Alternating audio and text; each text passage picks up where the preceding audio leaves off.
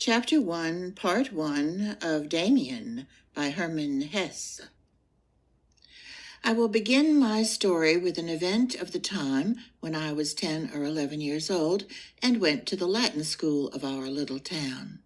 Much of the old-time fragrance is wafted back to me, but my sensations are not unmixed as I pass in review my memories.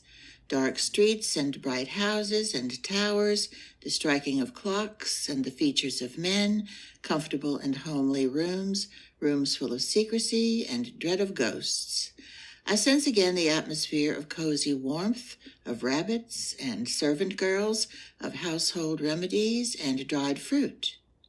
Two worlds passed there, one through the other. From two poles came forth day and night. The one world was my home, but it was even narrower than that, for it really comprised only my parents. This world was for the most part very well known to me. It meant mother and father, love and severity, good example and school. It was a world of subdued luster, of clarity and cleanliness. Here were tender, friendly words, washed hands, clean clothes, and good manners. Here the morning hymn was sung, and Christmas was kept. In this world were straight lines and paths which led into the future. Here were duty and guilt, evil conscience and confession, pardon and good resolutions, love and adoration, Bible texts and wisdom. To this world our future had to belong. It had to be crystal pure, beautiful, and well-ordered. The other world, however, began right in the midst of our own household and was entirely different, had another odor, another manner of speech, and made different promises and demands. In this second world were servant girls and workmen, ghost stories, and breath of scandal. There was a gaily colored flood of monstrous, tempting, terrible, enigmatical goings-on, things such as the slaughterhouse and prison, drunken men and scolding women, cows in birth throes, plunging horses, tales of burglaries, murders, suicides. All these beautiful and dreadful, wild and cruel things were round about, in the next street, in the next house. Policemen and tramps passed to and fro, drunken men beat their wives, crowds of young girls flowed out of factories in the evening, old women were able to bewitch you and make you ill, robbers dwelt in the wood, incendiaries were rounded up by mounted policemen. Everywhere seethed and reeked this second passionate world, everywhere except in our rooms, where mother and father were. And that was a good thing. It was wonderful that here in our house there were peace, order, and repose, duty and a good conscience, pardon and love. And wonderful that there were also all the other things, all that was loud and shrill, sinister and violent, yet from which one could escape with one bound to mother.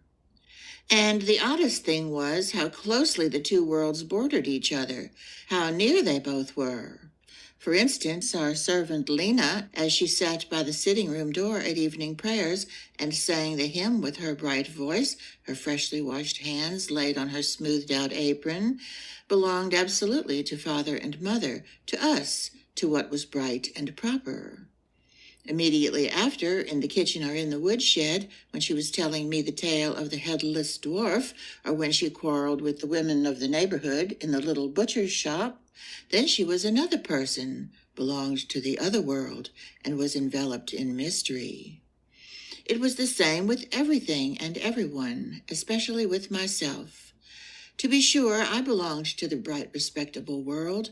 I was my parents' child, but the other world was present in everything I saw and heard, and I also lived in it, although it was often strange and foreign to me, although one had there regularly a bad conscience and anxiety. Sometimes I even liked to live in the forbidden world best, and often the homecoming into the brightness, however necessary and good it might be, seemed almost like a return to something less beautiful, to something more uninteresting and desolate. At times I realized this. My aim in life was to grow up like my father and mother, as bright and pure, as systematic and superior. But the road to attainment was long. You had to go to school and study and pass tests and examinations. The road led past the other dark world and through it, and it was not improbable that you would remain there and be buried in it. There were stories of prodigal sons to whom that had happened. I was passionately fond of reading them. There, the return home to father and to the respectable world was always so liberating and so sublime, I quite felt that this alone was right and good and desirable. But still, that part of the stories which dealt with the wicked and the profligate was by far the most alluring, and if one had been allowed to acknowledge it openly, it was really often a great pity that the prodigal repented and was redeemed. But one did not say that, nor did one actually think it. It was only present somehow or other as a presentiment or a possibility, down deep in one's feelings.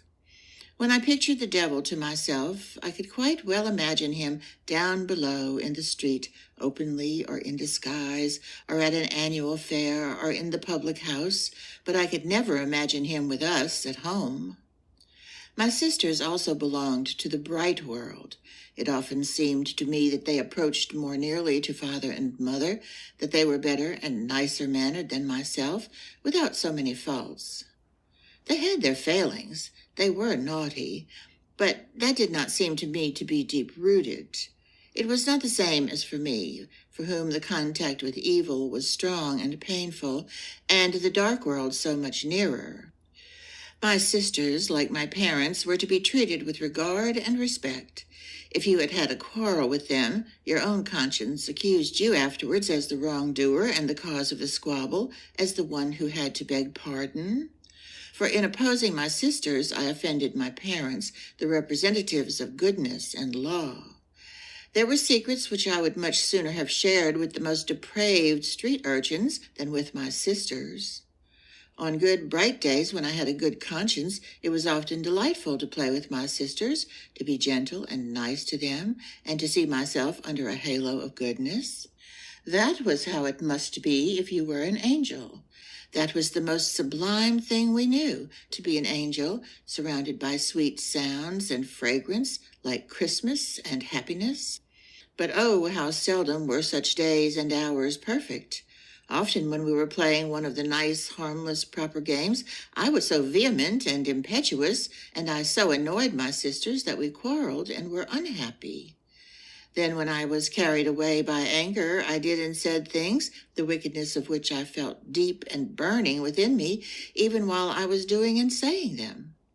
Then came sad, dark hours of remorse and contrition, the painful moment when I begged pardon, then again a beam of light, a peaceful, grateful happiness without discord, for minutes or hours.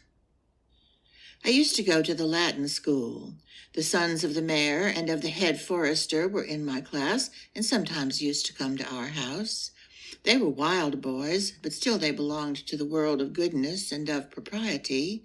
In spite of that, I had close relations with neighbors' boys, children of the public school, whom in general we despised. With one of these I must begin my story. One half-holiday, I was little more than 10 at the time, I went out with 2 boys of the neighborhood. A public school boy of about 13 years joined our party. He was bigger than we were, a coarse and robust fellow, the son of a tailor. His father was a drunkard, and the whole family had a bad reputation. I knew Frank Cromer well. I was afraid of him, and was very much displeased when he joined us. He had already acquired manly ways and imitated the gait and manner of speech of the young factory hands. Under his leadership, we stepped down to the bank of the stream and hid ourselves from the world under the first arch of the bridge. The little bank between the vaulted bridge wall and the sluggishly flowing water was composed of nothing but trash, of broken china and garbage, of twisted bundles of rusty iron wire and other rubbish. You sometimes found there useful things. We had to search the stretch under Frank Cromer's direction and show him what we found. He then either kept it himself or threw it away into the water. He bid us note whether the things were of lead, brass, or tin. Everything we found of this description he kept for himself, as well as an old horn comb. I felt very uneasy in his company, not because I knew that Father would have forbidden our playing together had he known of it, but through fear of Frank himself. I was glad that he treated me like the others. He commanded, and we obeyed. It seemed habitual to me, although that was the first time I was with him. At last we sat down. Frank spat into the water and looked like a full-grown man. He spat through a gap in his teeth, directing the sputum in any direction he wished. He began a conversation, and the boys vied with one another in bragging of schoolboy exploits and pranks. I was silent, and yet, if I said nothing, I was afraid of calling attention to myself and inciting Cromer's anger against me. My two comrades had from the beginning turned their backs on me and had sided with him. I was a stranger among them, and I felt my clothes and manner to be a provocation. It was impossible that Frank should like me, a Latin schoolboy and the son of a gentleman, and the other two, I felt, as soon as it came to the point, would disown me and leave me in a lurch. At last, through mere fright, I also began to relate a story. I invented a long narration of theft, of which I made myself the hero. In a garden by the mill on the corner, I recounted, I had one night, with the help of a friend, stolen a whole sack of apples, and those none of the ordinary sorts, but russets and golden pippins, the very best. In the danger of the moment, I had recourse to the telling of this story, which I invented easily and recounted readily. In order not to have to finish off immediately, and so perhaps be led from bad to worse, I gave full scope to my inventive powers.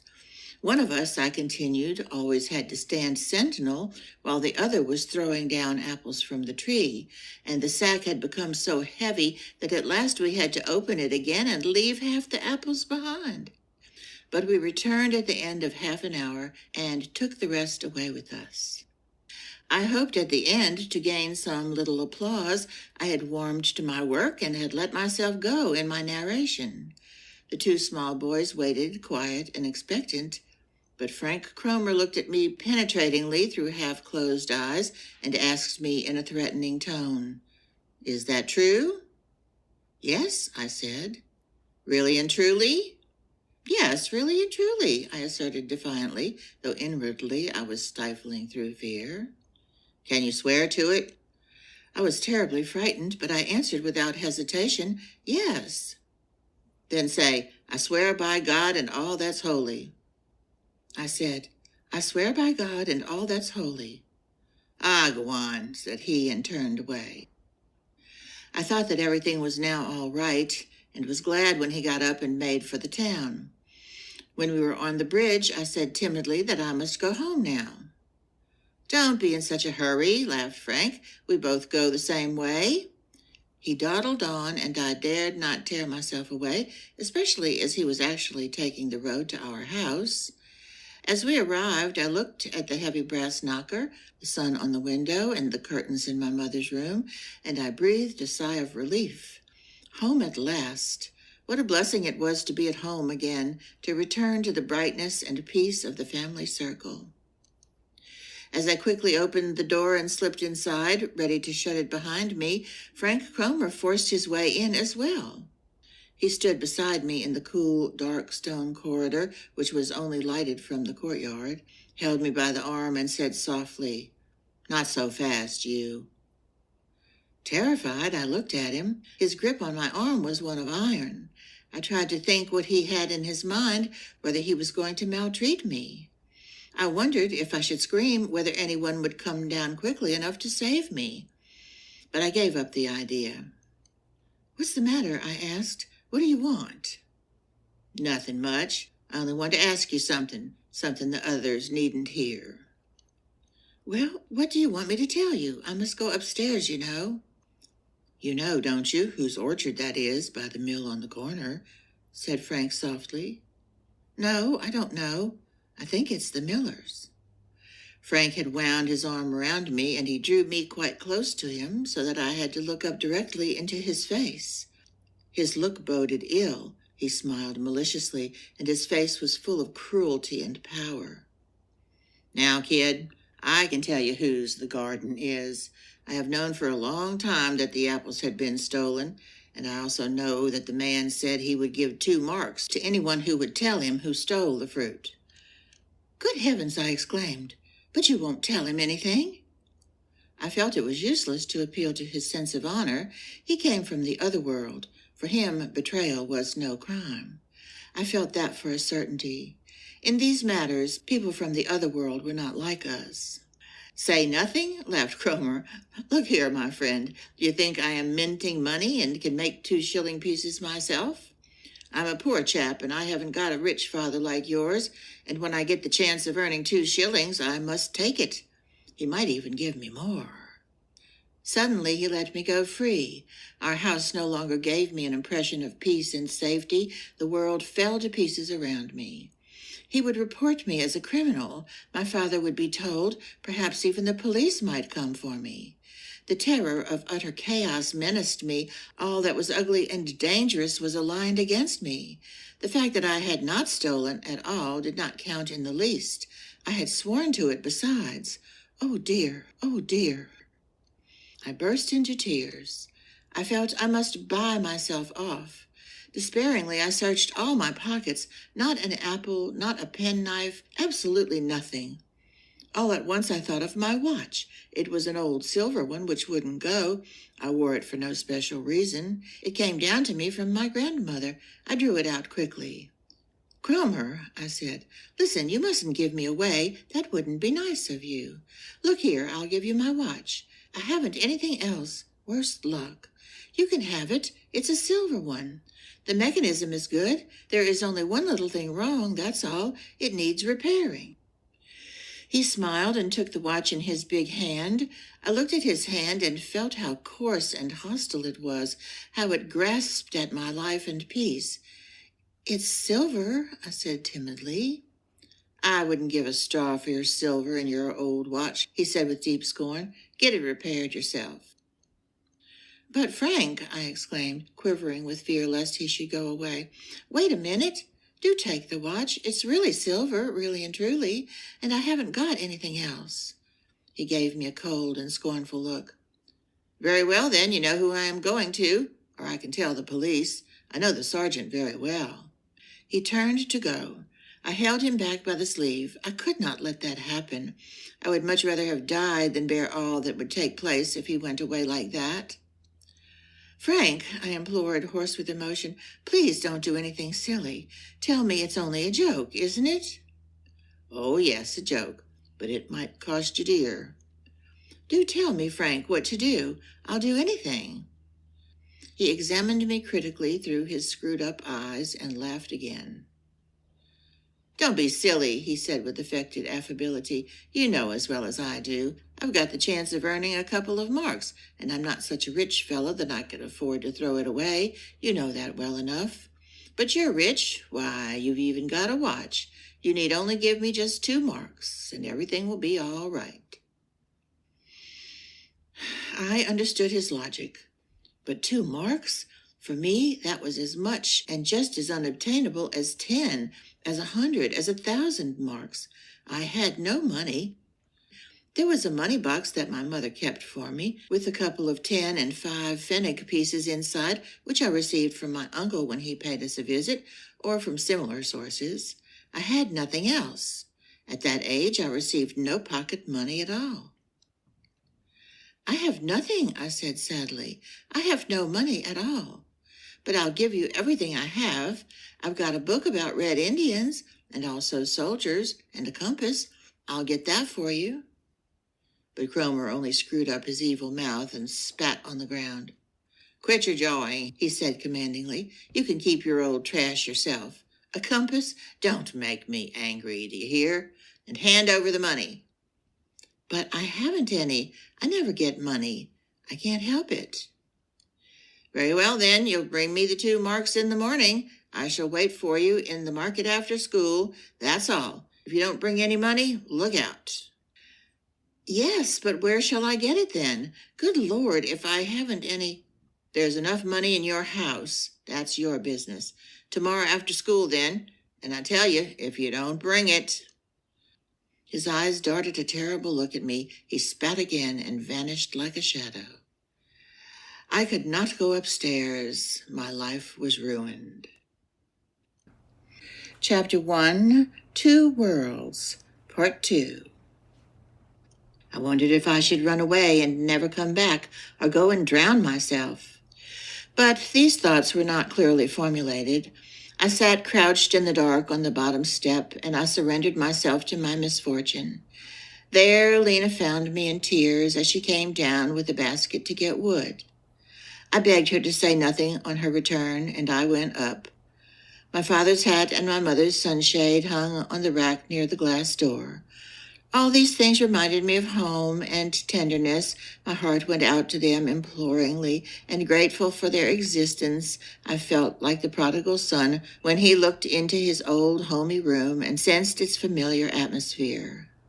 All this, the bright father and mother world, was mine no longer, and I was buried deeply and guiltily in the strange flood, ensnared in sinful adventures, beset by enemies and dangers, menaced by shame and terror. The hat and sunshade, the good old sandstone floor, the big picture over the hall cupboard, and the voice of my elder sister in the living room, all this was dearer and more precious to me than ever, but it was no longer consolation and secure possession. All of it was now a reproach. All this belonged to me no more. I could share no more in its cheerfulness and peace. I carried mud on my shoes that I could not wipe off on the mat. I brought shadows in with me, of which the home world had no knowledge. How many secrets had I already had? How many cares? But that was play, a mere nothing compared with what I was bringing in with me that day. Fate was overtaking me. Hands were stretched out after me, from which even my mother could not protect me, of which she was to be allowed no knowledge. It was all the same whether my offense was thieving or a lie, had I not taken a false oath by God. My sin was not this or that. I had tendered my hand to the devil. Why did I follow him? Why had I obeyed Cromer more than ever I did my father? Why had I falsely invented the story of the theft? Why had I plumed myself on having committed a crime, as if it had been a deed of heroism? Now the devil had me by the hand. Now the evil one was pursuing me. For a moment I felt no further dread of the morrow, but I had the terrible certainty that my way was leading me further and further downhill and into the darkness. I realized clearly that from my wrongdoing, other wrongdoings must result, that the greetings and kisses I gave to my parents would be a lie, that a secret destiny I should have to conceal hung over me. For an instant, confidence and hope came to me like a lightning flash as I gazed at my father's hat. I would tell him everything, would accept his judgment and the punishment he might mete out. He would be my confidant and would save me. Confession was all that would be necessary. As I had made so many confessions before, a difficult, bitter hour, a serious, remorseful plea for forgiveness. How sweetly that sounded, how tempting that was. But nothing came of it. I knew that I should not do it. I knew that I had now a secret, that I was burdened with guilt for which I myself would have to bear the responsibility alone. Perhaps I was at this very moment at the crossroads. Perhaps from this hour henceforth I should have to belong to the wicked, forever share secrets with the bad, depend on them, obey them, and become as one of themselves. I had pretended to be a man and a hero. Now I had to take the consequences. I was glad that my father, as he entered, found fault with my wet boots. It diverted his attention from something worse, and I allowed myself to suffer his reproach, secretly thinking of the other. That gave birth to a peculiar new feeling in me, an evil, cutting feeling like a barbed hook. I felt superior to my father. I felt for an instant's duration a certain scorn of his ignorance. His scolding over the wet boots seemed to me petty. If you only knew, I thought, and looked upon myself as a criminal who is being tried for having stolen a loaf of bread while he ought to confess to having committed murder. It was an ugly and repugnant feeling, yet strong and not without a certain charm, and it chained me to my secret and my guilt more securely than anything else. Perhaps Cromer had already gone to the police and given me away, I thought, and a storm is threatening to break over my head, while here I am looked upon as a mere child. This was the important and permanent element of the whole event up to this point of my narration. It was the first cleft in the sacredness of parenthood. It was the first split in the pillar on which my childhood had reposed, and which everyone must overthrow before he can attain to self-realization. The inward, fundamental basis of our destiny is built up from these events, which no outsider observes. Such a split or cleft grows together again, heals up, and is forgotten. But in the most secret chamber of the soul, it continues to live and bleed. I myself felt immediate terror in the presence of this new feeling. I would have liked to embrace my father's feet there and then to beg his forgiveness, but one cannot beg pardon for something fundamental, and a child knows and feels that as well and as deeply as any adult. I felt the need to think over the affair and to consider ways and means for the morrow, but I did not get around to it. My whole evening was taken up solely in accustoming myself to the changed atmosphere of our living room. Clock and table, Bible and looking-glass, bookcase and pictures seemed all to be saying goodbye to me. With freezing heart, I had to stand by and watch my world, the good, happy time of my life, sever itself from me, to be relegated to the past. I was forced to realize that I was being held fast to new sucking roots in the darkness of the unfamiliar world outside. For the first time I tasted death, and death tasted bitter, for it is birth with the terror and fear of a formidable renewal. I was glad to be lying at last in bed, but first I had passed through purgatory in the form of evening prayers, and we had sung a hymn, one of my favorite ones. Alas, I did not join in, and each note was gall and poison for me. I did not join in the common prayer either when my father gave the blessing, and when he finished, "Be with us all," I tore myself convulsively from the circle. The grace of God was with them all, but with me no longer. Cold and very tired, I went away. After I had lain a while in bed, wrapped around in warmth and safety, my troubled heart strayed back once again and fluttered uneasily in the past. Mother had wished me good night, as she always did. Her steps sounded yet in the room. The light of her candle gleamed through the crack in the door. Now, I thought, now she will come back again. She has felt my need. She will give me a kiss and will ask in tones kind and full of promise, "What is the matter?" Then I can weep. The lump in my throat will melt away. I will throw my arms about her and will tell her, and everything will be all right. I shall be saved. And when the crack in the door had become dark again, I still listened for a while and thought, she must come. She must. Then I came back to reality and looked my enemy in the face.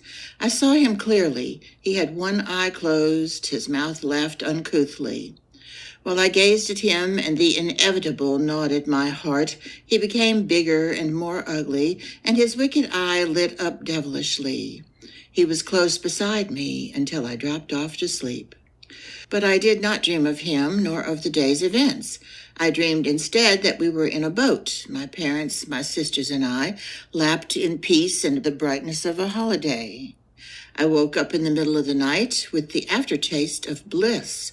I still saw the white summer dresses of my sisters glistening in the sun, and then fell from my paradise back to reality, and the enemy with the wicked eye stood opposite me.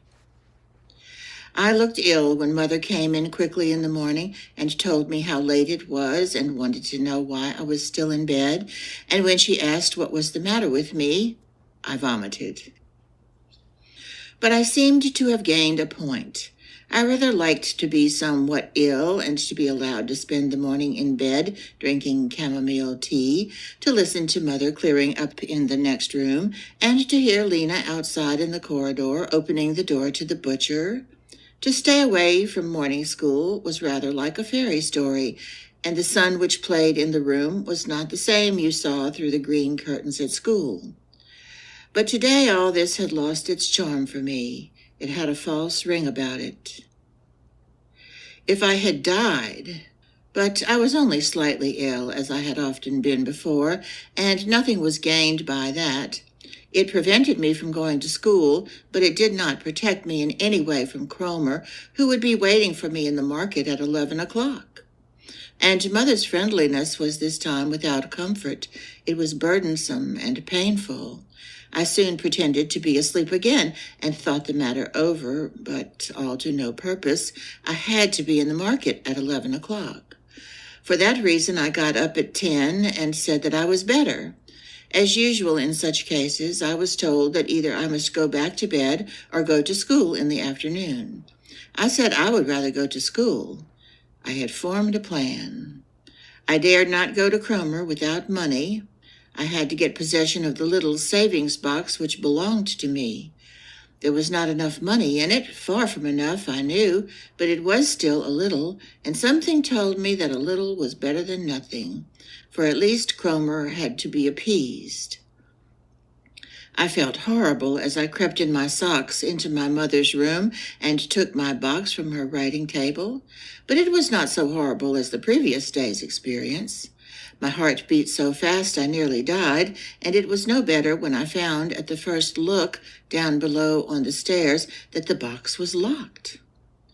It was easy to break it open. It was only necessary to cut through a thin plate of tin, but the action caused me pain, for only in doing this was I committing theft. Up to then I had only taken lumps of sugar and fruit on the sly. Now I had stolen something, although it was my own money. I realized I had taken a step nearer Cromer and his world, that I was slipping gradually downwards, and I adopted an attitude of defiance. The devil could run away with me if he liked. There was no way out. I anxiously counted the money. It had sounded so much in the box. Now in my hand it was miserably little. There were 65 pfennigs. I hid the box in the basement, held the money in my closed fist, and went out of the house with a feeling different from any with which I had ever left the portal before. Someone called me from above, I thought, but I went quickly on my way. There was still plenty of time.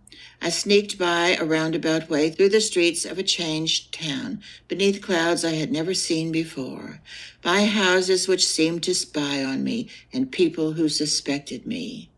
On the way, I recollected that one of my school friends had once found a thaler in the cattle market. I would have liked to pray to God to work a miracle and allow me to make such a treasure trove.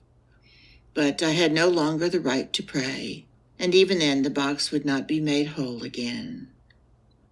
Frank Cromer saw me in the distance. However, he came along very slowly and seemed not to be looking out for me. As he approached me, he beckoned me commandingly to follow. He passed on tranquilly, without once looking round, went down Straw Street and over the bridge, and stopped on the outskirts of the town in front of a new building. No one was working there. The walls stood bare, without doors or windows. Cromer looked round and then went through the doorway. I followed him. He stepped behind the wall, beckoned to me, and stretched out his hand. "That makes 65 pfennigs," he said, and looked at me. "Yes," I said timidly, "that's all I have. It's too little, I know, but it's all. I haven't any more."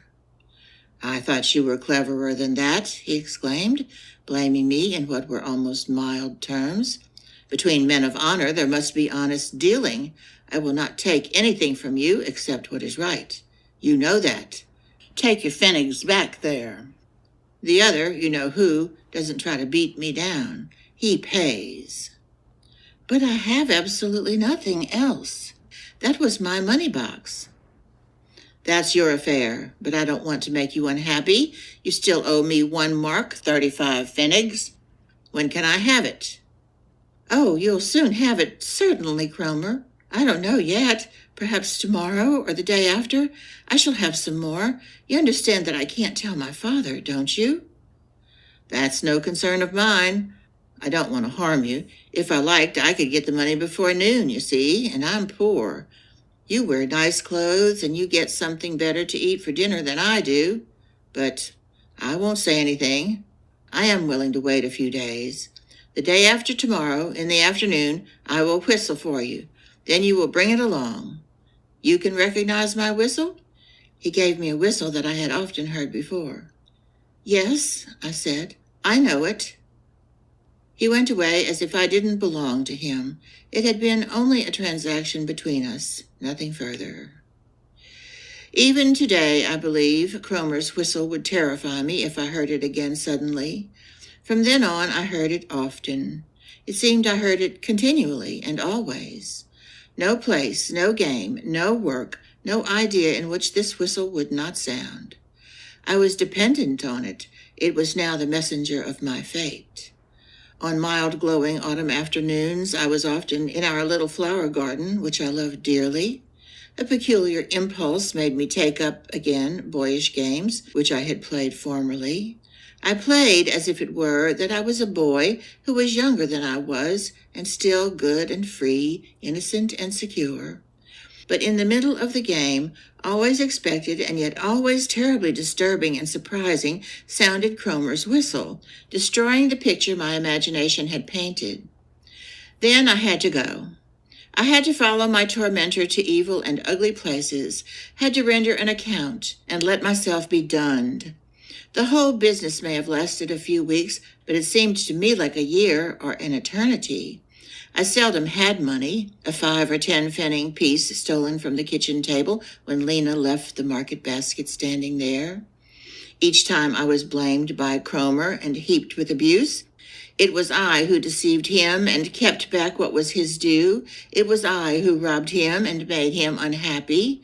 Seldom in life has need so oppressed me. Seldom have I felt a greater helplessness, a greater dependence. I had filled up the savings box with toy money. No one made any inquiries, but that as well could be discovered any day. I was even more afraid of Mother than of Cromer's harsh whistle, especially when she stepped up to me softly. Was she not going to ask me about the money box? As I presented myself to my evil genius several times without money, he began to torment and make use of me after a different fashion. I had to work for him. He had to see to various things for his father. I did that for him, or he made me do something more difficult. Hop on one leg for 10 minutes, or fasten a scrap of paper onto the coat of a passerby. Many nights these torments realized themselves in my dreams, and I wept and broke out in a cold sweat in my nightmare. For a time I was ill. I often vomited and felt cold, but at night I lay in a fever, bathed in perspiration. Mother felt that something was wrong and displayed much sympathy on my behalf, but this tortured me because I could not respond by confiding in her. One evening, after I had already gone to bed, she brought me a piece of chocolate. This action was a souvenir of former years when, if I had been good, I was often rewarded in this way before going off to sleep. Now she stood there and held the piece of chocolate out to me. This so pained me that I could do nothing but shake my head. She asked what was the matter with me and stroked my hair. I could only sob out, "Nothing, nothing. I won't have anything." She put the chocolate on my bed table and went away. When she wished subsequently to question me on the matter, I made as if I knew nothing about it. Once she brought the doctor to me, who examined me and prescribed cold ablutions in the morning. My state at that time was a sort of insanity. I was shy and lived in torment like a ghost in the midst of the well-ordered peace of our house. I had no part in others' lives and could seldom, even for as much as an hour, forget my miserable existence. In the presence of my father, who often took me to task in an irritated fashion, I was reserved and wrapped up in myself. Chapter 2, Cain, Part 1. Deliverance from my troubles came from quite an unexpected quarter, and with it something new entered into my life, which has up to the present day exercised a strong influence. A short time before, we had had a new boy at our Latin school. He was the son of a well-to-do widow who had moved to our town. He was in mourning and wore a crepe band round his sleeve. His form was above mine, and he was several years older, but I soon began to take notice of him, as did all of us. This remarkable boy impressed one as being much older than he looked. He made on no one the impression of being a mere schoolboy. With us childish youngsters, he was as distant and as mature as a man, or rather, as a gentleman. He was by no means popular. He took no part in games, much less in the fooling. It was only the self-conscious and decided tone which he adopted towards the masters that pleased the others. His name was Max Demian. One day it happened, as it occasionally did in our school, that for some cause or other, another class was sent into our large schoolroom. It was Damian's form. We little ones were having biblical history. The big ones had to write an essay. While we were having the story of Cain and Abel knocked into us, I kept looking across at Demian, whose face fascinated me strangely, and saw his wise, bright, more than ordinarily strong features bent attentively and thoughtfully over his task. He did not look at all like a schoolboy doing an exercise, but like a research worker solving a problem. I did not find him really agreeable. On the contrary, I had one or two little things against him. With me, he was too distant and superior.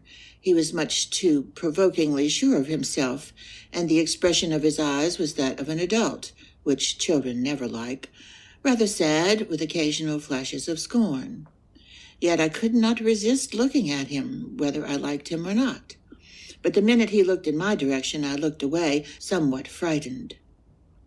If today I consider what he looked like as a schoolboy, I can say that he was in every respect different from the others, and bore the stamp of a striking personality, and therefore attracted attention.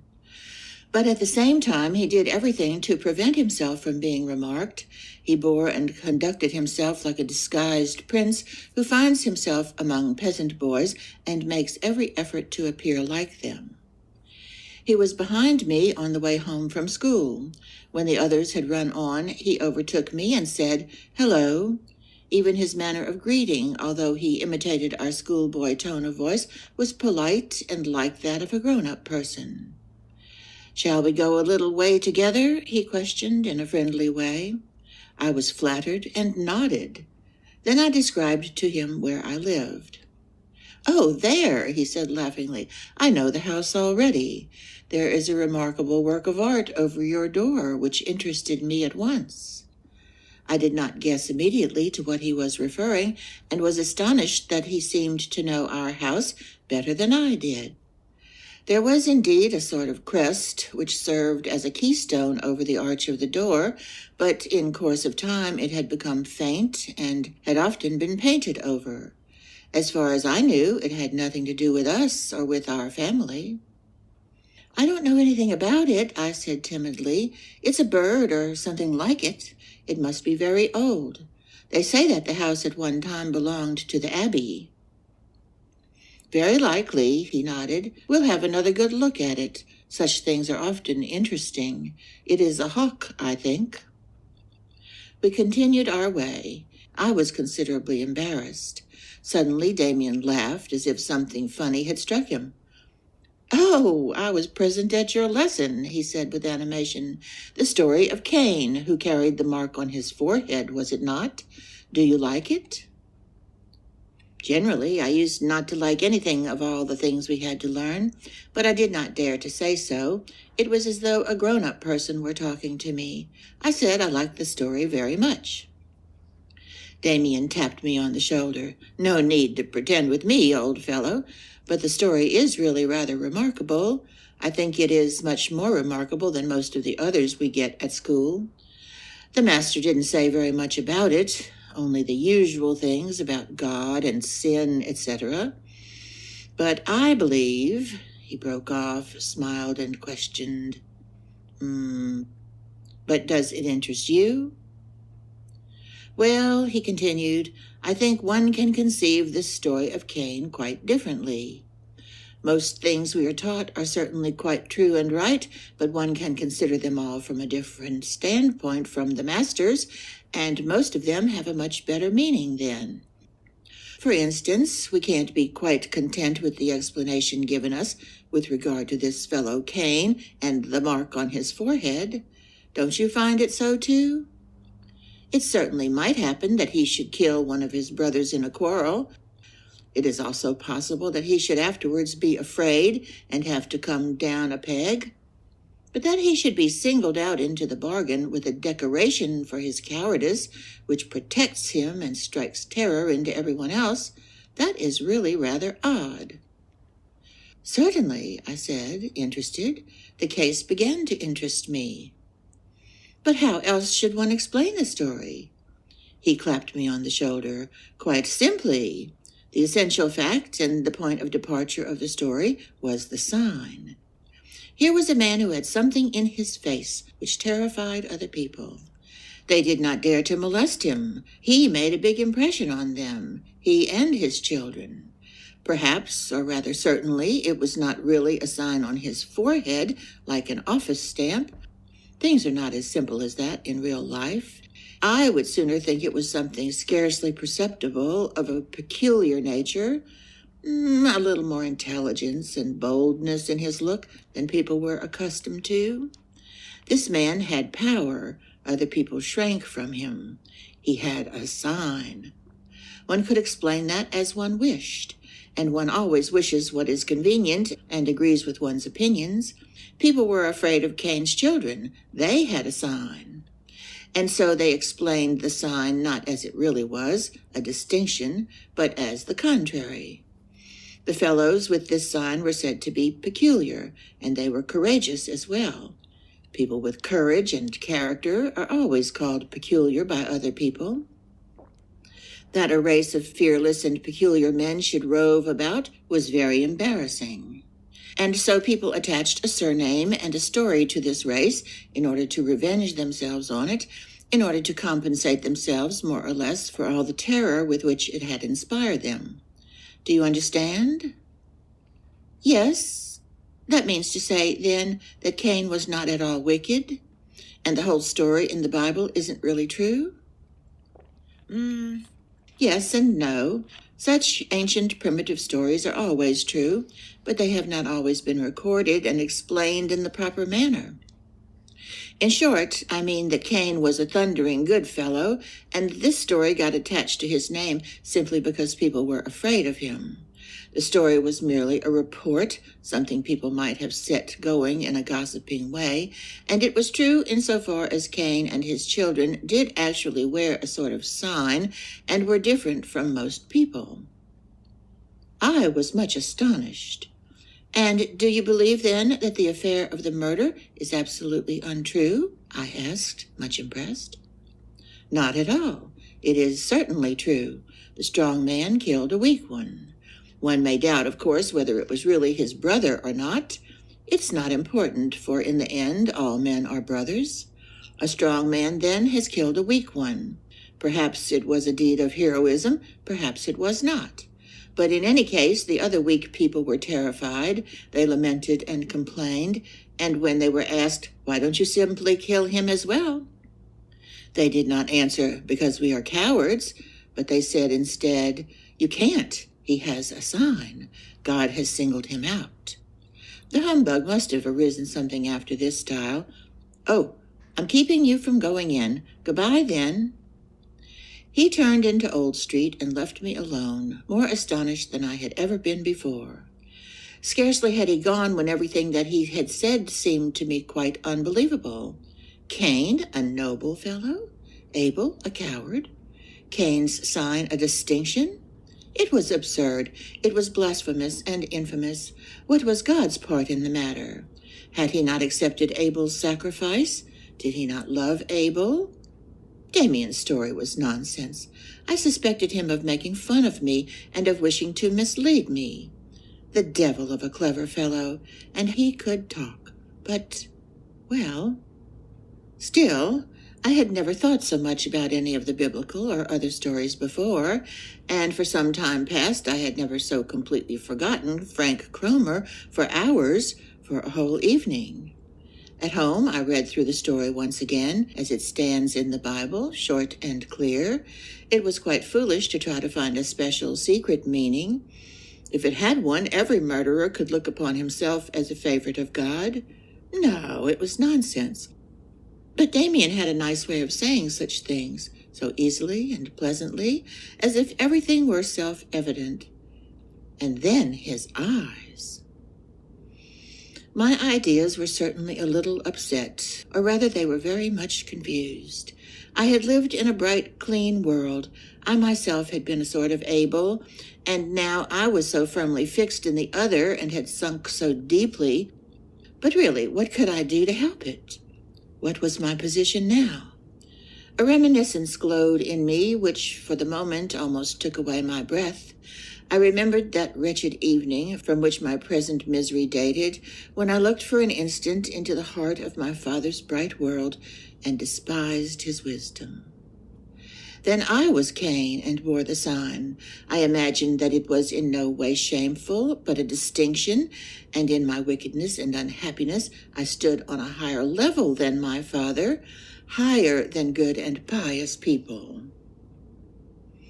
It was not in such a clear-thinking way that my experience then presented itself to me, but all this was contained therein. It was only a flaming up of feeling, of strange emotions which caused me pain and yet filled me with pride.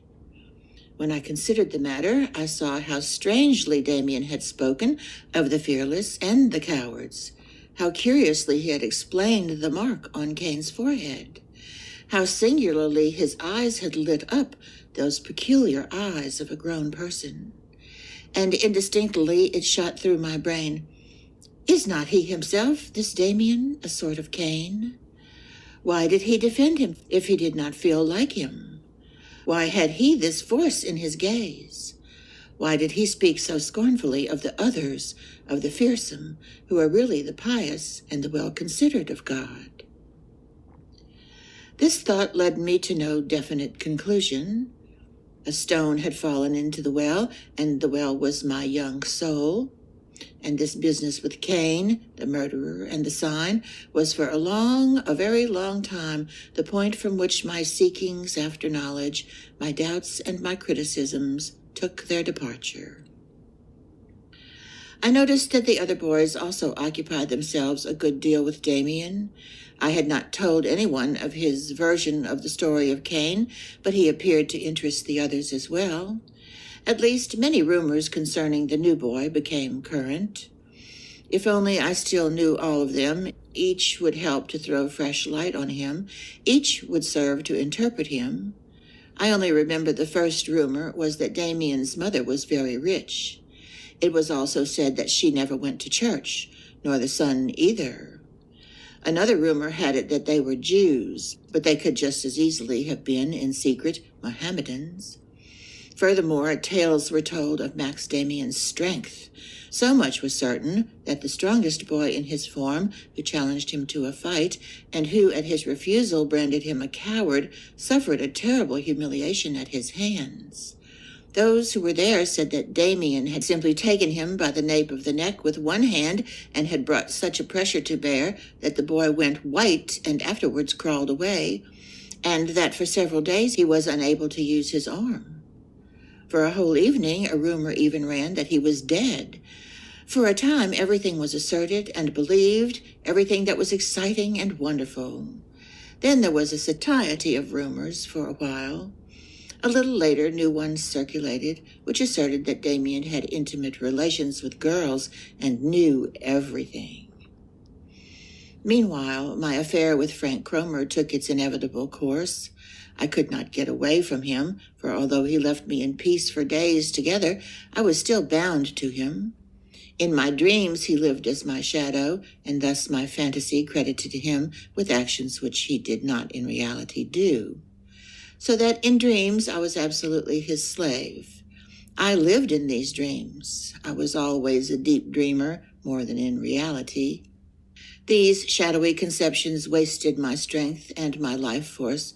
I often dreamed, among other things, that Cromer ill-treated me, that he spat on me and knelt on me, and what was worse, that he led me to commit grave crimes, or rather I was not led, but simply forced through his powerful influence. The most terrible of these dreams, from which I woke up half mad, presented itself as a murderous attack on my father. Cromer whetted a knife and put it in my hand as we were standing behind the trees of a lane and lying in wait for someone, whom I knew not. But when someone came along and Cromer, through a pressure of the arm, informed me that this was the man whom I was to stab, it turned out to be my father. Then I woke up. With all these troubles, I still thought a great deal about Cain and Abel, but much less about Demian. It was, strangely enough, in a dream that he first came in contact with me again. I dreamed once more of assault and ill treatment which I suffered, but instead of Cromer, this time it was Demian who knelt upon me. And what was quite new and profoundly impressive, everything that I suffered resistingly and in torment at the hands of Cromer, I suffered willingly from Demian, with a feeling which was composed as much of joy as of fear. I had this dream twice, then Cromer occupied his old position in my thoughts. For a long time, I have not been able to separate what I experienced in these dreams from what I underwent in reality. But in any case, my evil relation with Cromer took its course and was by no means at an end when I had at last, by petty thefts, paid the boy the sum owed. No, for now he knew of these thefts, as he always asked me where the money came from, and I was more in his hands than ever. He frequently threatened to tell my father everything, and my terror then was scarcely as great as the profound regret that I had not myself done that in the beginning. However miserable as I was, I did not repent of everything, at least not always, and sometimes felt, I thought, that things could not have helped being as they were. The hand of fate was upon me, and it was useless to want to break away. I conjecture that my parents suffered not a little in these circumstances. A strange spirit had come over me. I no longer fitted into our community, which had been so intimate, and for which I often felt a maddening homesickness, as for a lost paradise. I was treated, particularly by my mother, more like a sick person than like a miserable wretch. But the actual state of affairs I was able to observe best in the conduct of my two sisters. It was quite evident from their behavior, which was very considerate, and which yet caused me endless pain, that I was a sort of person possessed, who was more to be pitied than blamed for his condition, but yet in whom evil had taken up residence. I felt that I was being prayed for in a different way from formerly, and realized the fruitlessness of these prayers. I often felt burning within me an intense longing for relief, an ardent desire for a full confession, and yet I realized in advance that I should not be able to tell everything to father and mother properly in explanation of my conduct. I knew that I should be received in a friendly way, that much consideration and compassion would be shown me, but that I should not be completely understood. The whole affair would have been looked upon as a sort of backsliding, whereas it was really the work of destiny. I know that many people will not believe that a child scarcely 11 years old could feel thus, but I am not relating my affairs for their benefit. My narration is for those who know mankind better. The grown-up person who has learned to convert part of his feelings into thoughts feels the absence of these ideas in a child and comes to believe that the experiences are likewise lacking. But they have seldom been so vivid, and not often in my life have I suffered as keenly as then. One rainy day I was ordered by my tormentor to Castle Place, and there I stood, waiting and digging my feet in the wet chestnut leaves, which were still falling regularly from the black dripping branches. Money I had none, but I had brought with me 2 pieces of cake that I had stolen, in order to at least be able to give Cromer something. I had long since been accustomed to stand about in any odd corner waiting for him, often for a very long time, and I put up with the unalterable. Cromer came at last. That day he did not stay long. He poked me several times in the ribs, laughed, took the cake, and even offered me a moldy cigarette, which, however, I did not accept. He was more friendly than usual. "Oh," he said as he went away, "before I forget, next time you can bring your sister along, the elder one. What's her name? Now tell the truth." I did not understand and gave no answer. I only looked at him wonderingly. "Don't you get me? You must bring your sister along." "But, Cromer, that won't do. I mustn't do that. And besides, she wouldn't come." I thought this was only another pretext for vexing me. He often did that, requiring me to do something impossible, and so terrifying me. And often, after humiliating me, he would by degrees become more tractable. I then had to buy myself off with money or with some other gift. This time he was quite different.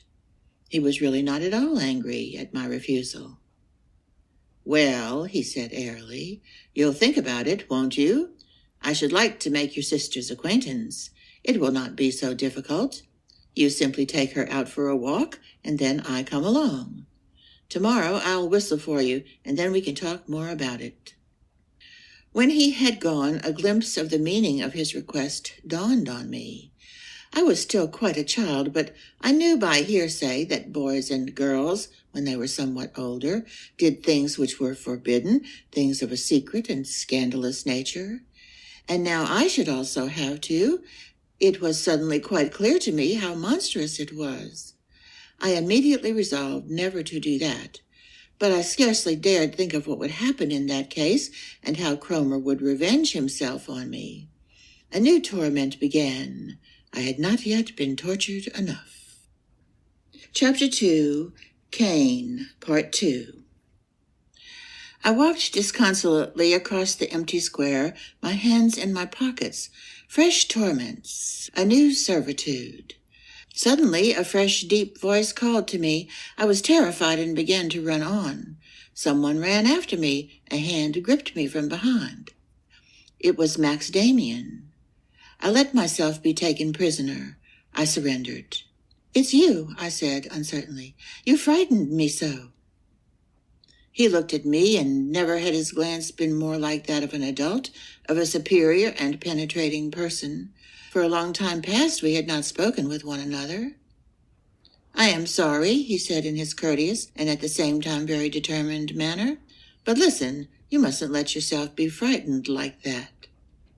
"Oh, that can happen sometimes." "So it appears. But look here, if you shrink like that from someone who hasn't hurt you, then this someone begins to think. It makes him curious. He wonders what can be the matter. This somebody thinks to himself, 'How awfully frightened you are.' And he thinks further, 'One is only like that when one is terrified.' Cowards are always frightened, but I believe you aren't really a coward. Aren't I right? Of course, you aren't a hero either. There are things of which you are afraid. There are also people of whom you are afraid, and that should never be. No one should ever be afraid of other people.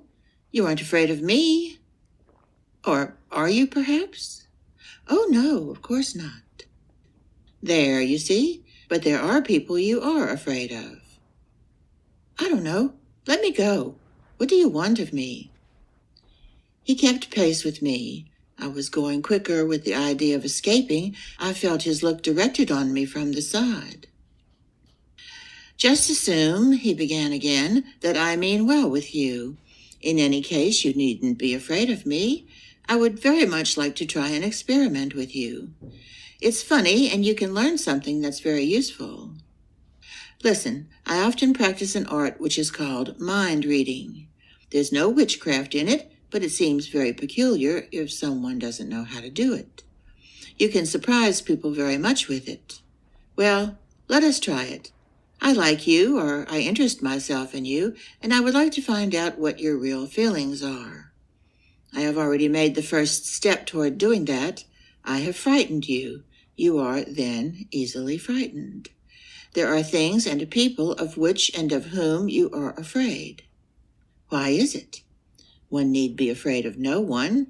If you fear somebody, then it is due to the fact that he has power over you. For example, you have done something wrong and the other person knows it. Then he has power over you. Do you get me? It's clear, isn't it? I looked helplessly into his face, which was serious and prudent as always, and kind as well, but without any tenderness. His features were rather severe. Righteousness or something akin lay therein. I was not conscious of what was happening. He stood like a magician before me. Have you understood? He questioned again. I nodded. I could not speak. I told you mind reading looked rather strange, but the process is quite natural.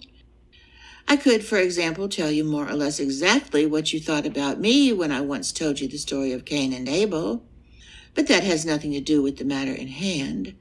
I also think it possible that you have dreamed of me, but let's leave that out. You're a clever kid. Most of them are so stupid. I like talking now and then with a clever fellow whom I can trust. You have no objections, have you? Oh, no, only I don't understand. Let's keep to our old experiment.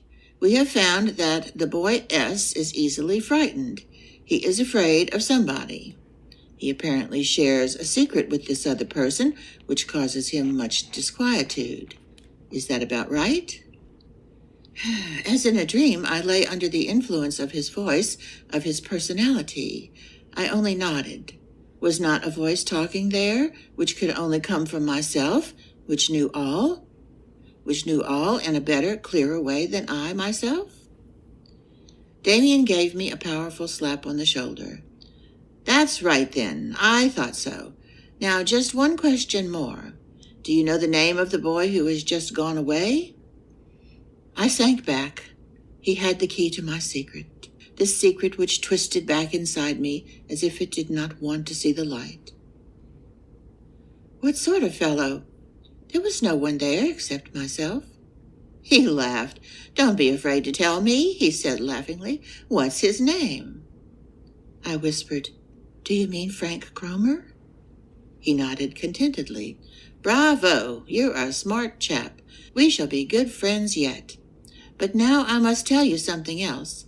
This Cromer, or whatever his name is a nasty fellow. His face tells me he's a rascal. What do you think? Oh, yes, I sobbed out. He is nasty. He's a devil. But he mustn't know anything. For God's sake, he mustn't know anything. Do you know him? Does he know you? Don't worry, he's gone, and he doesn't know me. Not yet. But I should like to make his acquaintance.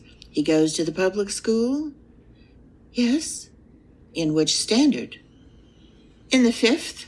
But don't say anything to him. Please don't say anything to him. Don't worry, nothing will happen to you. I suppose you wouldn't like to tell me a little more about this fellow, Cromer? I can't. No, let me go. He was silent for a while. It's a pity, he said. We might have been able to carry the experiment still further, but I don't want to bother you. You know, don't you, that it is not right of you to be afraid of him. Such fear quite undermines us. You must get rid of it. You must get rid of it if you want to become a real man. Do you understand? Certainly, you're quite right, but it won't do. You don't know. You have seen that I know a lot, more than you thought. Do you owe him any money? Yes, I do. But that isn't the essential point. I can't tell. I can't. It won't help matters, then, if I give you the amount you owe him. I could very well let you have it. No, that's not the point. And please don't say anything to anybody. Not a word. You're making me miserable. Rely on me, Sinclair.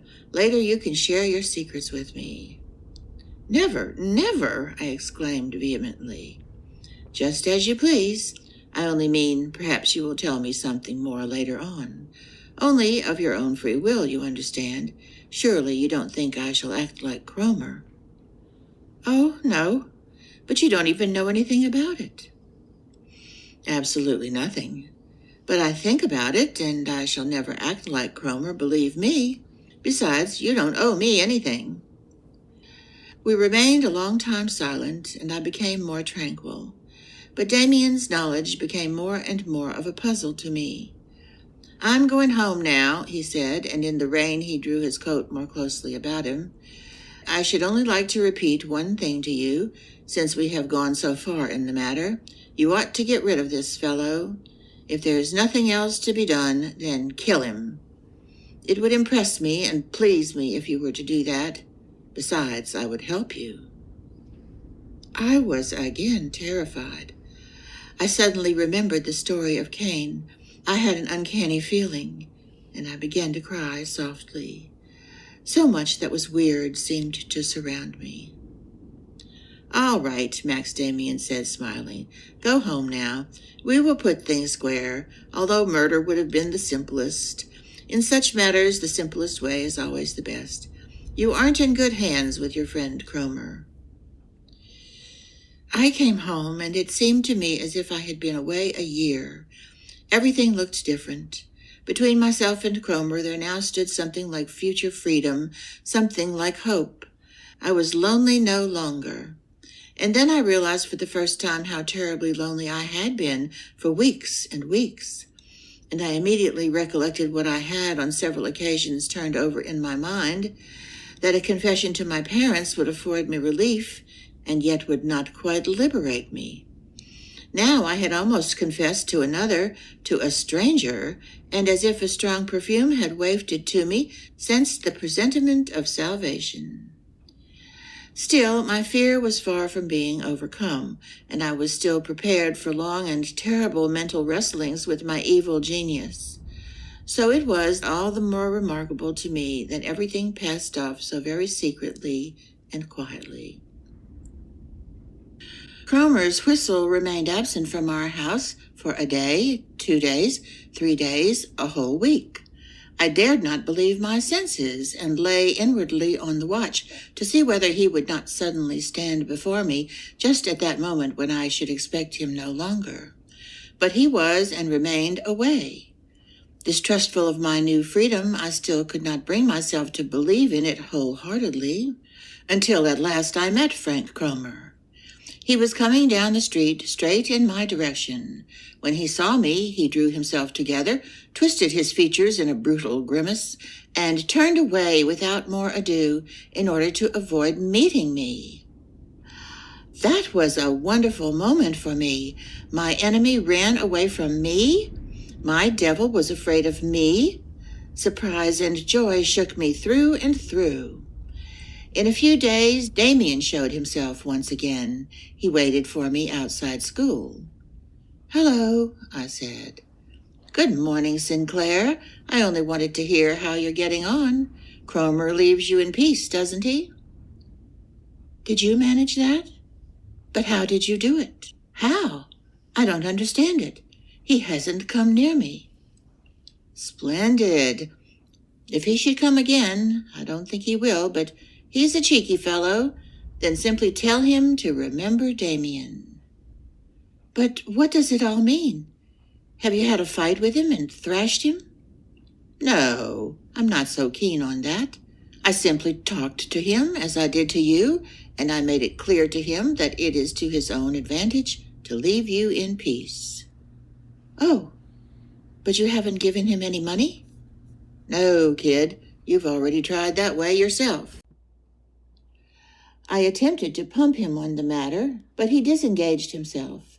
The old embarrassed feeling concerning him came over me, an odd mixture of gratitude and shyness, of admiration and fear, of affection and inward resistance.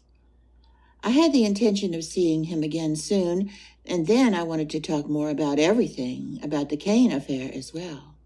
But I did not see him. Gratitude is not one of the virtues in which I believe, and to require it of a child would seem to me wrong. So I do not wonder very much at the complete ingratitude which I evinced towards Max Demian. Today I believe positively that I should have been ruined for life if he had not freed me from Cromer's clutches. At that time also I already felt this release as the greatest event of my young life, but I left the deliverer on one side as soon as he had accomplished the miracle. As I have said, ingratitude seems to me nothing strange. Solely the lack of curiosity I evinced is odd. How was it possible that I could continue for a single day my quiet mode of life without coming nearer to the secrets with which Demian had brought me in contact? How could I restrain the desire to hear more about Cain, more about Cromer, more about the thought reading? It is scarcely comprehensible, and yet it is so. I suddenly saw myself extricated from the demoniacal toils, saw again the world lying bright and cheerful before me. I was no longer subject to paroxysms of fear. The curse was broken. I was no longer a tormented and condemned creature. I was a schoolboy again. My temperament sought to regain its equilibrium and tranquility as quickly as possible. And so I took pains above all things to put behind me all that had been ugly and menacing, and to forget it. The whole long story of my guilt, of my terrifying anxiety, slipped from my memory wonderfully quick, apparently without having left behind any scars or impressions whatsoever. The fact that I likewise tried as quickly to forget my helper and deliverer, I understand today as well. Instinctively, my mind turned from the damning recollection of my awful servitude under Cromer, and I sought to recover my former happy, contented mental outlook, to regain that lost paradise which opened once more to me, the bright father and mother world, where my sisters dwelt in the fragrant atmosphere of purity, in loving kindness, such as God had extended to Abel. On the very next day after my short conversation with Demian, when I was at last fully convinced of my newly born freedom and feared no longer a relapse to my condition of slavery, I did what I had so often and so ardently desired to do. I confessed. I went to Mother and showed her the little savings box with the broken lock, filled with toy mark pieces instead of with real money, and I told her how long I had been in the thrall of an evil tormentor through my own guilt. She did not understand everything, but she saw the money box. She saw my altered look and heard my changed voice. She felt that I was healed, that I had been restored to her. And then, with lofty feelings, I celebrated my readmission into the family, the prodigal son's return home. Mother took me to Father. The story was repeated. Questions and exclamations of wonder followed in quick succession. Both parents stroked my hair and breathed deeply, as in relief from a long oppression. It was all lovely, like the stories I had read. All discords were resolved in a happy ending. I surrendered myself passionately to this harmonious state of affairs. I could not have enough of the idea that I was again free and trusted by my parents. I was a model boy at home and played more frequently than ever with my sisters. At prayers, I sang the dear old hymns with the blissful feeling of one converted and redeemed. It came straight from my heart. It was no lie this time. And yet it was not all as it should have been. And this is the point which alone can truly explain my forgetfulness of Demian. I ought to have made a confession to him. The confession would have been less touching and less specious, but for me it would have borne more fruit. I was now clinging fast to my former paradisaical world. I had returned home and had been received in grace. But Demian belonged in no wise to this world. He did not fit into it. He also, in a different way from Cromer, but nevertheless he was also a seducer. He too bound me to the second, evil, bad world, and of this world I never wanted to hear anything more. I could not now, and I did not wish to give up Abel and help to glorify Cain, now when I myself had again become an Abel. So much for the outward correlation of events. But inwardly it was like this. I had been freed from the hands of Cromer and the devil, but not through my own strength and effort. I had ventured a footing on the paths of the world, and they had been too slippery for me. Now that the grasp of a friendly hand had saved me, I ran back without another glance round to mother's lap, to the protecting, godly, and tender security of childhood. I made myself younger, more dependent on the others, more childlike than I really was. I had to replace my dependence on Cromer by a new one, since I was powerless to strike out for myself. So I chose, in the blindness of my heart, the dependence on father and mother, on the old, beloved, bright world, on this world which I knew already was not the sole one. Had I not done this, I should have had to hold to Demian, to entrust myself to him. The fact that I did not appeared to me then to be due to justifiable distrust of his strange ideas. In reality, it was due to nothing else than fear. For Demian would have required more of me than did my parents, much more. By stimulation and exhortation, by scorn and irony, he would have tried to make me more independent. Alas, I know that today nothing in the world is so distasteful to man as to go the way which leads him to himself. And yet, about half a year later, I could not resist the temptation to ask my father, while we were out for a walk, what was to be made of the fact that many people declared Cain to be better than Abel. He was much surprised, and explained to me that this was a conception by no means novel. It had even emerged in the early Christian era, and had been professed by sects, one of which was called the Canaanites. But naturally, this foolish doctrine was nothing else than an attempt of the devil to undermine our belief. For if one believes that Cain was right and Abel was wrong, then it follows that God has erred, and that the God of the Bible is not the true and only God, but a false one. The Canaanites really used to profess and preach something approximating this doctrine. But this heresy vanished from among mankind a long time ago, and he wondered the more that his school friend had been able to learn something on the subject. Nevertheless, he earnestly exhorted me not to let these ideas occupy my attention. Chapter 3, The Thief on the Cross, Part 1. I could describe scenes of my childhood, spent in peaceful security at the side of father and mother, relate how I passed this period of my life playing contentedly in the midst of surroundings brightened by love and tenderness. But others have done that. I am only interested in the steps I took in life in order to attain self-realization. All the pretty resting places, happy isles, and children's paradises, whose charm is not unknown to me, I leave lying behind me in the shimmer of a distant horizon, and I have no desire to set foot there again. For that reason, I will speak, so far as I intend to dwell on the period of my childhood, only of new events which overtook me, and of what impelled me forward, enabling me to throw off my shackles.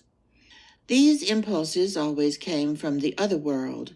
They always brought fear, coercion, and a bad conscience in their train. They were always of a revolutionary tendency, and a danger to the peace in which I would willingly have been allowed to remain. There came the years in which I had to discover anew that there was within me an instinct which had to lie close and concealed in the bright world of moral sanction. As to every man, the slowly awakening sense of sex came to me as an enemy and a destroyer, as something forbidden, as seduction and sin. What my curiosity sought to know, what caused me dreams, desire, and fear, the great secret of puberty, that was not at all in keeping with the guarded happiness of my peaceful childhood. I did as everyone else. I led the double life of a child, who is yet a child no longer. My conscious self lived under the conditions sanctioned at home. It denied the existence of the new world whose dawn glimmered before me. But I lived as well in dreams, impelled by desires of a secret nature upon which my conscious self anxiously attempted to build a new fabric as the world of my childhood fell into ruins about me. Like almost all parents, my own did nothing to help the awakening life instincts about which not a syllable was uttered. They only aided with untiring care my hopeless attempts to deny the reality and to continue my existence in a childlike world which was ever becoming more unreal and more mendacious. I do not know whether parents can do much in such a case, and I make mine no reproach. It was my own affair to settle my difficulties and to find my way, and I carried through the business badly, like most of those who are well brought up. Every man passes through this difficulty. For the average person, this is the point in his life where the demands of his own life come most in conflict with his surroundings, where the road forward has to be attained through the bitterest fighting.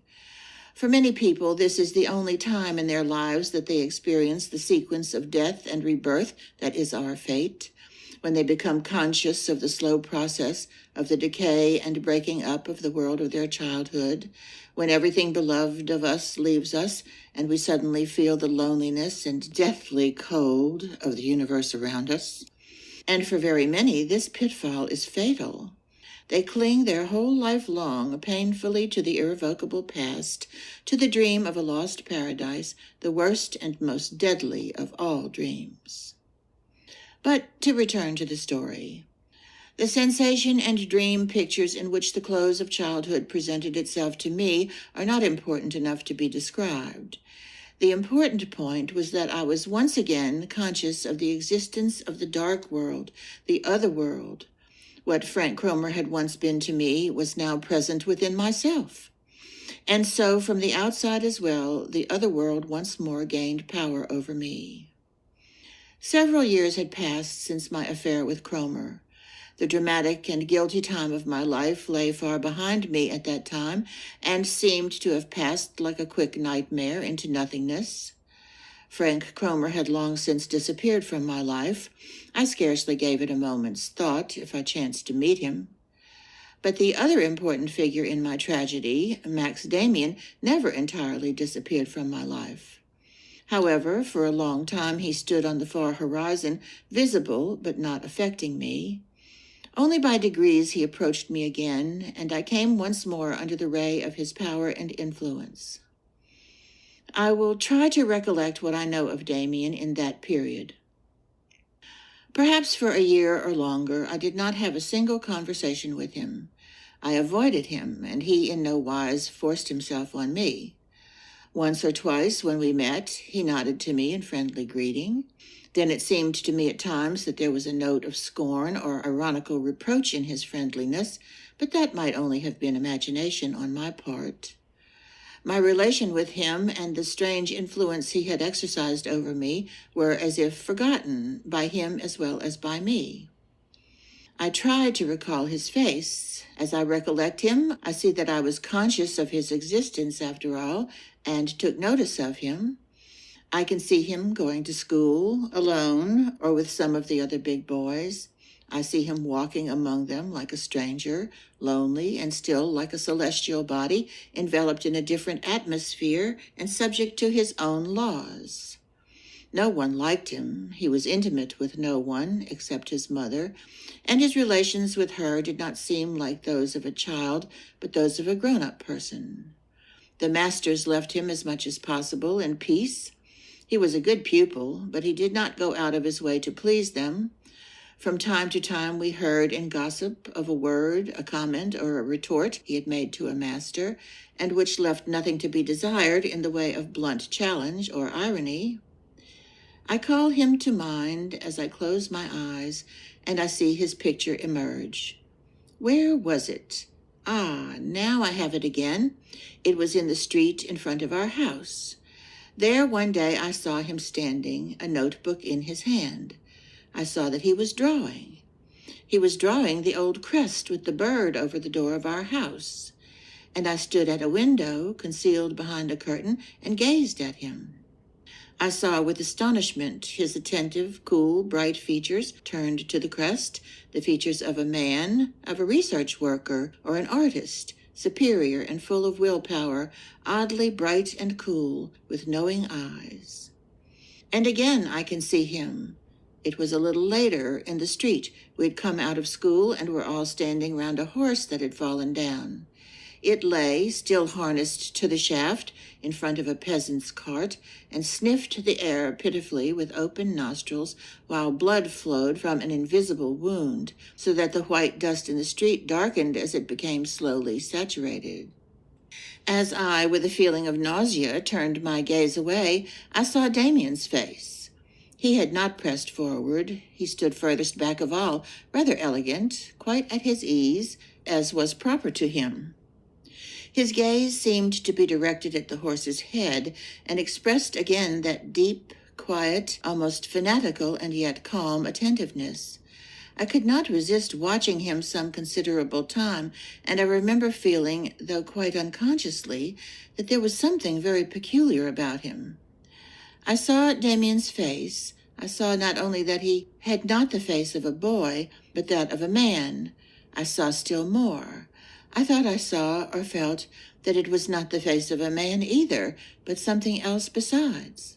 There seemed to be almost something of the woman in his features, and particularly it seemed to me for a moment not manly or boyish, nor old or young, but somehow or other 1,000 years old, not to be measured by time, bearing the stamp of other epochs.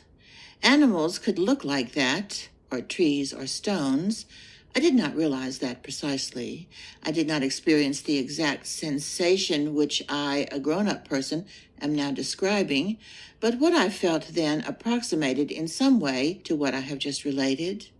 Perhaps he was beautiful. Perhaps he pleased me. Perhaps even he was repugnant. I could not then determine. I saw only that he was different from us. He was like an animal or a spirit or a picture.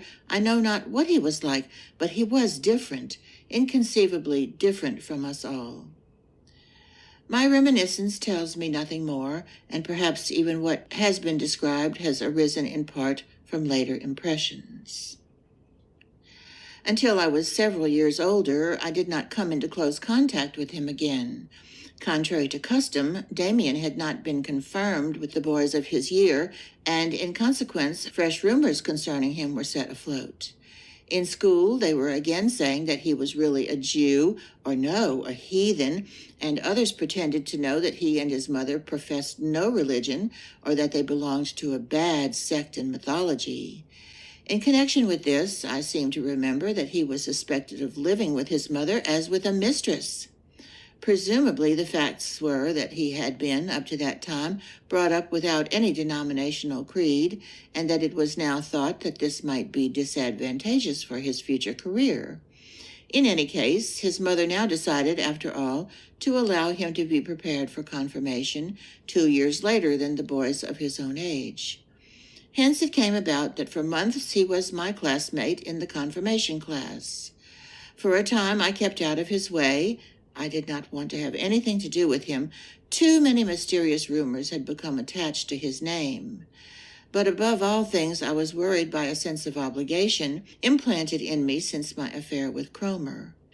And just at that time, I had enough to do with my own secrets. For the confirmation class coincided with the period when I was definitely enlightened on matters of sex, and in spite of my goodwill, my interest in the pious instruction was on that account greatly diminished. The things of which the clergyman spoke lay far from me in a still, sacred unreality. They may have been quite beautiful and valuable, but in no way real and stirring, as were in the highest degree these other things. The more indifferent I became under these conditions to our spiritual instruction, the more was my interest drawn towards Max Demian again. Something or other seemed to unite us. As nearly as I remember, it began in class early one morning while the light was still burning in the schoolroom. The clergyman taking the confirmation class happened to be talking about Cain and Abel. I hardly paid any attention. I was sleepy and scarcely listened. Then, with raised voice, the clergyman began to speak fervently of Cain's sign. At this moment I felt a sort of contact or exhortation, and looking up I saw Demian's face turned toward me from a row of desks in front, with a bright speaking look which could have expressed scorn as much as seriousness. He looked at me for a moment only, and suddenly I was listening intently to the clergyman's words. I heard him speak of Cain and the mark on his forehead, and suddenly I felt deep within me the knowledge that the story could have a different signification, that it could be looked at from another view, that it was possible to be critical. From that instant, the bond of communication between Demian and myself was again established. And oddly enough, scarcely had this sense of a certain solidarity between us presented itself to my mind than I saw it transferred as if by magic from the ideal world to the world of space. I did not know whether he had been able to arrange it himself or whether it was pure chance. At that time I believed firmly in chance. But a few days after, I noticed Demian had suddenly changed his place and was now sitting directly in front of me. I recollect still how pleasant it was, in the midst of the miserable workhouse atmosphere of the overcrowded schoolroom, to sense the delicate, fresh aroma of soap from his neck in the morning. A few days later he had changed again, and now he sat next to me. And there he stayed, occupying the same place through the whole of that winter and spring. Morning lessons had quite changed. They were no longer sleepy and boring. I looked forward to them. Sometimes we both listened to the clergyman with the greatest attention. A glance from my neighbor would suffice, calling my attention to a strange story or a peculiar text. And another glance from him, a very decided one, acted on me as an admonition, arousing criticism and doubt. But very often we were bad pupils and heard nothing of the lesson. Demian was always courteous towards masters and schoolfellows. I never saw him commit a schoolboy prank, never heard him laugh out loud or talk in class. He never drew on himself the master's blame. But noiselessly, rather by signs and glances than by whispered words, he knew how to let me share in his own occupations. These were in part of a peculiar nature. For instance, he told me which of the fellows interested him and in what manner he studied them. He judged many of them with accuracy. He used to say to me before the lesson, "When I signal to you with my thumb, so-and-so will look round at us, or will scratch his neck," etc. Then, during the lesson, when I scarcely gave a thought to what he had told me, Max would attract my attention by suddenly bending his thumb. I would look up quickly at the boy already designated, and every time, as if attached to a wire, the fellow would make the gesture required of him. I bothered Max to try this on the master, but he did not want to do it. But once, when I came into class and told him I had not done my preparation, and that I hoped the clergyman would not question me that day, he helped me. The master looked around for a boy to recite a portion of the catechism, and his roving eye rested on me. He approached me slowly, stretched out his finger in my direction, and already had my name on his lips, when suddenly he became absent-minded or uneasy, put his hand to his collar, stepped up to Demian, who looked fixedly into his face. He seemed to want to ask him something, but he turned away to our surprise, coughed a little, and put his question to another boy. These jokes amused me very much, but only gradually did I notice that my friend frequently played the same game with me. It would happen that, on my way home from school, I had suddenly the feeling that Demian was a little way behind me, and when I turned around, there he was, sure enough. "Can you really make another person think what you want him to?" I asked him. He gave me information on the subject readily enough, quietly and pertinently in his grown-up manner. "No," he said, "that can't be done. That is to say, one hasn't a free will, even if the parson acts that way. Neither can the other person think as he will, nor can I make him think what I want him to. But you can observe someone well, and then you can say fairly exactly what he thinks or feels. In this way, you can generally predict what he will do the moment after. It's quite simple, but people merely do not know it. Naturally, it requires practice. To take an example from the butterfly world, there is a certain species of moth of which the female is much rarer than the male. The moths reproduce like other animals. The male impregnates the female, who then lays the egg. Suppose you have in your possession a female of this type of moth. Naturalists have often made the experiment. Then the male moths fly in the night to this female. They even make a flight of several hours' duration. Think of it! From many miles around, all the males are conscious of the whereabouts of the only female moth in the district. People have tried to explain that, but it is not easy. Moths must have a sense of smell or something like it, which allows them to pick up and follow an almost imperceptible scent, like a good hound. You understand? There are such things. Nature is full of them, and no one can explain them. Now, I draw the conclusion that if among this class of moths the females were as abundant as the males, then these latter would not have such a refined sense of smell. They have it simply because they have been trained like that. If an animal or a man concentrates his whole attention and his whole willpower on a certain thing, then he attains it. That's all. And it is just the same with what you have asked me. Observe a man sufficiently well, and you will know more about him than he does himself. It lay on the tip of my tongue to mention the word mind-reading, and so to remind him of the scene with Cromer, now relegated to such a distant past. But the odd thing between us both was that neither he nor I ever made the slightest reference to the fact that several years ago he had intervened so decisively in my life. It was as if formerly there had been nothing between us, or as if each of us reckoned that the other had forgotten the affair. It even happened once or twice when we were together that we met Frank Cromer in the street, but we exchanged no look, neither did we speak of him. But what has that got to do with willpower? I asked. You said there was no such thing as free will. And then you said one only had to concentrate one's will on something to be able to attain one's ends. That doesn't agree. If I am not master of my will, then I can't direct it here or there as I wish. Ha ha, good question, he said, laughing. You should always ask questions. You must always doubt. But the explanation is very simple. If a moth, for instance, wants to concentrate his willpower on a star or something like that, he can't do it. Only he doesn't try. He seeks only what has sense and value for him, satisfies his needs. He gets what he absolutely must have.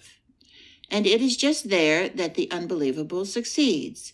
He develops a marvelous sixth sense that no other animal besides him has.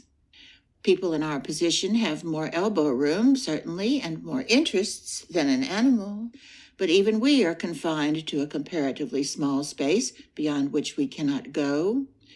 To be sure, I can imagine this or that, or make myself believe that I absolutely want to get to the North Pole or somewhere, but I can only carry that out and wish it strongly enough when the desire lies right in myself, when my whole being is really filled with it.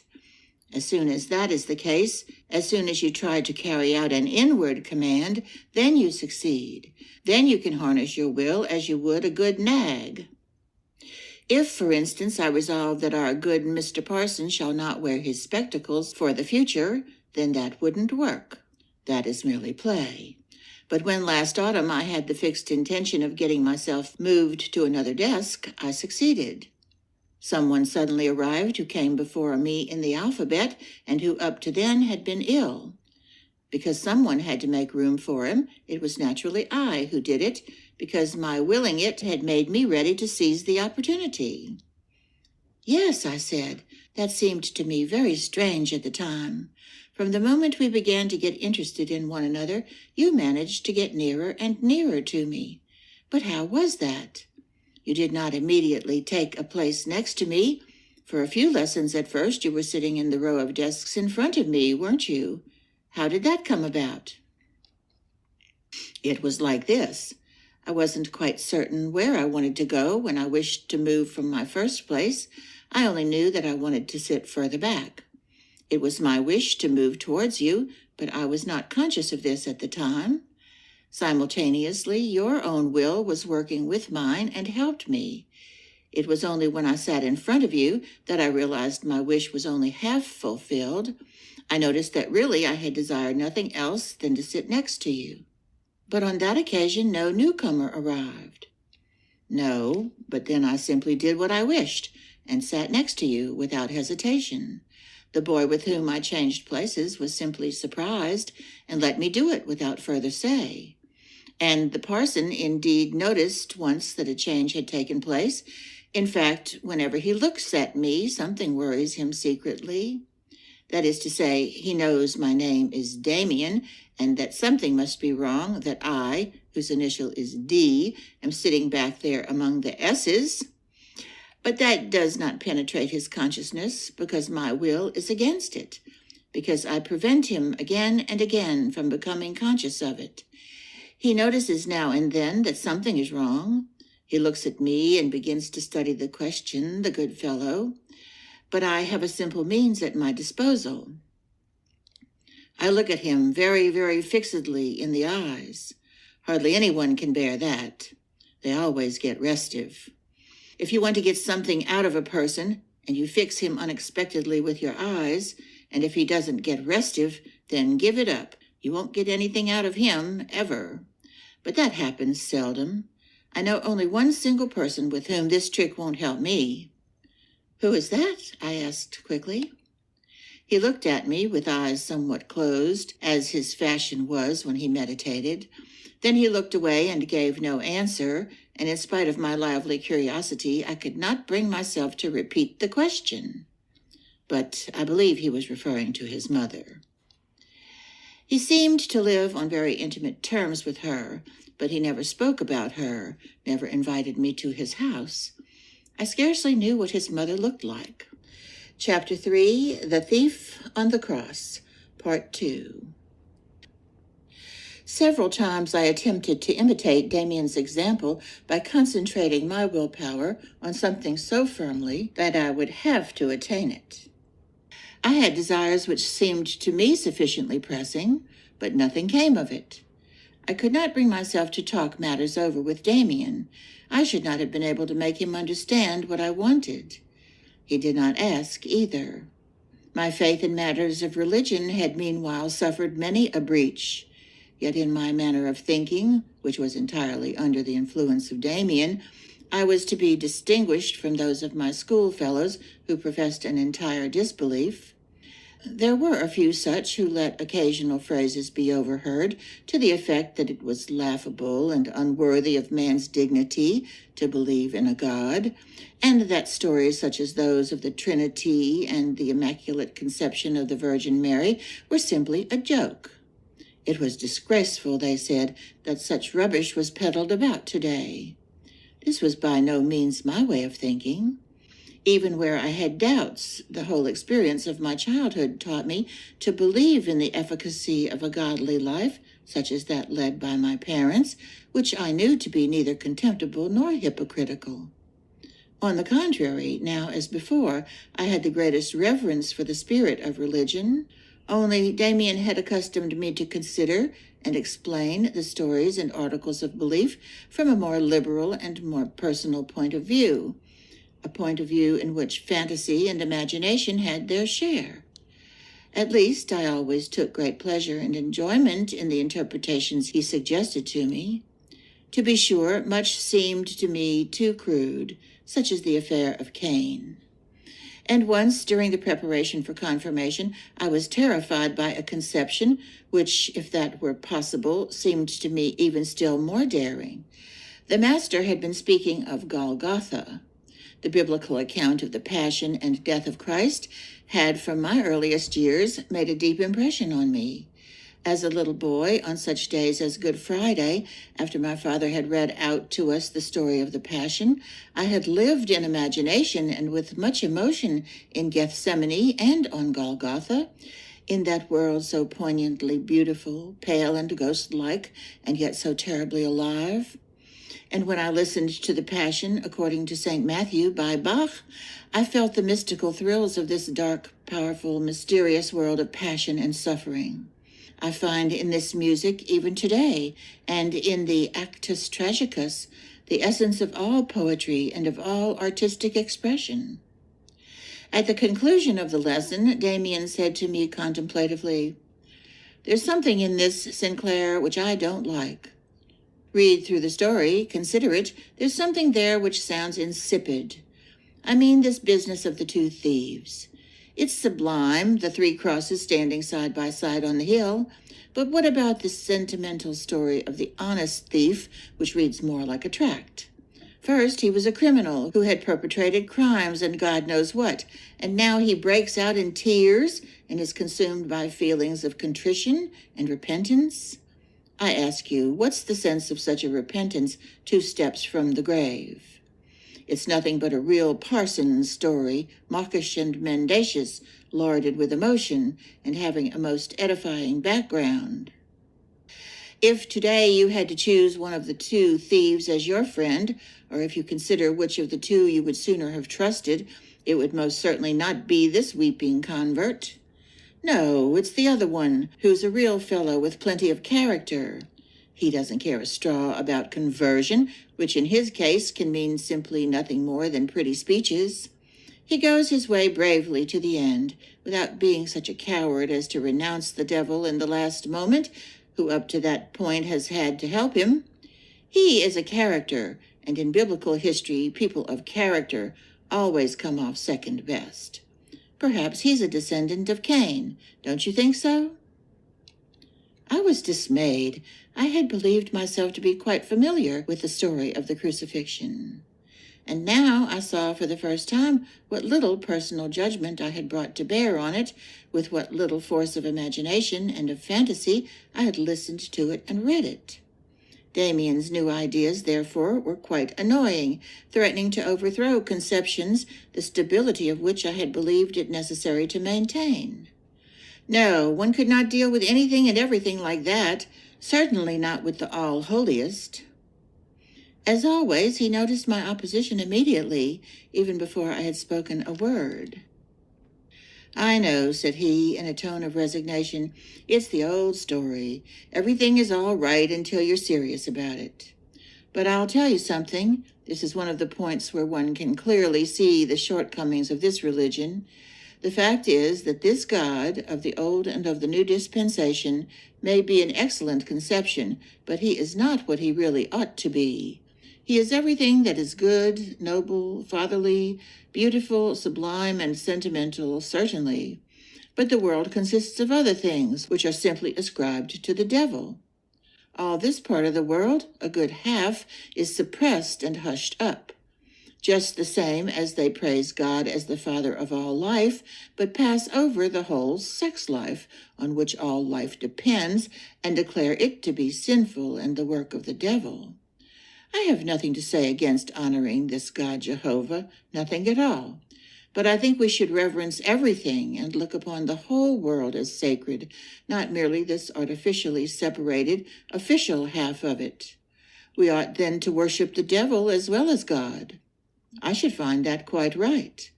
Or we ought to create a God who would embody the devil as well, and before whom we should not have to close our eyes when the most natural things in the world take place." Contrary to his custom, he had become almost vehement, but he smiled again immediately and pressed me no further. But in me these words encountered the riddle of my whole boyhood, which I had hourly carried with me, but of which I had never spoken to anyone. What Demian had said about God and the devil, about the official godly world and the suppressed devil's world, that was exactly my own idea, my own myth, the idea of the 2 worlds, or 2 halves of the world, the light and the dark. The realization that my problem was a problem of humanity as a whole, of life and thought in general, suddenly dawned on me. and this recognition inspired me with fear and awe as I suddenly felt to what extent my own innermost personal life and thought were part of the eternal stream of great ideas. The realization was not joyful, although it confirmed my mode of thought and made me happy to a certain extent. It was hard and tasted raw because a hint of responsibility lay therein, telling me to put away childish things and to stand alone. I told my friend, the first time in my life I had revealed so deep a secret, of my conception of the two worlds, a conception which had been formed since the earliest years of my childhood. He at once saw that I was in thorough agreement with him, but he was not the kind to make the most of this. He listened with greater attention than he had ever given me, and looked me in the eyes until I had to turn away. I again noticed in his look this odd, animal-like timelessness, this inconceivably old age. "We will talk more about it another time," he said considerately. "I see that you think more than you can express. But if that is so, then you also know that you have never lived in experience all that you have thought, and that is not good. Only the thought that we live through in experience has any value.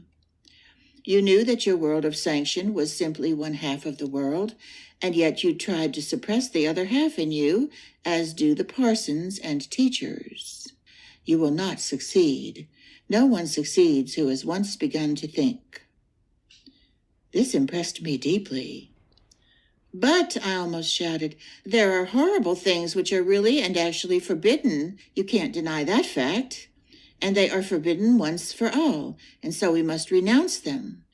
I know, of course, that there are such things as murder and all possible kinds of vice, but shall I then, simply because such things exist, go and become a criminal?" "We shan't be able to finish our discussion today," said Max in a milder tone. "You must certainly not commit murder or rape. No. But you haven't yet reached that point where one can see what is permitted and what is really taboo. You have realized only a part of the truth. The remainder will come after. Rely on it. For instance, for the past year or so, you have had in you an instinct which is stronger than all the others and which is held to be taboo. The Greeks and many other people, on the contrary, made a sort of divinity out of this instinct and honored it by great celebrations. What is now taboo is therefore not eternally so. It can change. Today, everyone is permitted to sleep with a woman as soon as he has been with her to a parson and has gone through the ceremony of marriage. With other races, it is different, even today. For that reason, each one of us must find out for himself what is permitted and what is forbidden. Forbidden, that is, to himself. You need never do anything that is forbidden and yet be a thorough rascal, and vice versa. It is really merely a question of convenience. Whoever is too lazy to think for himself and to constitute himself his own judge simply conforms to the taboos, whatever they happen to be. He has an easy time of it. Others realize they carry laws in themselves. For them, things are forbidden which every man of honor does daily. On the other hand, things are permitted them which are otherwise taboo. Everyone must stand up for himself. Suddenly, he seemed to regret having said so much and broke off. I felt I could understand to a certain extent what his sentiment was. That is to say, however agreeably he used to present his ideas, apparently in a cursory manner, he could on no account tolerate a conversation made simply for the sake of talking, as he once said. He realized in my case that, although my interest was genuine enough, I was too much inclined to look upon discussion as a game, too fond of clever talking. In short, I was lacking in perfect seriousness. As I read again the words I have just written, perfect seriousness, another scene suddenly comes into my mind, the most impressive experience I lived through with Max Demian in those still half-childlike times. Our confirmation classes were drawing to an end, and the closing lessons were devoted to the Last Supper. The clergyman thought this very important, and he took pains to make us feel something of the inspiration and sacred character of his teaching.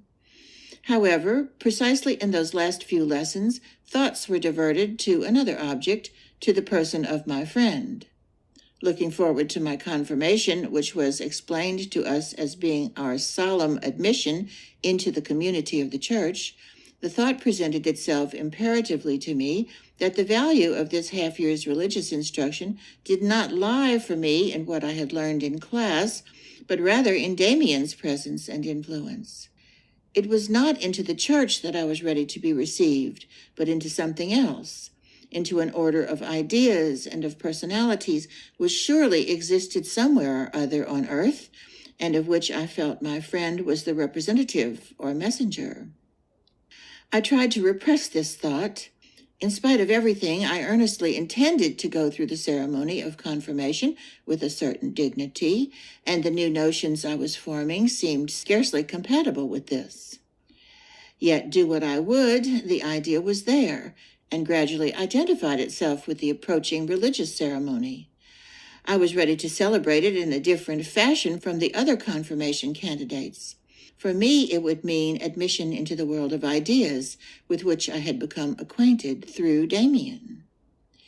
In those days, it happened that I had another discussion with him. It was just before a lesson. My friend was wrapped up in himself and took little pleasure in my talk, which was perhaps rather precocious and bombastic. "We talk too much," he said with unwonted gravity. "Wise speeches have no value at all, absolutely none. You only escape from yourself. To escape from yourself is a sin. You should be able to creep right into yourself, like a tortoise." We entered the schoolroom immediately thereafter. The lesson began. I took pains to listen, and Demian did not disturb me in my effort. After a while, I began to feel something peculiar at my side, where his place was, a sort of emptiness or coolness or something like that, as if his seat had suddenly become vacant. The feeling became oppressive, and I turned around. There I saw my friend sitting, upright in his customary attitude, but he looked quite different from usual. Something I did not know went out from him, enveloped him. I thought his eyes were closed until I saw he held them open, but they were stiff, as if gazing within or directed to an object a great way off. He sat there, perfectly motionless. He seemed not to be breathing, and his mouth was as if carved out of wood or stone. His face was white, uniformly white, as stone. His brown hair showed more signs of life than did any other feature. His hands lay before him on the desk, without life, as still as inanimate objects, like stones or fruit, white and motionless, yet not relaxed, but as if controlling the secret springs of a powerful life force. The sight made me tremble.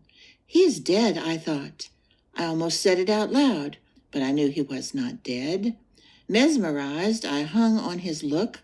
My eyes were riveted to this white stone mask. I felt it was the real Demian, the Demian who was in the habit of walking and talking with me. That was only one side of him, a half. Demian, who from time to time played a part, who accommodated himself to circumstances out of mere complacence. But the real Demian looked like this, with just this look of stone, prehistorically old, like an animal, beautiful and cold, dead yet secretly full of fabulous life force, and around him this still emptiness, this infinite ethereal space, this lonely death. Now he has quite retired into himself, I felt with a shudder. Never had I been so isolated. I had no part in him. He was unattainable. He was further from me than if he had been on the most distant isle in the world. I scarcely understood why no one beside myself noticed it. I thought that everyone would have to remark him, that everyone would shudder. But no one gave him any attention. He sat like a picture, and as I could not prevent myself from thinking, as stiff as a strange idol. A fly settled on his forehead, moved slowly down over his nose and lips. Not a muscle, not a nerve in his face twitched. Where was he now? What was he thinking? What was he feeling? Was he in heaven or in hell? It was impossible for me to question him. When I saw him at the end of the lesson, living and breathing again, when his glance met mine, was he as he formerly had been? Where did he come from? Where had he been? He seemed tired. His face had its normal color, his hands moved again, but his brown hair was lusterless and fatigued, as it were. In the days following, I practiced a new exercise in my bedroom several times. I sat stiffly on a chair, kept my eyes fixed, and held myself perfectly motionless. I waited to see how long I could maintain this attitude and what the sensation would be like. However, I merely got very tired and suffered from a violent twitching of the eyelids. The confirmation took place soon after, of which no important recollections remain with me. Everything was now quite changed. Childhood fell about me in ruins. My parents used to look at me with a certain embarrassment. My sisters had become quite strange in their conduct towards me. A disillusionment falsified and weakened the old sentiments and pleasures. The garden was without fragrance. The wood was no longer inviting. The world around me seemed like a clearance sale of old articles, insipid and without charm. Books were merely paper, music, a noise. The leaves fall thus from a tree in autumn. The tree feels it not.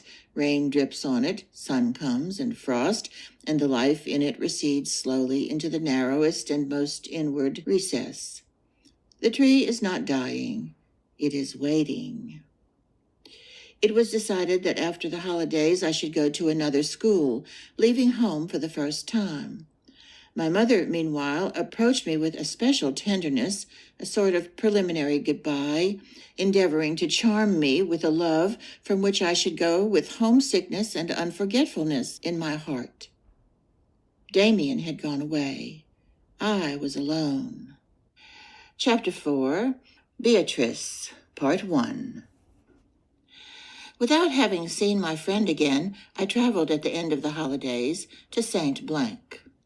Both my parents came with me and handed me over with all possible care to the protection of a master of the school in whose house I was to board.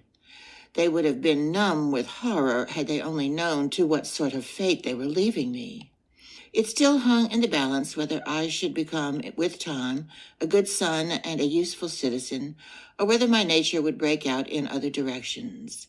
My last attempt to be happy under the roof of my father's house and the spirit prevailing there had lasted for a considerable period, and at times had almost succeeded, only in the end to fail completely.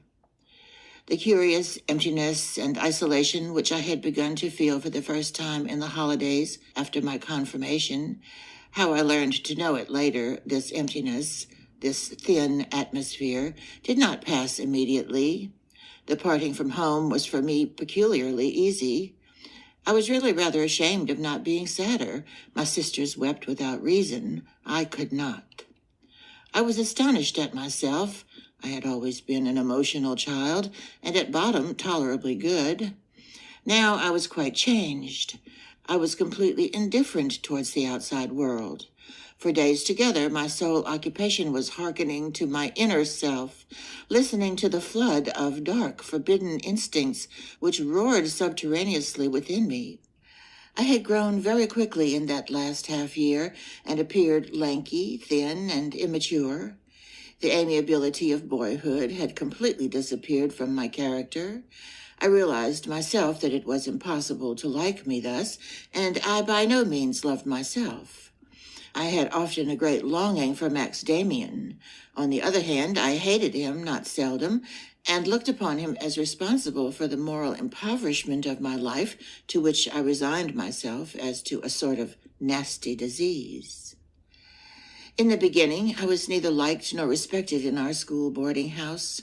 First they ragged me, then kept out of my way, looking upon me as a rotter and an eccentric character. I was pleased with myself, and I even overplayed my part, withdrawing into my solitary self, growling occasional cynicisms. Superficially, I appeared to despise the world in most manly fashion, whereas in reality I was secretly consumed by melancholy and despair. In school, I could fall back on a knowledge amassed at home. The form I was in was not so advanced as the same form in the school I had just left, and so I acquired the habit of despising my school contemporaries, regarding them as mere children.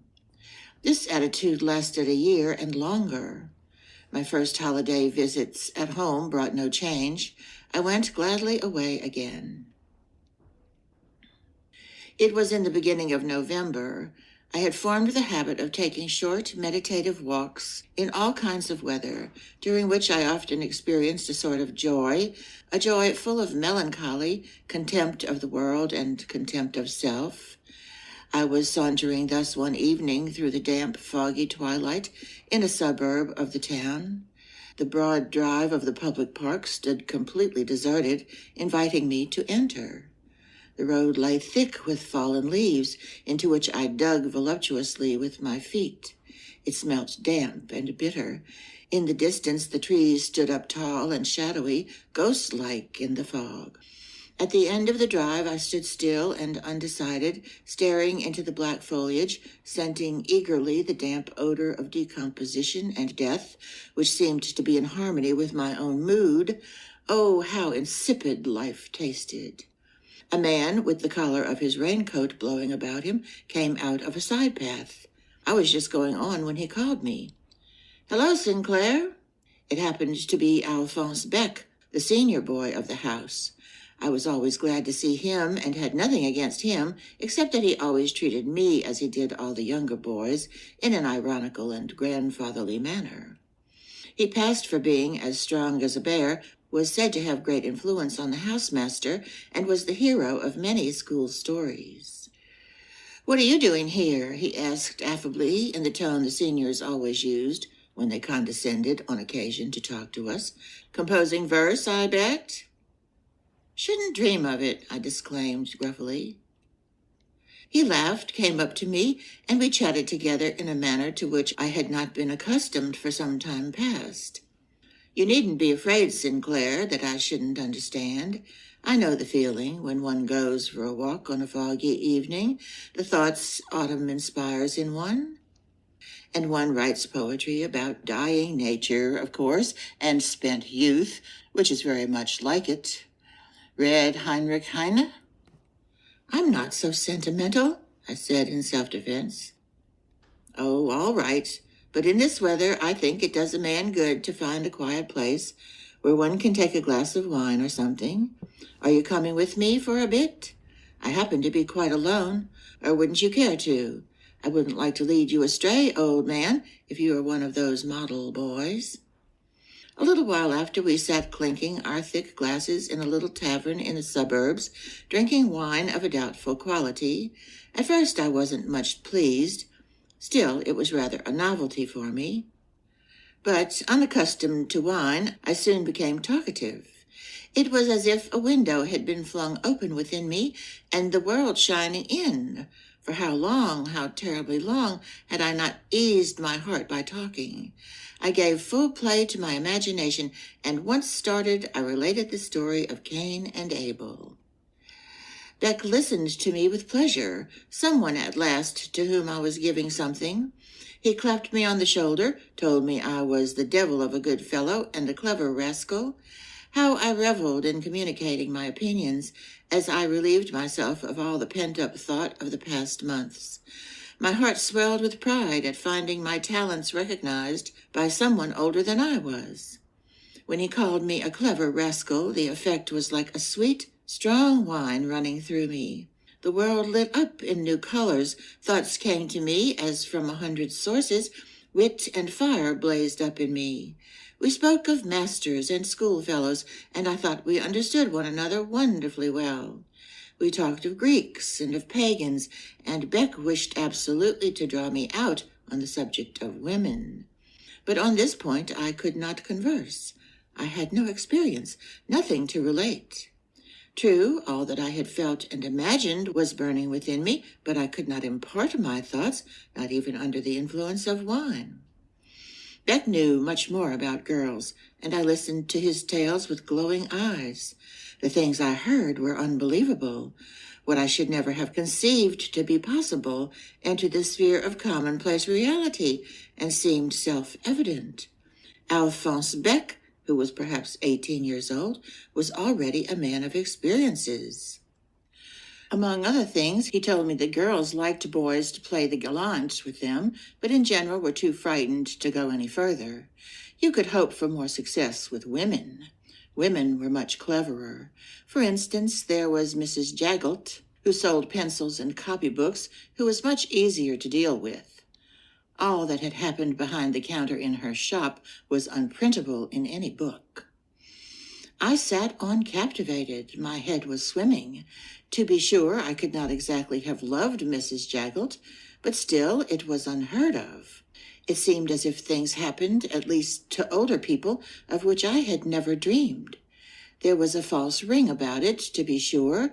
Everything seemed more trivial and commonplace, and did not coincide with my own ideas about love. But still, it was reality. It was love and adventure. Someone sat next to me who had lived it in experience, to whom it seemed a matter of course. Our conversation had reached a lower level, had deteriorated. I was no longer a clever little fellow. I was just a mere boy listening to a man. But even then, in comparison with what my life had been for months and months, this was delicious. This was heaven. Besides, as I gradually began to realize, all this was forbidden. Absolutely forbidden. Everything from sitting in the public house down to the subject of our conversation. In any case, I thought I was showing spirit. I was in revolt. I can recollect that night with the greatest clearness. We both of us wended our way home at a late hour under the dimly burning gas lights through the cool, damp night, and for the first time in my life, I was drunk. It was not agreeable. It was in the highest degree unpleasant, but there was a sort of charm about it, a sweetness. It smacked of orgy and revolt, of spirit and life. Beck bravely took me in hand, and although he grumbled at me as being a bloody novice, he half carried, half dragged me home, where by good fortune he was able to smuggle us both through a window which stood open on the ground floor. But a maddening pang accompanied the sobering up as I painfully awoke after a short, heavy sleep. I sat up in bed and saw that I was still wearing my shirt. My clothes and shoes lay round about on the floor, smelling of tobacco and vomit. And between headache, nausea, and a maddening thirst, a picture came before my mind on which I had not set eyes for many a long day. I saw my home, the house where dwelt my parents. I saw father and mother, my sisters, and the garden. I saw my peaceful, homely bedroom, the school and the marketplace, Demian and the confirmation class, and all this was bright, lustrous, all was wonderful, godly, and pure. All that, I realized now, had until yesterday belonged to me, had waited for me. But now, in this hour, it was mine no longer. It spurned me and looked upon me with disgust. All that was loving and intimate, all that I had received from my parents since the first golden days of my childhood, each kiss mother had given me, each Christmas, each godly, bright Sunday morning there at home, each flower in the garden, all that was laid waste. I had trampled on it all with my foot. If the police had come for me then and had bound me and led me away to the gallows as a desecrator and as the scum of humanity, I should have acquiesced, should have gone gladly. I would have found it right and fitting. That was the state of my feelings. I who had gone about despising the world, I who had been so proud in spirit and who had shared Damian's thoughts. So I appeared a filthy pig, to be classed with the scum of the earth, drunk and befouled, disgusting and common, a dissolute beast, carried away by abominable instincts. So I appeared, I who came from those gardens whose bright flowers had been purity and sweet gentleness, I who had loved Bach's music and beautiful poetry. I could still hear with aversion and disgust my own laugh, the drunken, uncontrolled, convulsive, and silly laugh which escaped me. That was I. But in spite of everything, there was a certain enjoyment in suffering these torments.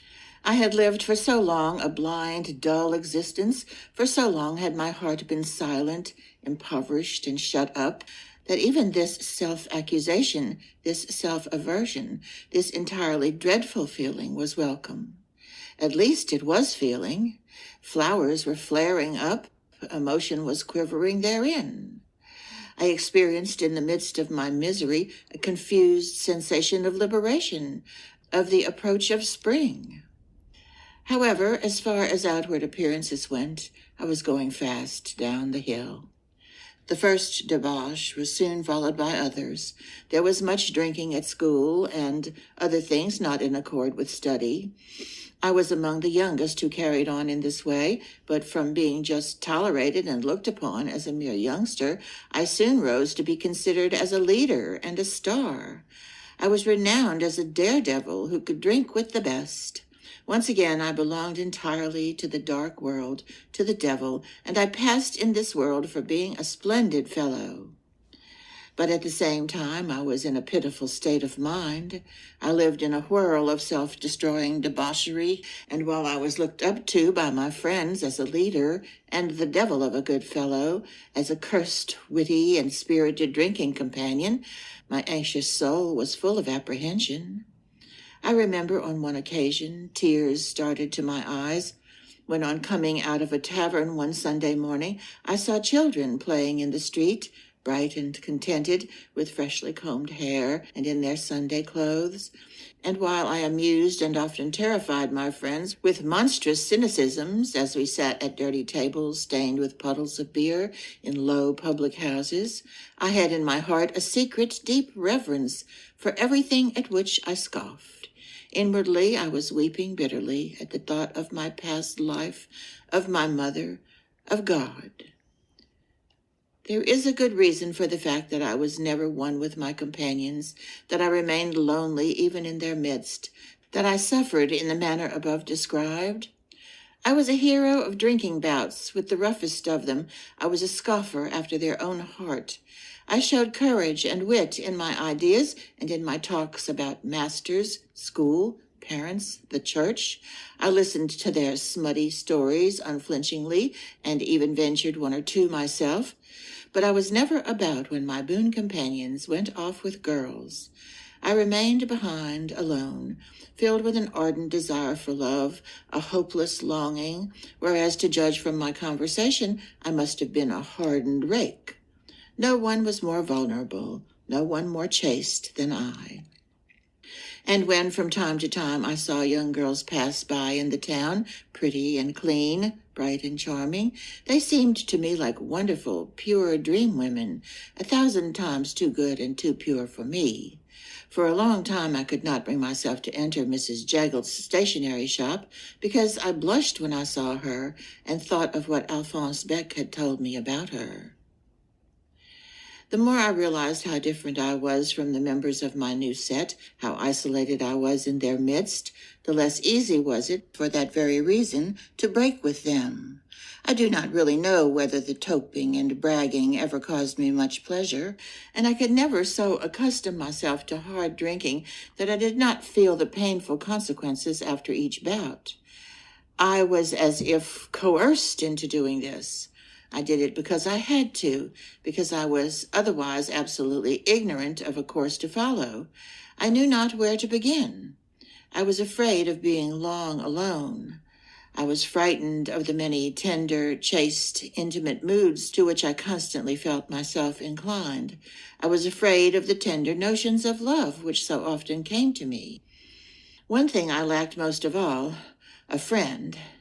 There were 2 or 3 schoolfellows whom I liked very much, but they belonged to the good set, and my vices had for a long time been a secret to no one.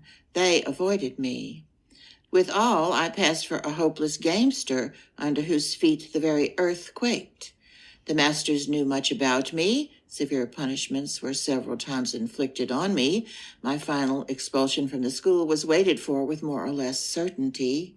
I knew that myself. For a long time I had ceased to be a good pupil. I got through my work by hook or by crook, with the feeling that the state of affairs could not last much longer. There are many ways by which God can make us feel lonely and lead us to a consciousness of ourselves. With me, it was in this way. It was like a bad dream, in which I saw myself ostracized, foul and clammy, creeping restlessly and painfully over broken beer glasses down an abominably unclean road. There are such dreams when you imagine you have set out to find a beautiful princess, but you stick in stinking back streets full of rubbish and dirty puddles. So it was with me. In this scarcely refined way, I was destined to become lonely and to put between myself and my childhood a locked door of Eden, over against which stood merciless sentinels on guard in beaming rays of light. It was a beginning, an awakening of that homesickness, that longing to return to my true self. I was terribly frightened when my father, alarmed by a letter from my housemaster, appeared for the first time in St. Blank and faced me unexpectedly. When he came for the second time, towards the end of that winter, I was hard and indifferent. I let him heap blame on me. I let him beg me to think of my mother. I was unmoved. Finally, he grew very angry and said that if I did not turn over a new leaf, he would have me disgraced and chased out of the school and would have me placed in a reformatory. Little I cared. When he went away, I felt sorry for him, but he had accomplished nothing. He had found no approach to me, and for a few moments I felt that it served him right. I was indifferent as to what might become of me.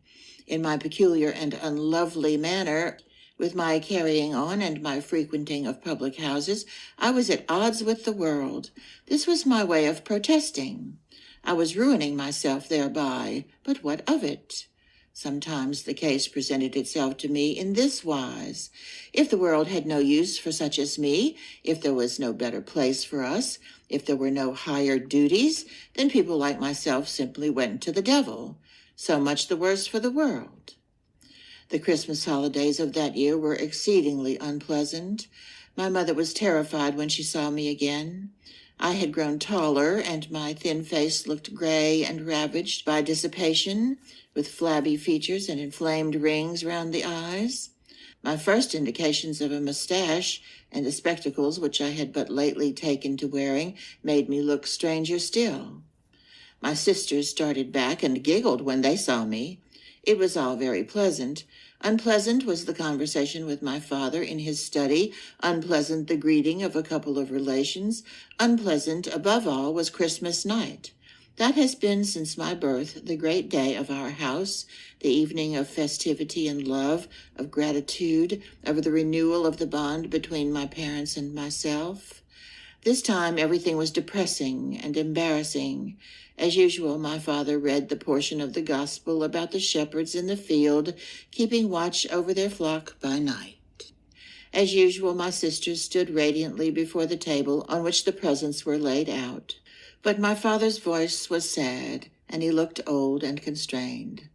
Mother was unhappy. For me, everything was equally painful and unwished for, presents and good wishes, gospel and Christmas tree.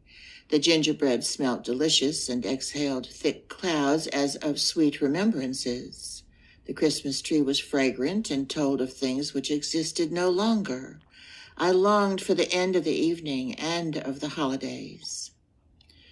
So passed the whole winter. It was not long before I was severely reprimanded by the faculty and threatened with expulsion. It could not last much longer. Well, it made no difference to me. I had a special grudge against Max Demian, whom I had not seen for the whole of this period. In my first term at St. Blank, I had written to him twice, but had received no reply. For that reason, I had not paid him a visit in the holidays. In the same park where I had met Alphonse Beck in the autumn, it chanced that in the first days of spring, just as the thorn hedges were beginning to turn green, a girl attracted my attention. I was out for a walk by myself, full of gnawing cares and thoughts, for my health was bad. Besides that, I was in continual financial embarrassment. I owed various sums to my friends and had to invent excuses to procure some money from home. In several shops I had run up accounts for cigars and such things. Not that these cares were very pressing, if the end of my school career was approaching, and if I drowned myself or was sent to a reform school, these trifles would not make much difference either. But I was nevertheless constantly facing these unpleasant things, and I suffered from it. On that spring day in the park, I met a girl who had a strong attraction for me. She was tall and slender, elegantly dressed, and had a wise, boyish face. She pleased me at once. She belonged to the type that I loved, and she began to work upon my imagination.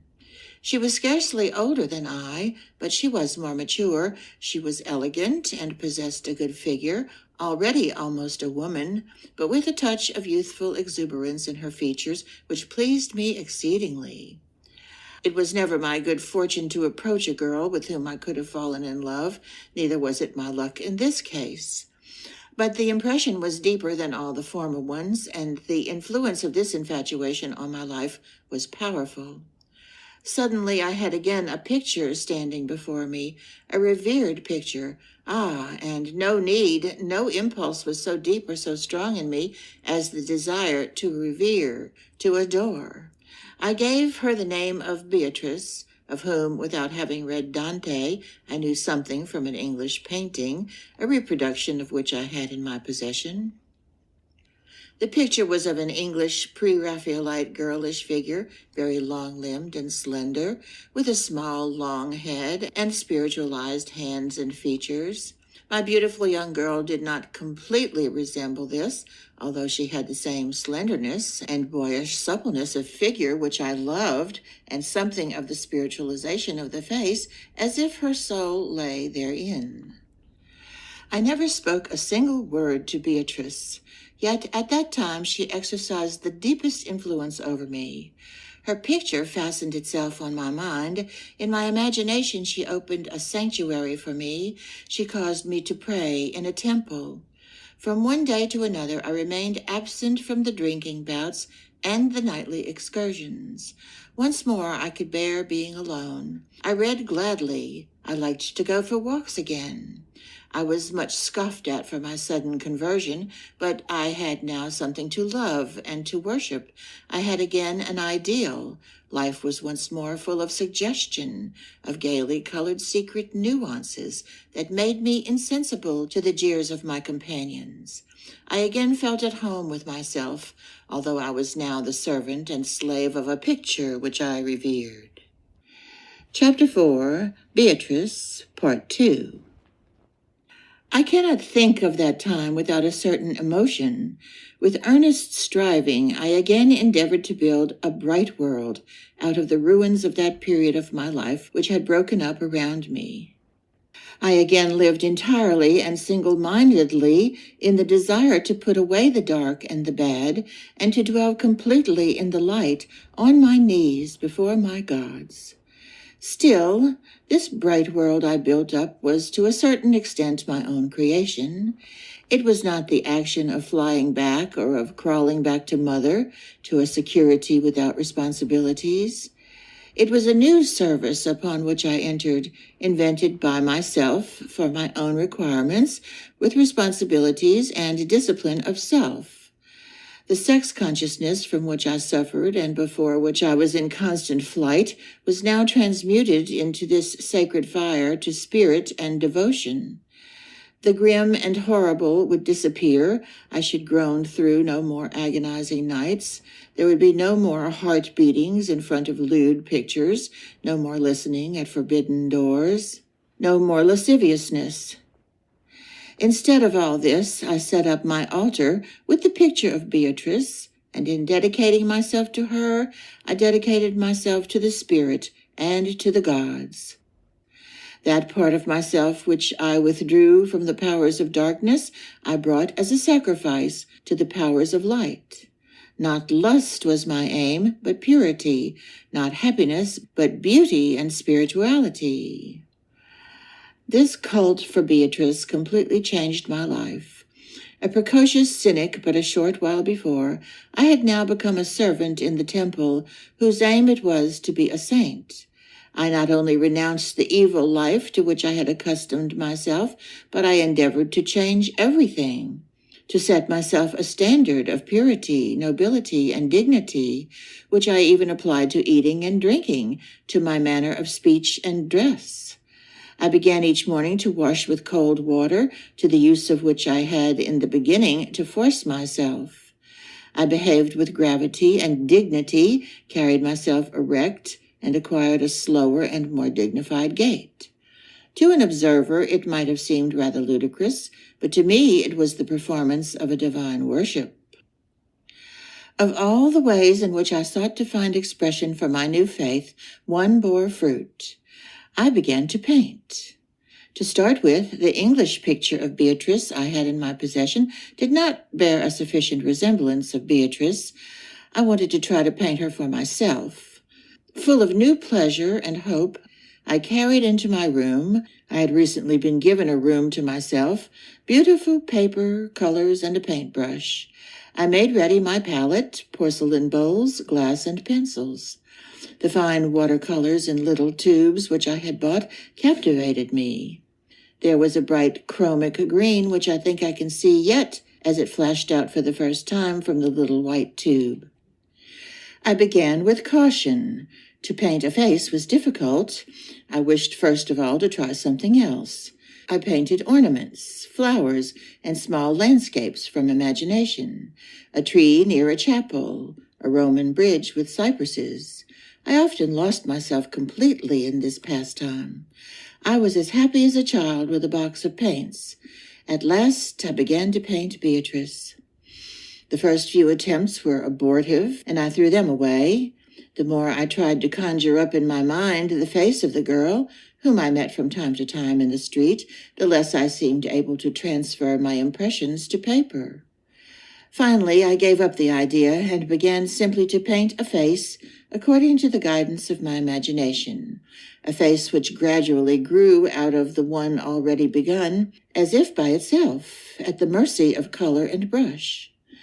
The result was a face I had dreamed of, and I was not ill pleased with it. Yet I made another essay immediately, and each new picture was clearer and approached more nearly to the type, but was by no means like the reality. More and more I accustomed myself, in a dreamy sort of way, to draw lines with my brush to fill in surfaces. My sketches grew out of a few strokes of the brush, out of the unconscious. At last, one day, I finished a face, almost unconsciously, which made a stronger appeal to me than the former ones. It was not the face of the girl, for I had long since given up the idea of trying to paint my Beatrice to the life. It was something else, something unreal, and yet not of less value for me on that account. It looked more like the head of a youth than of a girl. The hair was not blonde like that of my pretty girl, but brown with a tinge of red. The chin was strong and firm, but the mouth was red as a blossom. The features were rigid like a mask, but impressive and full of secret life. As I sat before the finished sketch, it made a peculiar impression on me. It seemed to me a sort of picture of a god, or of a sacred mask, half man, half woman, ageless, the expression being at once dreamy and strong-willed, stiff and yet secretly alive. This face seemed to have something to say to me. It belonged to me. Its look was rather imperative, as if requiring something of me. And there was a certain resemblance to someone or other to whom I knew not. The picture played an important role for a while, sharing my thoughts and my life. I kept it concealed in a drawer in order that one should not get possession of it and so be able to sneer at me. But as soon as I found myself alone in my little room, I took out the picture and communed with it. Each evening I pinned it on the wall over against my bed and gazed at it until I dropped off to sleep. In the morning it was the first object which met my gaze. Just at that time, I began again to dream a great deal, as I had constantly done when a child. It seemed to me that for years I had had no more dreams. Now they came again, quite a new kind of pictures. And often the painted image appeared therein, living and speaking, friendly or inimical, with the features sometimes twisted into a grimace, sometimes infinitely beautiful, harmonious, and noble. And one morning, as I awoke out of such a dream, I suddenly realized who was the original of the picture. I recognized it. It gazed at me in such a fabulously well-known way and seemed to be calling my name. It seemed to know me like a mother, seemed to love me as if since the beginning of time. With beating heart, I stared at the paper, at the thick brown hair, at the half-womanly mouth, the strong forehead with the wonderful brightness. It had dried that way of itself.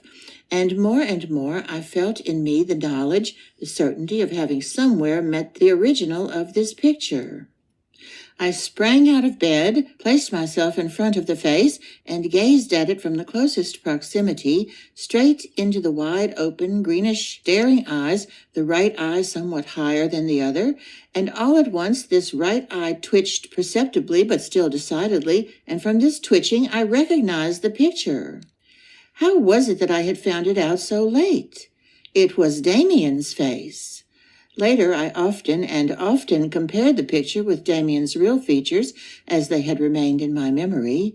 They were not quite the same, although there was a resemblance, but it was Demian nevertheless. Once, on an evening in early summer, the red sun shone obliquely through my window, which looked towards the west. In the room, the dusk was gathering. I suddenly had the idea of pinning the picture of Beatrice, or of Demian, to the crossbar of the window and of gazing at it while the evening sun was shining through. The whole outline of the face disappeared, but the reddish-ringed eyes, the brightness of the forehead, and the strong red mouth glowed deeply and wildly from the surface of the paper. I sat opposite it for a long time, even after the light had died away. And by degrees the feeling came to me that this wasn't Beatrice or Demian, but myself. The picture did not resemble me. It was not meant to, I felt. But there was that in it which seemed to be made up of my life, something of my inner self, of my fate, or of my demon. My friend would look like that if I ever found another. My mistress would look like that if ever I had one. My life and death would be like that. It had the ring and rhythm of my fate. In those weeks, I had begun to read a book which made a deeper impression on me than anything I had read before. Even in later years, I have seldom chanced upon books which have made such a strong appeal to me, except perhaps those of Nietzsche. It was a volume of Novak's, containing letters and apothegms. There was much that I did not understand, but the book captivated me and occupied my thoughts to an extraordinary degree. One of the aphorisms now occurred to me. I wrote it with a pen under the picture. Fate and soul are the terms of one conception. That I now understood. I frequently used to meet the girl I called Beatrice. I felt no emotion on seeing her, but I was often sensible of a harmony of sentiment which seemed to say, "We are connected," or rather, not you and I, but your picture and I. You are a part of my destiny. My longing for Max Demian was again eager. I had had no news of him for several years. On one occasion only I had met him in the holidays. I see now that I have failed to mention this short meeting in my narrative, and I see that this was owing to shame and self-conceit on my part. I must make up for it now. So then, once in the holidays, I was parading my somewhat tired, blasé self through the town. As I was sauntering along, swinging my stick and examining the old, unchanged features of the bourgeois Philistines whom I despised, I met my one-time friend. Scarcely had I caught sight of him when I started involuntarily. With lightning rapidity, my thoughts were carried back to Frank Cromer. I hoped and prayed Demian had really forgotten the story. It was so disagreeable to be under this obligation to him, simply owing to a silly, childish affair. Still, I was under an obligation. He seemed to be waiting to see whether I would greet him. I did, as calmly as possible under the circumstances, and he gave me his hand. This was indeed his old handshake, so strong, warm, and yet cool, so manly. He looked at me attentively in the face and said, "You've grown a lot, Sinclair." He himself seemed quite unchanged, just as old, just as young as ever. He proposed we should go for a walk, and we talked of secondary matters, not of the past. I remembered that I had written to him several times without having received an answer. I hoped he had forgotten this as well, those silly, silly letters. He made no mention of them. At that time there was no Beatrice and no picture. I was still in the period of my dissipation. Outside the town, I invited him to come with me into an inn. He came. With much ostentation, I ordered a bottle of wine and filled a couple of glasses. I clinked glasses with him, showing him how conversant I was with student drinking customs, and I emptied my first glass at a gulp. "Do you frequent public houses often?" he asked me. "Oh, yes," I said with a drawl. "What else is there to do?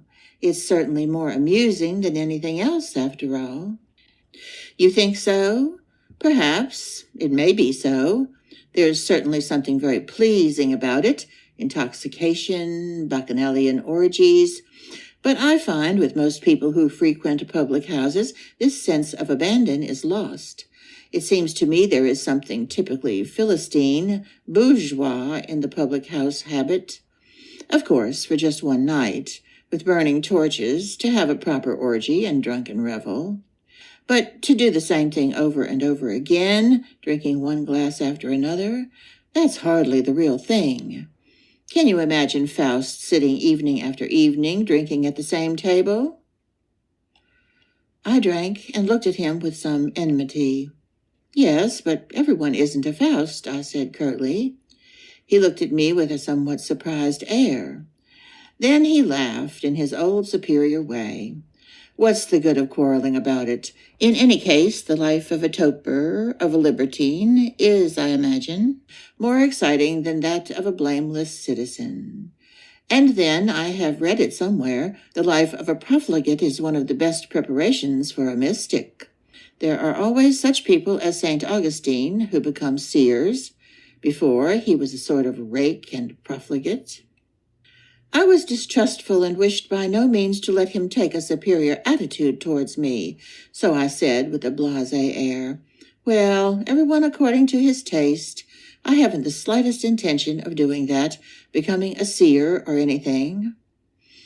Demian flashed a glance at me from half-closed eyes. "My dear Sinclair," he said slowly, "it wasn't my intention to hurt your feelings. Besides, neither of us knows to what end you drink. There is that in you which orders your life for you and which knows why you are doing it. It is good to realize this. There is someone in us who knows everything, wills everything, does everything better than we do ourselves. But excuse me, I must go home." We did not linger over our leave-taking. I remained seated, very dejected, and emptied the bottle. I found when I got up to go that Demian had already paid for it. That made me more angry still. This little event recurred to my thoughts, which were full of Demian, and the words he had spoken in the inn came back to my mind, retaining all their old freshness and significance. It is good to know that there is one in us who knows everything. I looked at the picture hanging in the window, now quite dark. The eyes glowed still. It was Demian's look. On it was the look of the one inside me who knows all. Oh, how I longed for Demian. I knew nothing of his whereabouts. For me, he was unattainable. I knew only that he was supposed to be studying somewhere or other, and that after the conclusion of his school career, his mother had left the town. I called up in my mind all the reminiscences of Max Demian from the Cromer affair onwards. A great deal he had formerly said came back to me. Today, everything still had a meaning. All was of real concern to me.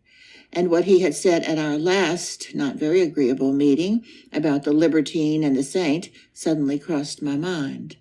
Was it not just so with me?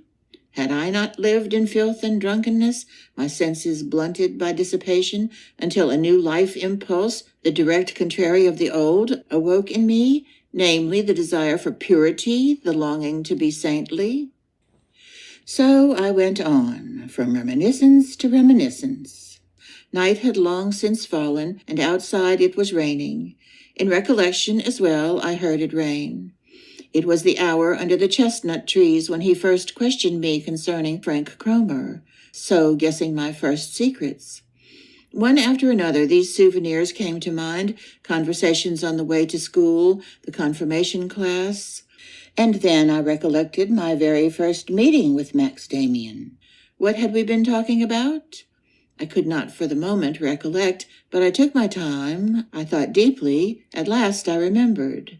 We were standing in front of our house after he had imparted to me his opinion about Cain. Then he spoke to me about the old, almost obliterated crest which stood over the door, in the keystone which widened as it got higher. He said it interested him, and that one ought not to let such things escape one's notice. That night I dreamt of Demian and of the crest. It changed perpetually. Now Demian held it in his hands. Now it was small and gray. Now very large and multicolored.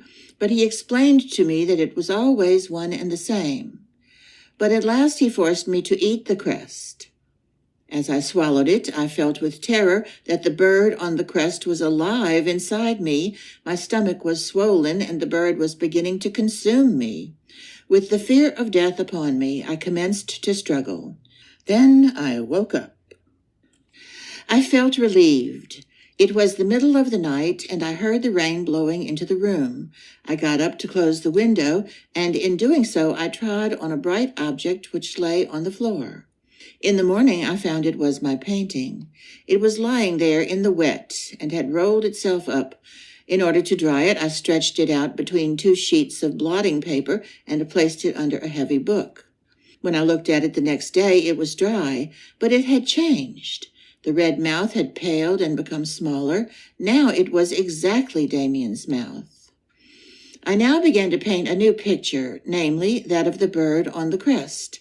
I could not recollect any more what it really looked like, neither could I form a clear image of the whole, as even if one stood directly in front of our door, the crest was scarcely recognizable. It was so old and had several times been painted over. The bird stood or sat on something, perhaps on a flower, or on a basket, or a nest, or on a treetop. I did not bother about that. I began with the part I could picture clearly. In answer to a confused prompting, I began straight away with strong colors. On my paper, the head of the bird was golden yellow. I continued my work at intervals when I was in the mood for it, and after a few days the thing was completed. Now it was a bird of prey with a sharp, bold hawk's head. The lower half of the body was fixed in a dark terrestrial globe, out of which it was working to escape, as if out of a giant egg. The background was sky blue. The longer I gazed at the sheet, the more it seemed to me this was the colored crest which I had visualized in my dream. It would not have been possible for me to have written a letter to Demian, even if I had known where to send it. But I decided, acting under a suggestion which came to me in a dreamy sort of way, as under all my promptings of that period, to send him the picture with the hawk, whether it would reach him or not. I wrote nothing thereon, not even my name. I carefully cut the border, bought a large paper cover, and wrote on it my friend's former address. Then I sent it off. The approach of an examination caused me to work harder than usual in school. The masters had again received me into grace, since I had suddenly changed my vile conduct. I was not, even now, by any means a good pupil, but neither I nor anyone else seemed to remember that half a year before my expulsion from the school had been imminent. My father now wrote to me as formerly, adopting his old cheerful tone, without reproaches or threats. Yet I had no impulse to explain to him or to anyone how the change was brought about.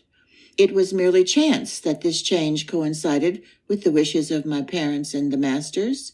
It did not bring me into closer contact with the others, but isolated me still more. I myself was ignorant of the tendency of the change in me. It might be leading me to Demian, to a distant fate.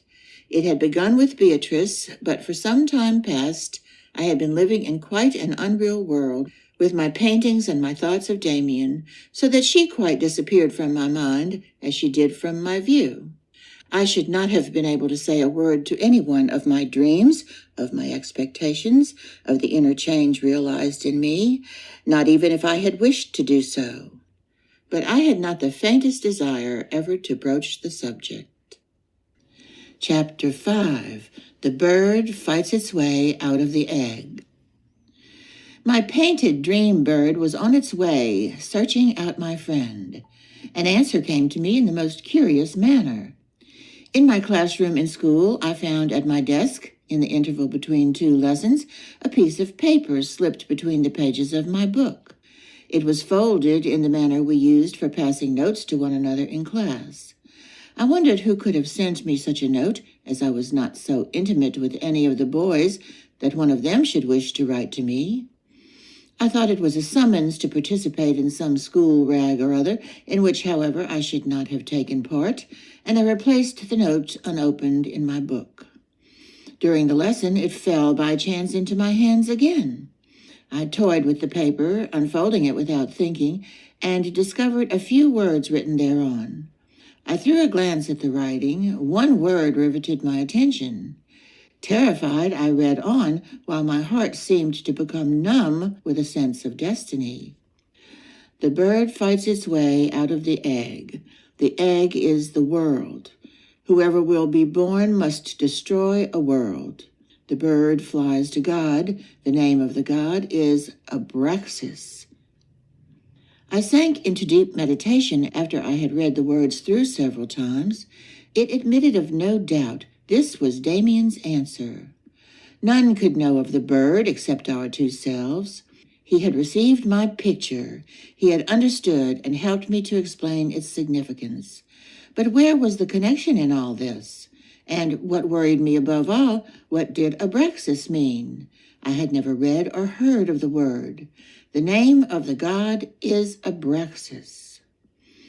The hour passed without my hearing anything of the lesson. The next lesson began, the last of the morning, and it was taken by quite a young assistant master, fresh from the university, to whom we had already taken a liking, because he was young and pretended to know false dignity with us.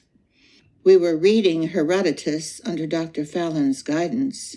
This was one of the few school subjects which interested me, but this time my attention wandered. I had mechanically flung open my book, but I did not follow the translation and remained lost in thought. For the rest, I had already several times had the experience that what Demian had said to me in the confirmation class was right. If you willed a thing strongly enough, it happened. If, during the lesson, I was deeply immersed in thought, I need not fear that the master would disturb my peace. Certainly, if you were absent-minded or sleepy, then he stood suddenly there. That had already happened to me several times. But if you were really thinking, if you were genuinely sunk in thought, then you were safe. And I had already put to the test what he had said to me about fixing a person with one's eyes. When at school with Demian, I had never been successful in this attempt, but now I often realized that you could accomplish much simply by a fixed look and deep thinking. So I was sitting now, my thoughts far from Herodotus and school. But the master's voice unexpectedly fell on my consciousness like a thunder crash, so that I started with fright. I listened to his voice. He was standing quite close to me. I thought he had already called me by name, but he did not look at me. I breathed a sigh of relief. Then I heard his voice again. Loudly, the word Abraxas fell from his lips. Continuing his explanation, the beginning of which had escaped me, Dr. Follen said, We must not imagine the ideas of those sects and mystical corporations of antiquity to be as naive as they appear from the standpoint of a rationalistic outlook. Antiquity knew absolutely nothing of science in our sense of the word. On the other hand, more attention was paid to truths of a philosophical, mystical nature, which often attained to a very high stage of development. Magic, in part, arose therefrom, and often led to fraud and crime. But nonetheless, magic had a noble origin and was inspired by deep thought. So it was with the teaching of Abraxas, which I have just cited as an example. This name is used in connection with Greek charm formulas. Many opinions coincide in thinking it is the name of some demon of magic, such as some savage people worship today. But it appears that Abraxas had a much wider significance. We can imagine the name to be that of a divinity on whom the symbolical task was imposed of uniting the divine and the diabolical. The learned little man continued his discourse with much seriousness. No one was very attentive, and as the name did not recur, I was soon immersed in my own thoughts again. To unite the divine and the diabolical rang in my ears. Here was a starting point. I was familiar with that idea from my conversations with Demian in the very last period of our friendship. Demian told me then we had indeed a God whom we revered, but this God represented part of the world only, the half which was arbitrarily separated from the rest. It was the official, permitted, bright world. But one should be able to hold the whole world in honor. One should either have a God who was at the same time a devil, or one should institute devil worship together with worship of God. And now Abraxas was the God who was at the same time God and devil. For a long time I zealously sought to follow up the trail of ideas further, without success. In addition, I rummaged through the whole library to find out more about Abraxas, but in vain. However, it was not my nature to concentrate my energies on a methodical search after knowledge, a search which would reveal truths of a dead, useless, documentary kind. The figure of Beatrice, which had for a certain time occupied so much of my attention, vanished by degrees from my mind, or rather receded slowly, drawing nearer and nearer to the horizon, becoming paler, more like a shadow as it retreated. She satisfied my soul no longer. A new spiritual development now began to take place in the dreamy existence I led, this existence in which I was strangely wrapped up in myself. The longing for a full life glowed in me, or rather the longing for love. The sex instinct, which for a time had been merged into my worship of Beatrice, required new pictures and aims. Fulfillment was denied me, and it was more impossible than ever for me to delude myself by expecting anything of the girls who seemed to have the happiness of my comrades in their keeping. I again dreamed vividly, even more by day than by night. Images presented themselves to me, desires in the shape of pictures rose up in my imagination, withdrawing me from the outside world, so that my relations with these pictures, with these dreams and shadows, were more real and more intimate than with my actual surroundings.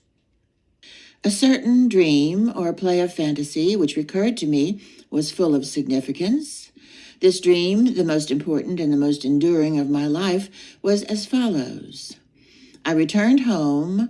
Over the front door shone the crest with the yellow bird on the blue ground. My mother came to meet me, but as I entered and wished to embrace her, it was not she, but a shape I had never before seen, tall and powerful, resembling Max Demian and my painting, yet different and quite womanly in spite of its size. This figure drew me towards it and held me in a quivering, passionate embrace.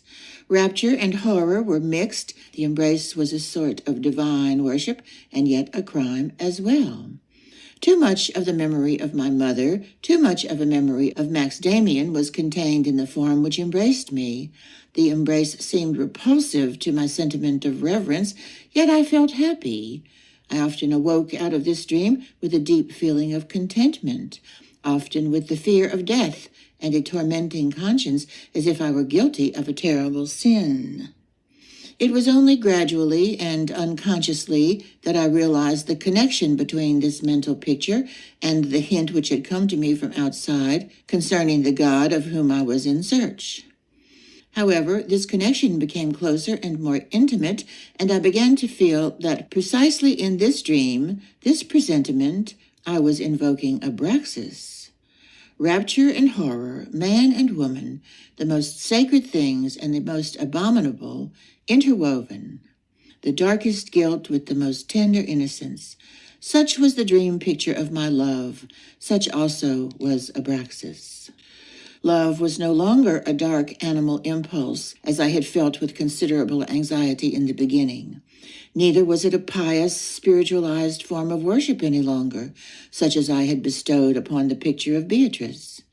It was both, and yet much more. It was the image of an angel and of Satan, man and woman in one, human being and animal, the highest good and lowest evil. It was my destiny. It seemed that I should experience this in my own life. I longed for it and was afraid of it. I followed it in my dreams and took to flight before it, but it was always there, was always standing over me. The next spring, I was to leave school and go to some university to study, where and what I knew not. A small mustache grew on my lip. I was a grown man, and yet completely hopeless and aimless.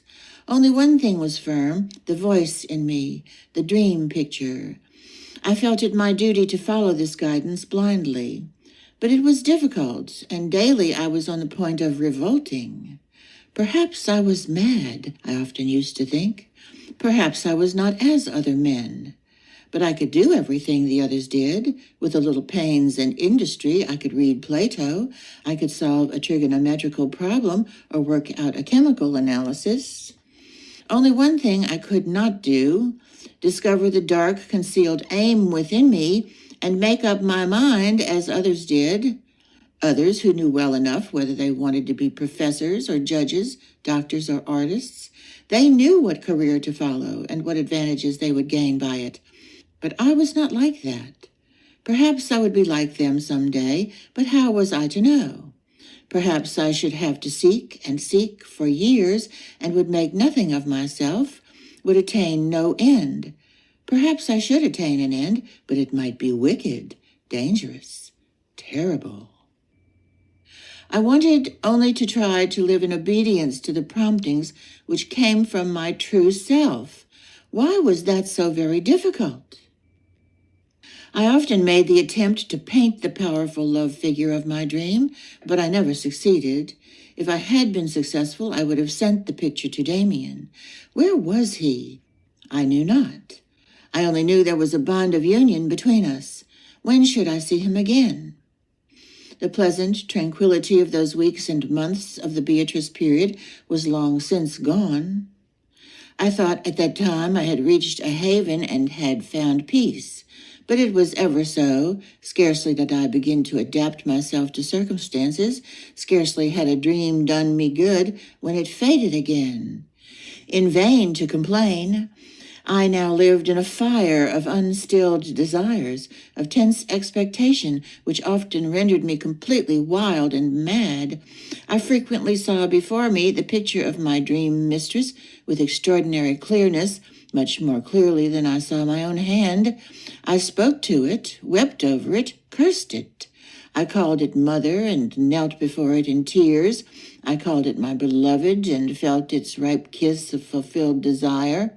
I called it devil and whore, vampire and murderer. It invited me to the tenderest dreams of love and to the most horrible abominations. Nothing was too good and precious for it, nothing too bad and vile.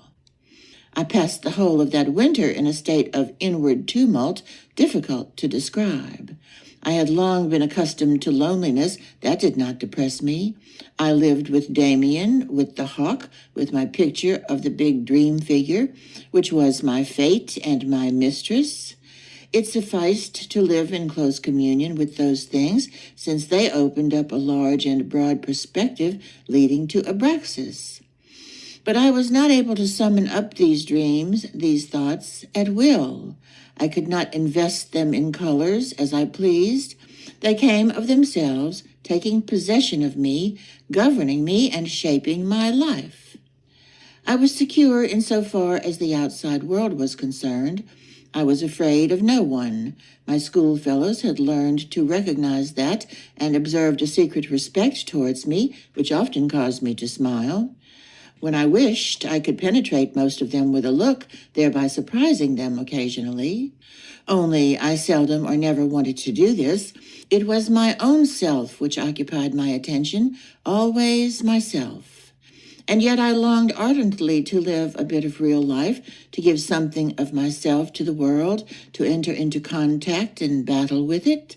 Sometimes, as I wandered through the streets in the evening and could not, through restlessness, return home before midnight, I thought to myself, now I cannot fail to meet my beloved. I shall overtake her in the next corner. She will call me from the next window. Sometimes all this seemed to torture me unbearably, and I was quite prepared to take my own life some day. At that time I found a peculiar refuge, by chance, as one says. But really, such happenings cannot be attributed to chance. When a person is in need of something and the necessary happens, this is not due to chance, but to himself. His own desire leads him compellingly to the object of which he stands in need. 2 or 3 times during my wanderings through the streets, I had heard the strains of an organ coming from a little church in the suburbs, without, however, stopping to listen. The next time I passed by the church, I heard it again and recognized that Bach was being played.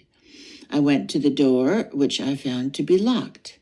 As the street was practically empty, I sat down on the curbstone close to the church, turned up the collar of my coat, and listened. It was not a large organ, but a good one nevertheless. Whoever was playing played wonderfully well, almost like a virtuoso, but with a peculiar, highly personal expression of will and perseverance, which seemed to make the music ring out like a prayer. I had the feeling that the man who was playing knew a treasure was shut up in the music, and he struggled and tapped and knocked to get at the treasure as if his life depended on his finding it. In the technical sense, I do not understand very much about music, but this form of the soul's expression I have from my childhood intuitively understood. I feel music is something which I can comprehend without initiation. The organist next played something modern. It might have been reggae. The church was almost completely dark. Only a very narrow beam of light shone through the window nearest to me. I waited until the end and then walked up and down till the organist came out. He was still a young man, though older than myself, robust and thick-set. He walked quickly, taking powerful strides, but as if forcing the pace against his will. Many an evening thereafter I sat before the church or walked up and down. Once I found the door open, and for half an hour I sat shivering and happy inside while the organist played in the organ loft by the dim gaslight. Of the music he played, I heard not only what he himself put into it. There seemed also to be a secret coherence in his repertory. Each piece seemed to be the continuation of the one preceding. Everything he played was pious, expressing faith and devotion, but not pious like churchgoers and clergymen, but like pilgrims and beggars of the Middle Ages. Pious with a reckless surrender to a world feeling which was superior to all confessions of faith. He frequently played music by the pre-Bach composers and old Italian music. And all the pieces said the same thing. All expressed what the musician had in his soul, longing, a longing to identify oneself with the world and to tear oneself free again, listening to the workings of one's own dark soul, an orgy of devotion and lively curiosity of the wonderful. I once secretly followed the organist as he left the church. He continued his way to the outskirts of the town and entered a little tavern. I could not resist the temptation to go in after him. For the first time, I had a clear view of him. He sat at the table in the corner of the little room, a black felt hat on his head, a measure of wine before him, and his face was just as I had expected it to be.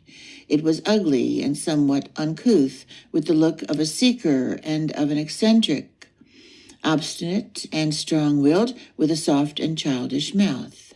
The expression of what was strong and manly lay in the eyes and forehead. On the lower half of the face sat a look of gentleness and immaturity, rather effeminate and showing a lack of self-mastery. The chin indicated a boyish indecision, as if in contradiction with the eyes and forehead. I liked the dark brown eyes, full of pride and hostility. Silently, I took my place opposite him. There was no one else in the tavern. He glared at me as if he wished to chase me away. Nevertheless, I maintained my position, looking at him unflinchingly, until at last he growled testily, "What the deuce are you staring at me for? Do you want anything of me?" "I don't want anything," I said. "You have already given me much." He wrinkled his forehead. "Ah, you're a music enthusiast, are you? I think it's disgusting to go mad over music." I did not let myself be intimidated. "I have so often listened to your playing there in the church," I said, "but I don't want to bother you. I thought perhaps I should discover something in you, something special. I don't know exactly what, but please don't mind me. I can listen to you in the church." "Why, I always lock the door." "Just lately you forgot, and I sat inside. Otherwise I stand outside or sit on the curbstone." "Is that so? Another time you can come inside. It's warmer. You simply got to knock on the door, but loudly and not while I'm playing. Now, what did you want to say? But you're quite young, apparently, a schoolboy or a student. Are you a musician?" "No, I like music, but only the kind you play. Absolute music, where one feels that someone is trying to fathom heaven and hell. I like music so much, I think, because it is not concerned with morals. Everything else is a question of morals, and I am looking for something different. Whatever has been concerned with morals has caused me only suffering. I don't express myself properly. Do you know that there must be a God who is at the same time God and a devil? There must have been one. I have heard so." The organist pushed back his broad hat and shook the dark hair from his forehead. He looked at me penetratingly and bent forward, his face towards me over the table. Softly and tensely he questioned, "What's the name of the God of whom you are talking?" "Unfortunately, I know practically nothing about him, really, only his name. His name's Abraxas." The musician looked distrustfully around, as if someone might be eavesdropping. Then he bent toward me and said in a whisper, "I thought so. Who are you?" "I'm a student from the school." "How do you know about Abraxas?" "By chance." He thumped on the table so that his wine spilled over. "Chance! Don't talk nonsense, young man. One doesn't know of Abraxas by chance. Mark you, I will tell you something more of him. I know a little about him." He ceased talking and pushed back his chair. I looked at him expectantly, and he made a grimace. "Not here. Another time. There, take these." He dug his hand into the pocket of his overcoat, which he had not taken off, and pulled out a couple of roasted chestnuts, which he threw at me. I said nothing. I took and ate them, and was very contented. "Well," he whispered after a while, "how do you know about him?" I did not hesitate to tell him. "I was lonely and perplexed," I related. "I called to mind a friend of former years, who I think knows a great deal. I had painted something, a bird coming out of a terrestrial globe. I sent this to him. After a time, when I had begun to lose hope of a reply, a piece of paper fell into my hands. On it was written, 'The bird fights its way out of the egg. The egg is the world. Whoever will be born must destroy a world. The bird flies to God. The name of the god is Abraxas." He answered nothing. We peeled our chestnuts and ate them and drank our wine. "Shall we have another drink?" he asked. "Thanks, no, I don't care much for drinking." He laughed somewhat disappointedly. "As you wish. I am different. I am staying here. You can go now." The next time I saw him after the organ recital, he was not very communicative. He conducted me through an old street to an old stately house and upstairs into a large, somewhat gloomy and untidy room where, besides a piano, there was nothing to indicate that its occupant was a musician. Instead, a huge bookcase and writing table gave the room a somewhat scholarly air. "What a lot of books you have," I said appreciatively. "A part of them belongs to the library of my father, with whom I live." "Yes, young man, I live with my father and mother, but I cannot introduce you to them, as I and my acquaintances meet with but scant respect at home. I am a prodigal son, you see. My father is very much looked up to. He is a well-known clergyman and preacher in this town. And I, to let you know at once, am his talented and promising son, who, however, is guilty of many backslidings and, to a certain extent, mad.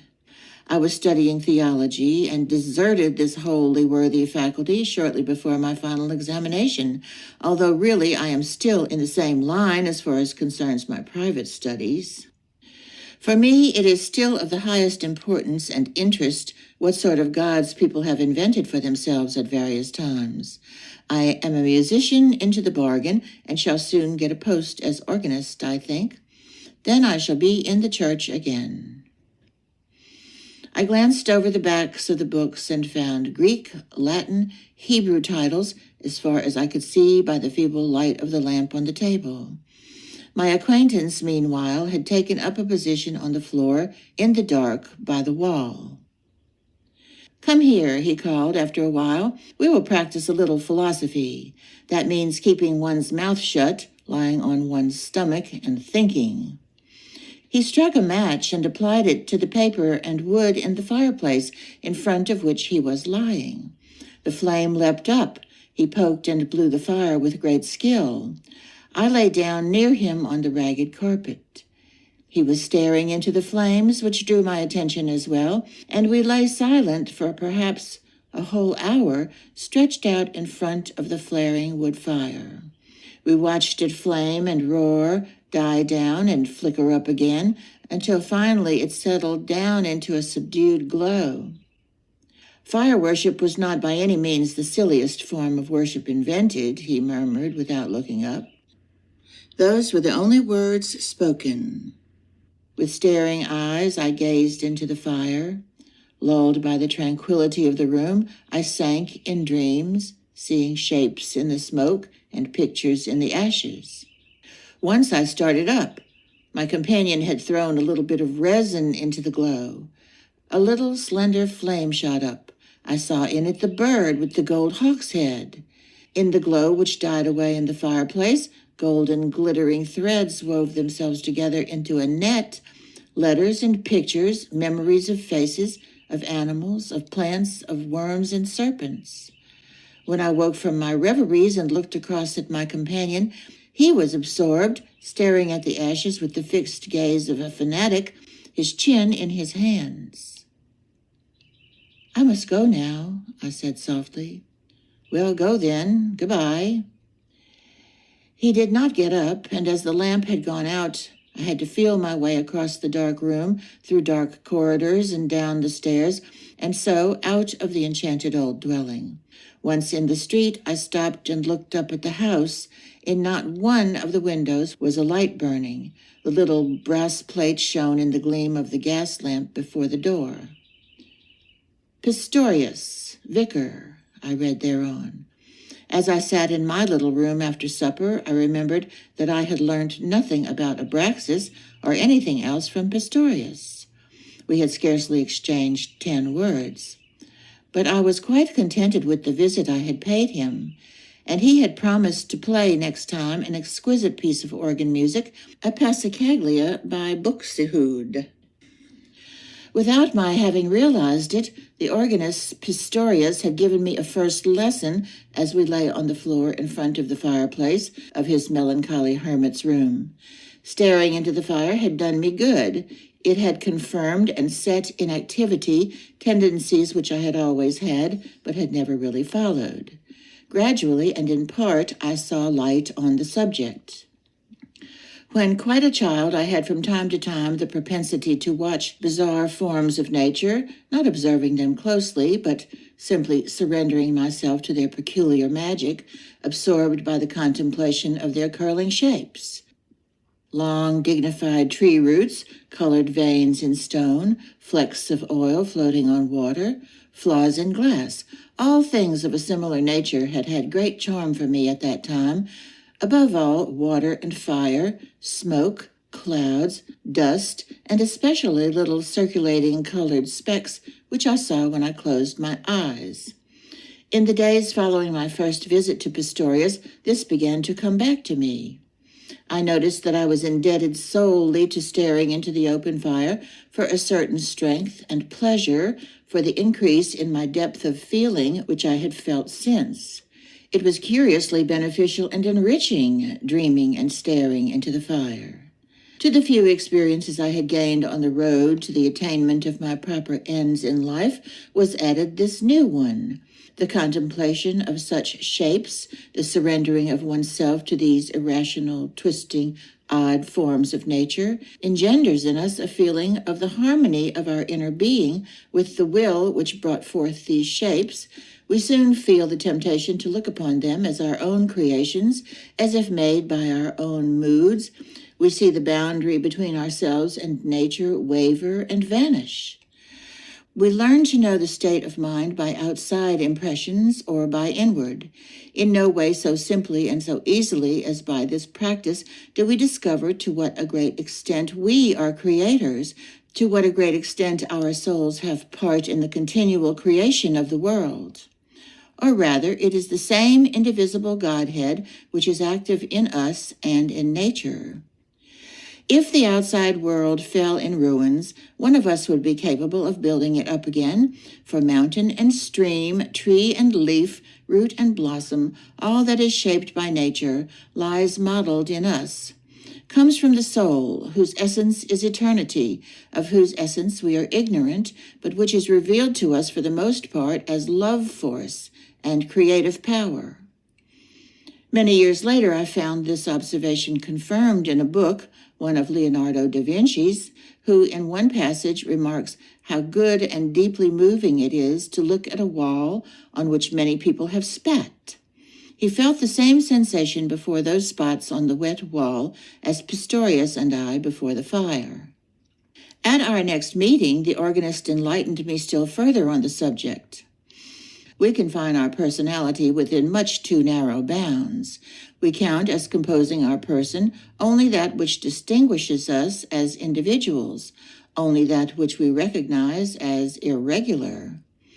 But we are made up from the entire world stock, each one of us, and just as in our body is displayed the genealogical table of development back through the fish stage and still further, so we have accumulated in our souls all the experiences through which a human soul has ever lived. All the gods and devils which have ever been, whether those of the Greeks or Chinese or Zulus, all are in us, are there as potentialities, as desires, as starting points. If all mankind died out, with the exception of a single moderately gifted child who had not enjoyed the slightest instruction, so would this child rediscover the whole process of things. It would be able to produce gods, demons, paradises, the commandments and prohibitions, Old and New Testaments, everything. Well and good, I objected, but then what does the worth of the individual consist of? Why do we continue to strive if everything has already been achieved in us? Stop, exclaimed Pistorius vehemently. There is a great difference between whether one merely carries the world in oneself or whether one is conscious of that as well. A madman can have ideas which remind one of Plato, and a pious little boy in a Moravian boarding school will recreate in his thought profound mythological ideas which occur in the Gnostics or in Zoroaster. But he does not realize it. He is a tree or a stone, at best an animal, as long as he does not know it. But when the first spark of this knowledge glimmers in him, he becomes a man. You will not consider all the two-legged creatures who walk out there in the street as human beings simply because they walk erect and carry their young 9 months in the womb. Look how many of them are fish or sheep, worms or leeches. How many are ants or bees? Well, in reach of them are the possibilities of becoming human creatures, but only when they feel this. It is only when, if even in part, they learn to make them conscious that these potentialities become theirs. Our conversations were somewhat after this style. They seldom taught me anything completely new, anything absolutely surprising, but all, even the most banal, hit like a light, persistent hammer stroke on the same point in me. All helped in my development. All helped to peel off skins, to break up eggshells, and after each talk I held my head somewhat higher. I was more sure of myself, until my yellow bird pushed his beautiful bird of prey crest through the ruins of the world shell.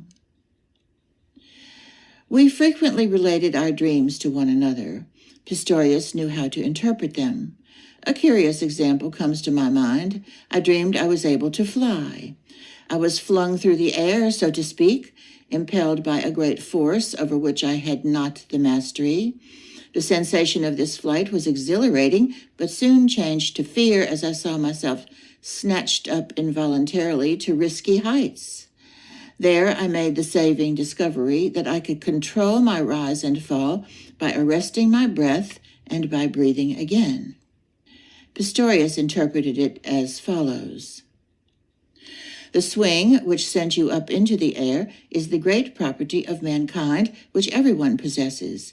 It is the feeling of close relationship with the springs of every force. But it soon causes anxiety. It is cursedly dangerous. For that reason, most people willingly renounce flying, preferring to walk according to prescribed laws along the footpath. But not you. You fly higher as befits an intelligent fellow. And behold, you make a wonderful discovery there.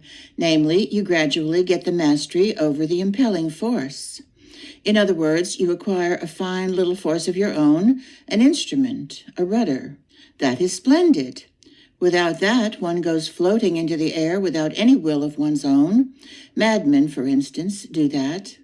They have deeper presentiments than the people on the footpath, but they have no key and no rudder. They fall whistling through the air down into the fathomless depths. But you, Sinclair, you manage all right. And how, pray? You probably don't even know. You manage with a new instrument, with a breath regulator. And now you can see that your soul isn't really personal at bottom. I mean, that you didn't invent this regulator. It isn't new. It is alone. It has existed for thousands of years. It is the balancing organ fish have, the air bladder.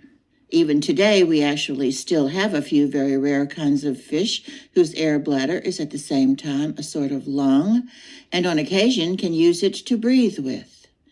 In your dream, you made use of your lungs in exactly the same way as these fish do their air bladder. He even brought me a volume on zoology and showed me the original drawings of these ancient fish, and with a peculiar thrill, I felt an organ of early evolutionary epochs functioning in me. Chapter 6, Jacob Wrestles with God, Part 1. I cannot relate in brief all that I learned from the singular musician Pistorius about Abraxas. The most important result of his teaching was that I made a further step forward on the road to self-realization. I was then about 18 years old. I was a young man, rather out of the ordinary, precocious in 100 things, and in 100 other things backward and helpless. When from time to time I used to compare myself with others, I was often proud and conceited, but just as frequently I felt depressed and humiliated. I had often looked upon myself as a genius, often as half mad. I could not share the pleasures and life of the fellows of my age, and often I heaped reproaches on myself and was consumed with cares, thinking I was hopelessly cut off from them, and that life was closed to me. Pistorius, himself full-grown and an eccentric, taught me to preserve my courage and my self-esteem. In constantly finding some value in my words, in my dreams, in the play of my imagination, and in my ideas, in taking them seriously and discussing them, he set me an example.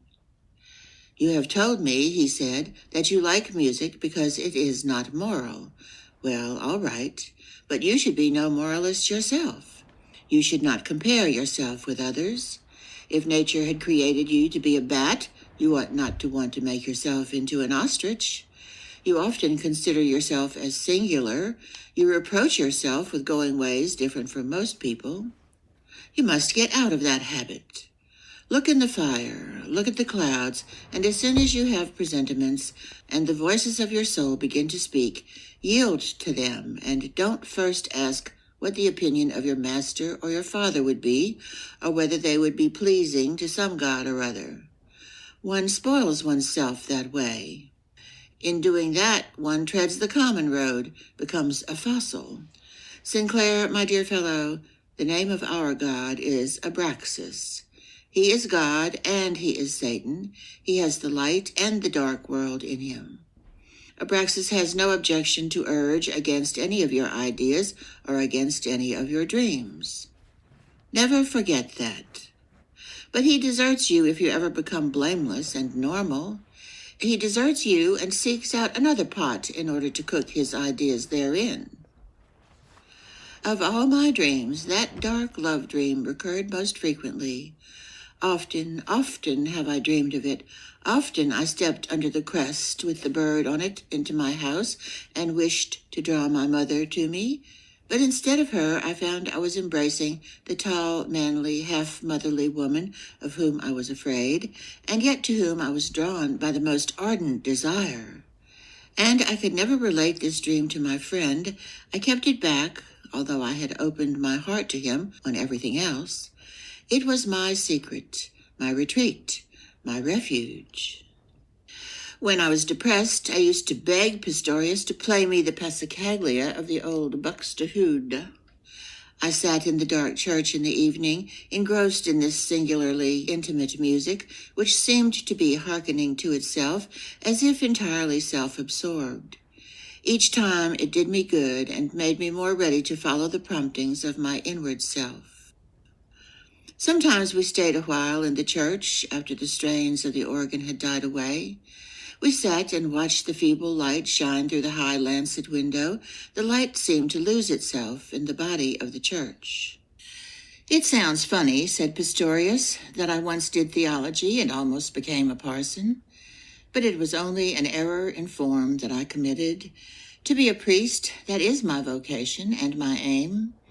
Only I was too easily satisfied and gave myself to the service of Jehovah before ever I knew Abraxas.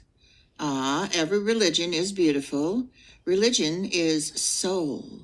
It is all one whether you take communion as a Christian or whether you make a pilgrimage to Mecca." "Then really you might have been a clergyman?" I suggested. "No, Sinclair, no. I should have had to have lied in that case. Our religion is so practiced as if it were none. It is carried on as if it were a work of the understanding. A Catholic I could well be, if need were, but a Protestant clergyman, no. There are two kinds of genuine believers, I know such, who hold gladly to the literal interpretation. I could not say to them that for me Christ was not a mere person, but a hero, a myth, a wonderful shadow picture in which mankind sees itself painted on the wall of eternity. And what should I find to say to the other sort, those who go to church to hear wise words, to fulfill a duty, to leave nothing undone, etc.? Convert them, you think, perhaps? But that is not at all my idea. The priest does not wish to convert. He only wants to live among the believers, among those of his own kind, so that through him they may find expression for the feeling out of which we make our gods. He broke off. Then he continued. Our new faith, for which we have now chosen the name of Abraxas, is beautiful, my friend. It is the best we have. But it is still a nestling. Its wings have not yet grown. Alas, a lonely religion that is not yet the true one. It must become an affair of many. It must have cult and orgy, feasts and mysteries.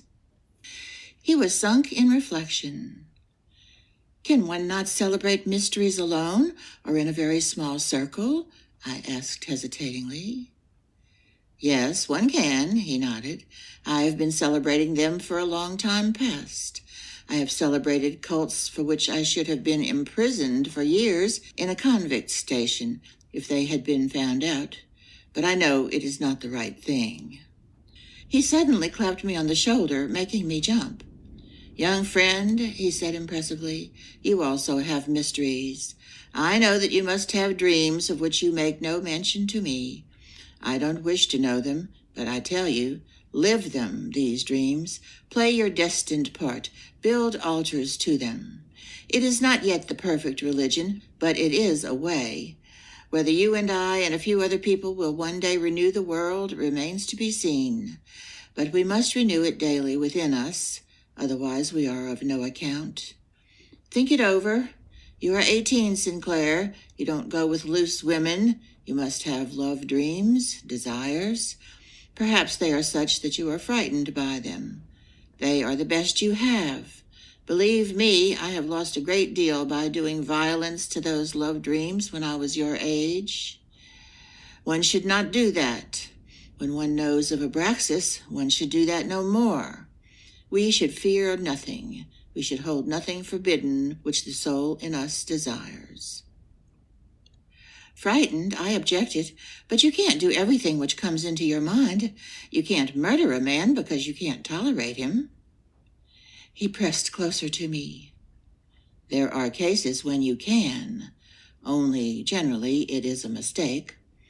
I don't mean that you can simply do everything which comes into your mind. No, but you shouldn't do injury to those ideas in which there is sense. You shouldn't banish them from your mind or moralize about them. Instead of getting oneself crucified or crucifying others, one can solemnly drink wine out of a cup, thinking the while on the mystery of sacrifice. One can, without such actions, treat one's impulses and one's so-called temptations with esteem and love. Then you discover their meaning, and they all have meaning. Next time the idea takes you to do something really mad and sinful, Sinclair, if you would like to murder someone or do something dreadfully obscene, then think a moment that it is Abraxas who is indulging in a play of fancy. The man you would like to kill is never really Mr. So-and-so. That is really only a disguise. When we hate a man, we hate in him something which resides in us ourselves. What is not in us does not move us. Never had Pistorius said anything to me which went home so deeply as this. I could not reply. But what moved me most singularly and most powerfully was that Pistorius in this conversation had struck the same note as Demian, whose words I had carried in my mind for years and years past. They knew nothing of one another, and both said to me the same thing. The things we see, said Pistorius softly, are the same things which are in us. There is no reality except that which we have in ourselves. For that reason, most people live so unreally, because they hold the impressions of the outside world for real, and their own world in themselves never enters into their consideration. You can be happy like that. But if once you know of the other, then you no longer have the choice to go the way most people go. Sinclair, the road for most people is easy. Ours is hard. Let us go. A few days later, after I had on 2 occasions waited for him in vain, I met him late one evening in the street. He came stumbling round a corner, blown along by the cold night wind. He was very drunk. I did not like to call him. He passed by without noticing me, staring in front of him with strange glowing eyes, as though he were moving in obedience to a dark call from the unknown. I followed him down one street. He drifted along as if drawn by an invisible wire, with the swaying gait of a fanatic or like a ghost. Sadly, I went home to the unsolved problems of my dreams. Thus he renews the world in himself, I thought, and felt instantly that my thought was base and moral. What did I know of his dreams? Perhaps in his intoxication he was going a surer way than in my anxiety. In the intervals between lessons, it struck me once or twice that a boy who had never before attracted my notice was hovering about in my proximity.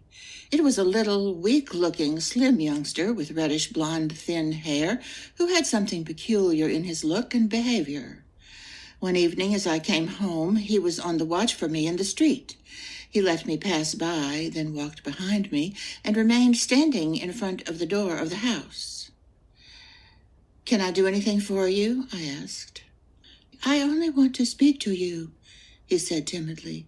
"Be good enough to come a few steps with me." I followed him, observing that he was deeply excited and full of expectation. His hands trembled. "Are you a spiritualist?" he asked quite suddenly. "No, Knauer," I said, laughing. "Not a bit. How did you get hold of that idea?" "But you are a theosophist?" "No again." "Oh, please don't be so reserved. I feel with absolute certitude that there is something singular about you. It is in your eyes. I thought it certain you communed with spirits." "I am not asking out of curiosity, Sinclair. No. I am myself a seeker, you know, and I am so lonely." "Tell me, then," I encouraged him. "I know absolutely nothing of ghosts. I live in my dreams. That is what you have felt about me. Other people live in dreams as well, but not in their own. That is the difference." "Yes, perhaps so," he whispered. "Only it depends on the sort of dreams you live in. Have you ever heard of white magic?" I had to admit my ignorance. "It's when you learn to get the mastery over yourself. You can be immortal and have magical powers as well. Have you never practiced such experiments?" On my evincing curiosity with regard to those practices, he was mysteriously silent, but when I turned to go, he burst out in explanation. "For example, when I go to sleep or when I wish to concentrate my thoughts, I do such exercises. I think of something or other, a word, for instance, or a name, or a geometrical figure. Then I think it into myself as strongly as I can. I try to get it into my head until I feel it is there. Then I think it in my neck, and so on, until I am quite full of it. Then my thoughts are concentrated, and nothing more can disturb my repose." I understood to a certain degree what he meant, yet I felt he had something else in his mind. He was oddly excited and hasty. I tried to make the questions easy for him, and he soon gave me an indication of what immediately concerned him. "You are also continent?" he asked me anxiously. "What do you mean by that? Do you mean it from the sex point of view?" Yes. I have been continent for 2 years, since I knew of what I have told you. Before that, I practiced a vice. You know what. You've never been with a woman, then?" "No," I said. "I haven't found the right one." "But if you should find her, the one you consider the right one, then would you sleep with her?" "Yes, naturally, if she had nothing against it," I said with some scorn. "Oh, then you are on a false track. One can only perfect one's inner forces if one remains entirely continent. I have done it for 2 whole years. 2 years and a little more than a month. Oh, it's so hard. Often I can scarcely hold out any longer." "Listen, Knauer, I don't believe that continency is so terribly important." "I know," he parried. "They all say that. but I did not expect to hear it from you. Whoever will go the higher spiritual way must remain pure unconditionally." "Well, then do so. But I don't understand why one man should be purer than another because he represses his sex instincts. Or can you switch off all sexual matters from your thoughts and dreams?" He looked despairingly at me. "No, that's just it. God, and yet it must be. At night I have dreams which I couldn't relate, even to myself. Terrible dreams, terrible." I recollected what Pistorius had said to me, but however much I felt his words to be right, I could not pass them on. I could not give advice which did not result from my own experience, advice the observance of which I did not yet feel myself equal to. I was silent and felt humiliated that someone should come to me for counsel when I had none to give. "I have tried everything," wailed Knauer beside me. "I have done all that a man can do, with cold water, with snow, with gymnastic exercises and running, but all that doesn't help a bit. Each night I wake up out of dreams on which I dare not think, and most dreadful of all, I am by degrees losing everything that I had gained spiritually. It is almost impossible for me any longer to concentrate my thoughts or to lull myself to sleep. Often I lie awake the whole night through. I shall not be able to bear that much longer. Finally, when I can carry on the struggle no further, when I give in and make myself impure again, then I shall be worse than all the others who have never struggled against it. You understand that, don't you?" I nodded, but could say nothing to the point. He began to bore me, and I was horrified at myself because his obvious need and despair made no deep impression on me. My only sentiment was, "I can't help you." "Then you know nothing that would help me?" he asked at last, exhausted and sad. "Nothing at all? There must be some way.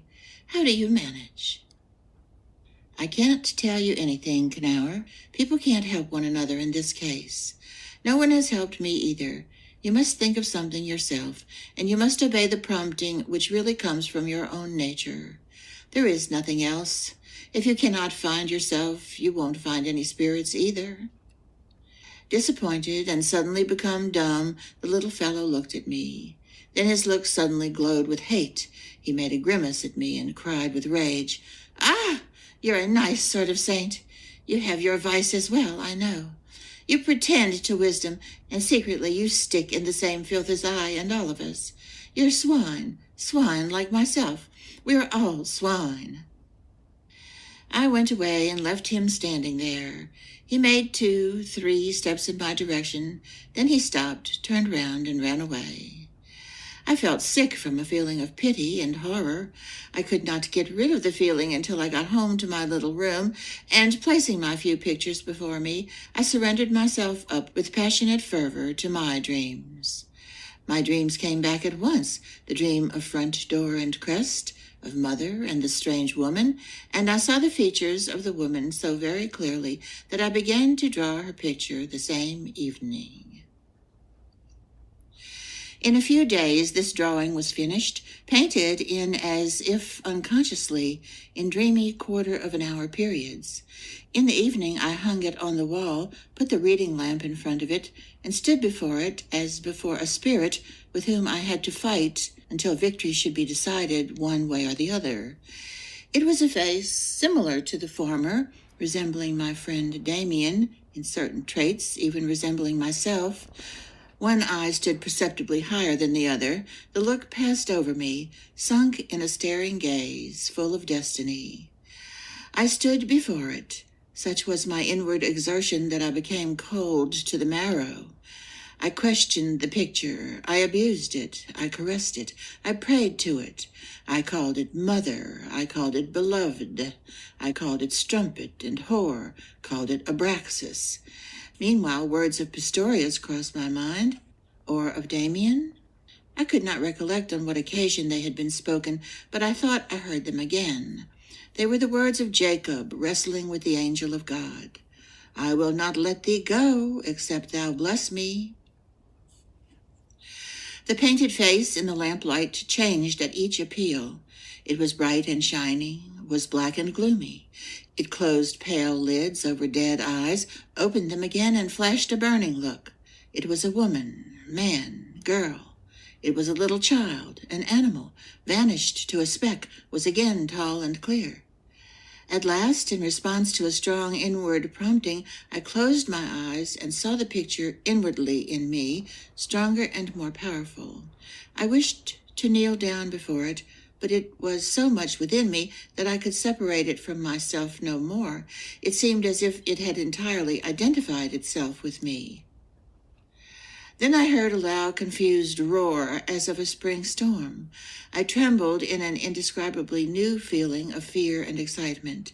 Stars darted before me and died out, recollections even of the first forgotten years of my childhood, of a time further back still, of a pre-existence, and the early stages of existence pressed through me. But the recollections, which seemed to piece together my life's whole history, even to its most secret details, did not cease with yesterday and today. They went further, mirrored the future, tearing me away from today, changing me into new forms of life, of which the pictures were very bright and blinding. But of none of them could I call up a just image later. Chapter 6, Jacob Wrestles with God, Part 2. In the night, I woke up out of a deep sleep. I was dressed and lying transversely across the bed. I struck a light, feeling that I must try to remember something important that had happened. I knew nothing of the hours just past. I turned on the light, and recollection came back gradually. I looked for the picture. It was not hanging on the wall, neither was it lying on the table. I thought confusedly that I must have burned it. Or was it a dream that I had burned it in my hands and had eaten the ashes? A great inquietude convulsed me and drove me forth. I put on my hat, went out of the house and down the street, as if under coercion.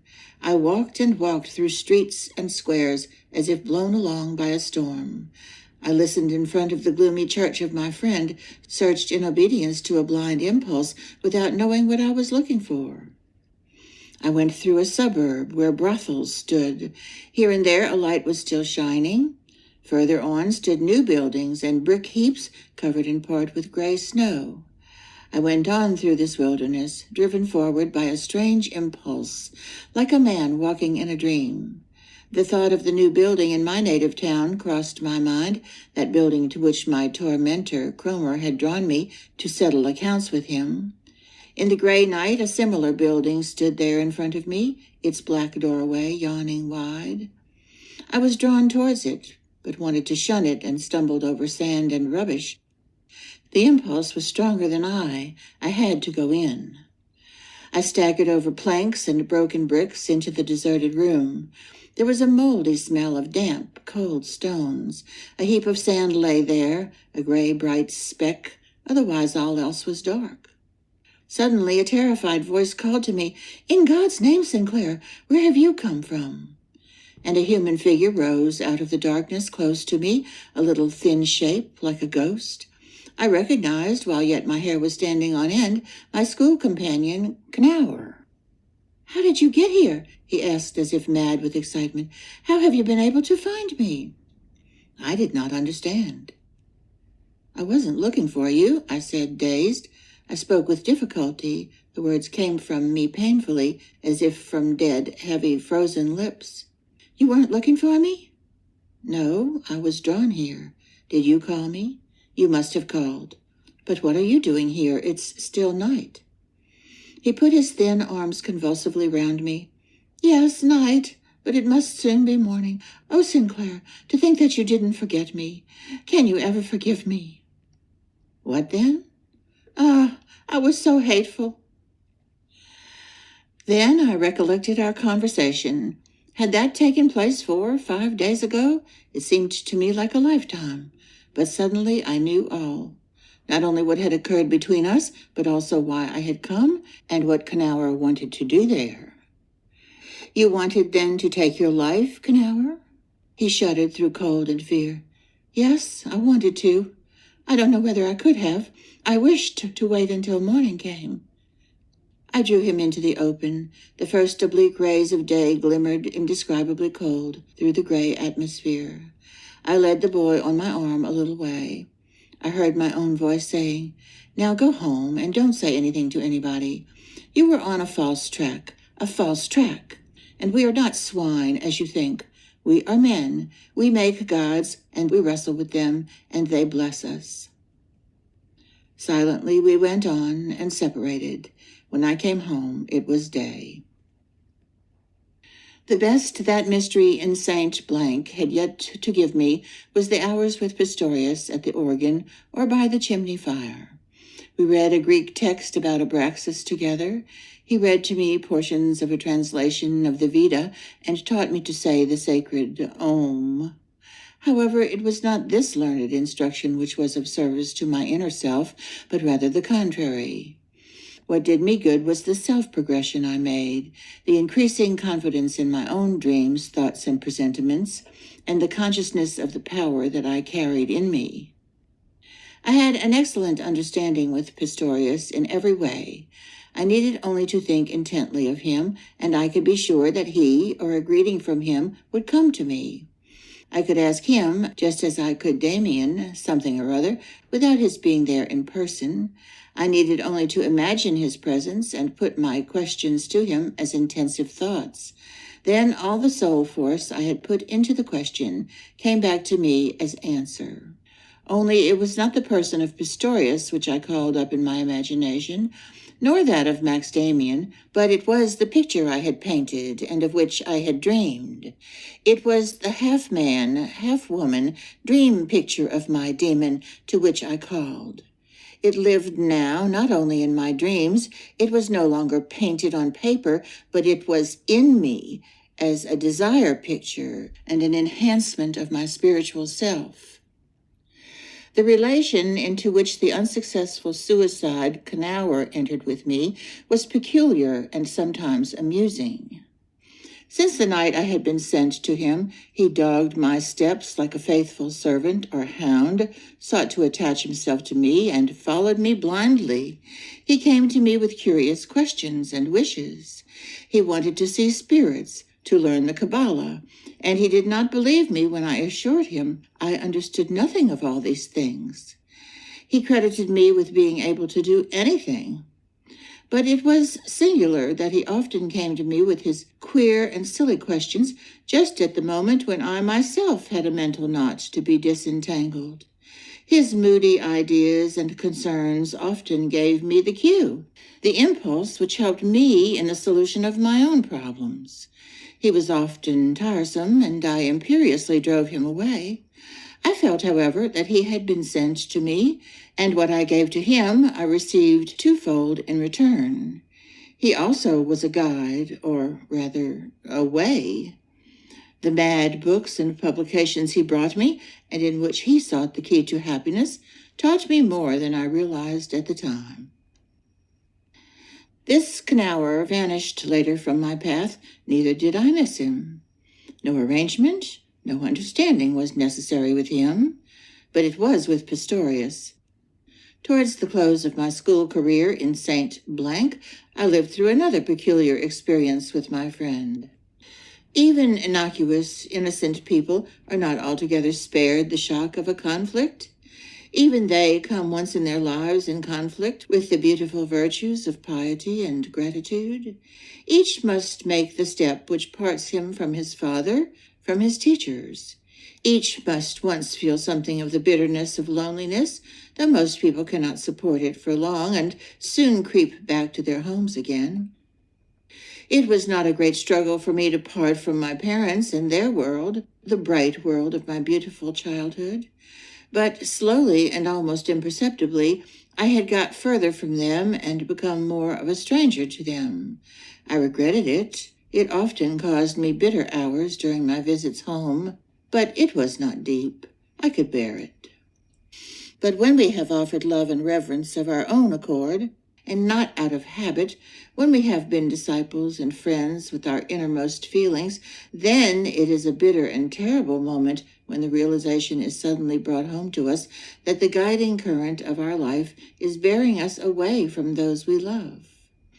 Then every thought of ours which rejects our friend and teacher enters our own heart like a poisoned sting.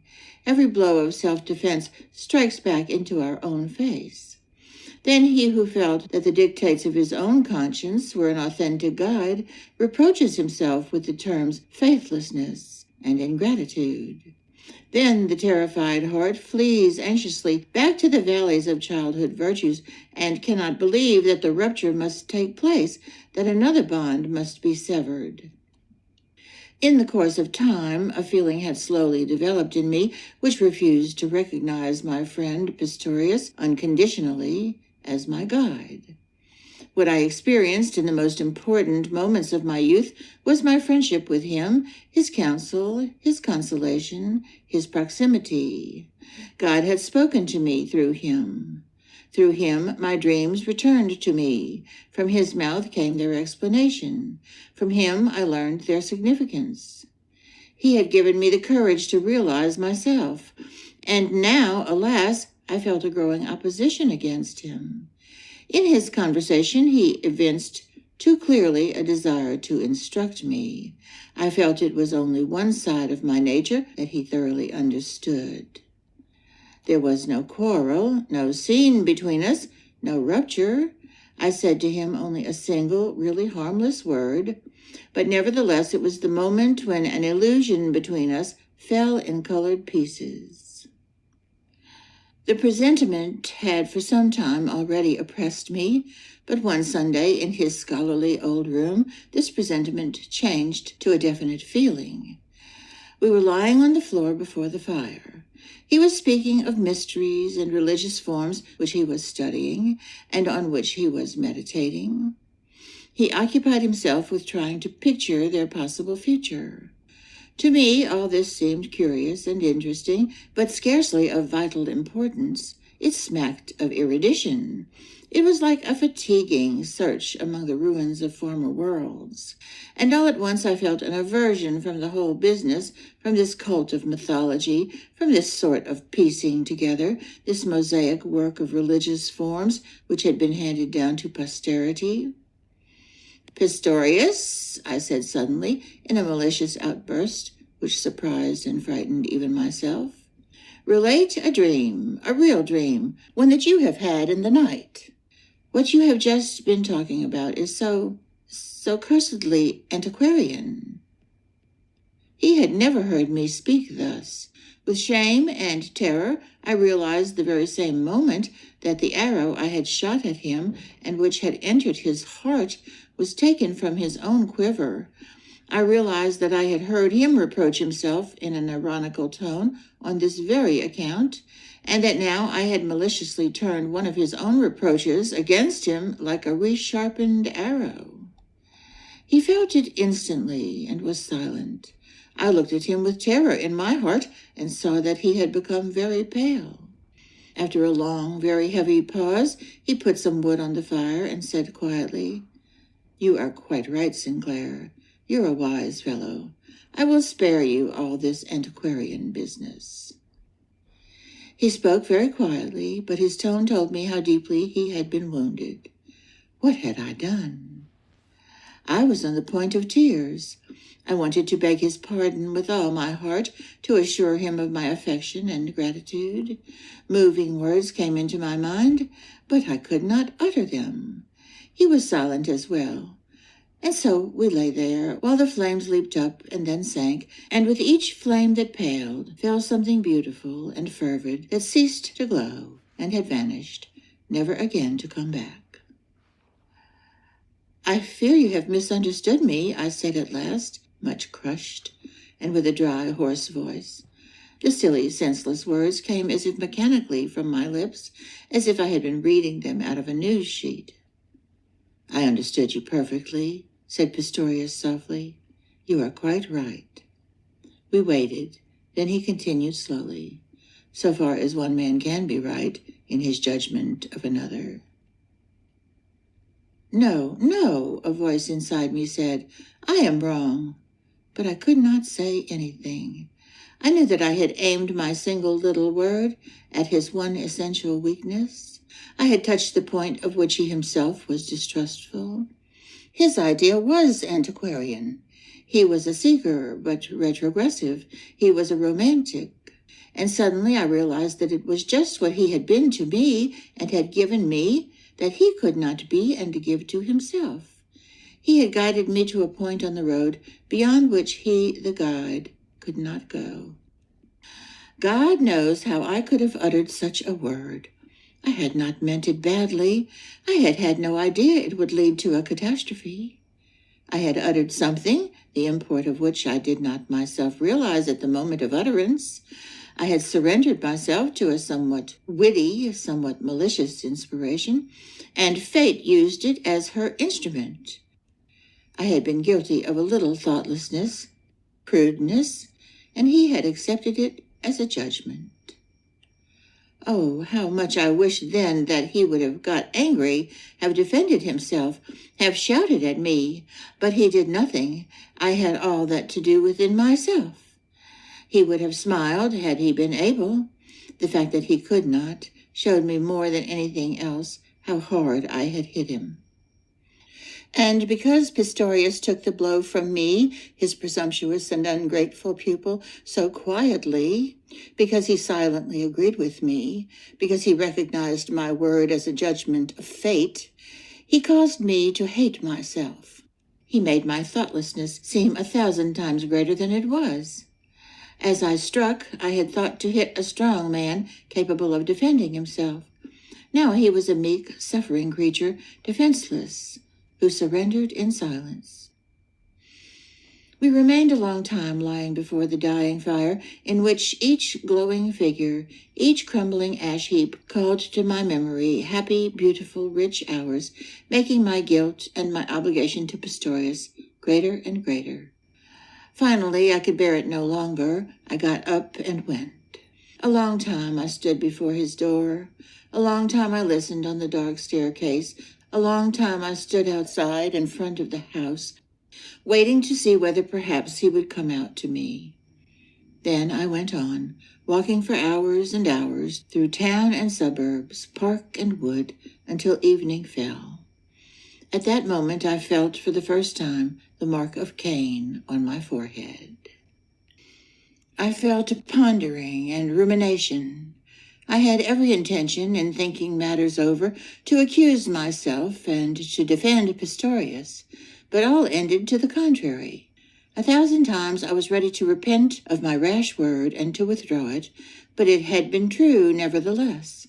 Now I succeeded in understanding Pistorius, in building up his whole dream. This dream had been to be a priest, to proclaim a new religion, to invent new forms of exaltation, of love, of worship, to set up new symbols. But this was not within his province. He lingered too long in the past. He knew too much of what had been. He knew too much of Egypt, of India, of Mithras, of Abraxas. His love was attached to ideas with which the world was already familiar. And in his inmost self, he probably recognized that the new religion had to be different, that it had to spring from fresh sources and not be drawn out of collections and libraries. His office was perhaps to help men find themselves, as he had done with me. But to found a new doctrine, to give new gods to the world, was not his function in life. And at this point, the realization came upon me that everyone has an office, a charge, but to no one is it permitted to choose his office for himself and to discharge it as he likes. It was wrong to want new gods. It was entirely wrong to wish to give the world anything. A man has absolutely no other duty than this, to seek himself, to grope his own way forward, no matter whither it leads.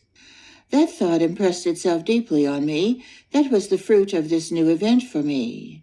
Often had I pictured the future. I had dreamed of filling roles which might be destined for me, as poet perhaps, or as prophet, as painter, or some such role. All that was of no account. I was not here to write, to preach, to paint. Neither I nor anyone else was here for that purpose. All that was secondary. The true vocation for everyone was only to attain to self-realization. He might end as poet or as madman, as prophet or as criminal. That was not his affair. That was of no consequence in the long run. His business was to work out his own destiny, not any destiny, but his own, to live for that entirely and uninterruptedly. Everything else was merely an attempt to shun his fate, to fly back to the ideals of the masses, to adapt himself to circumstances. It was fear of his own inner being.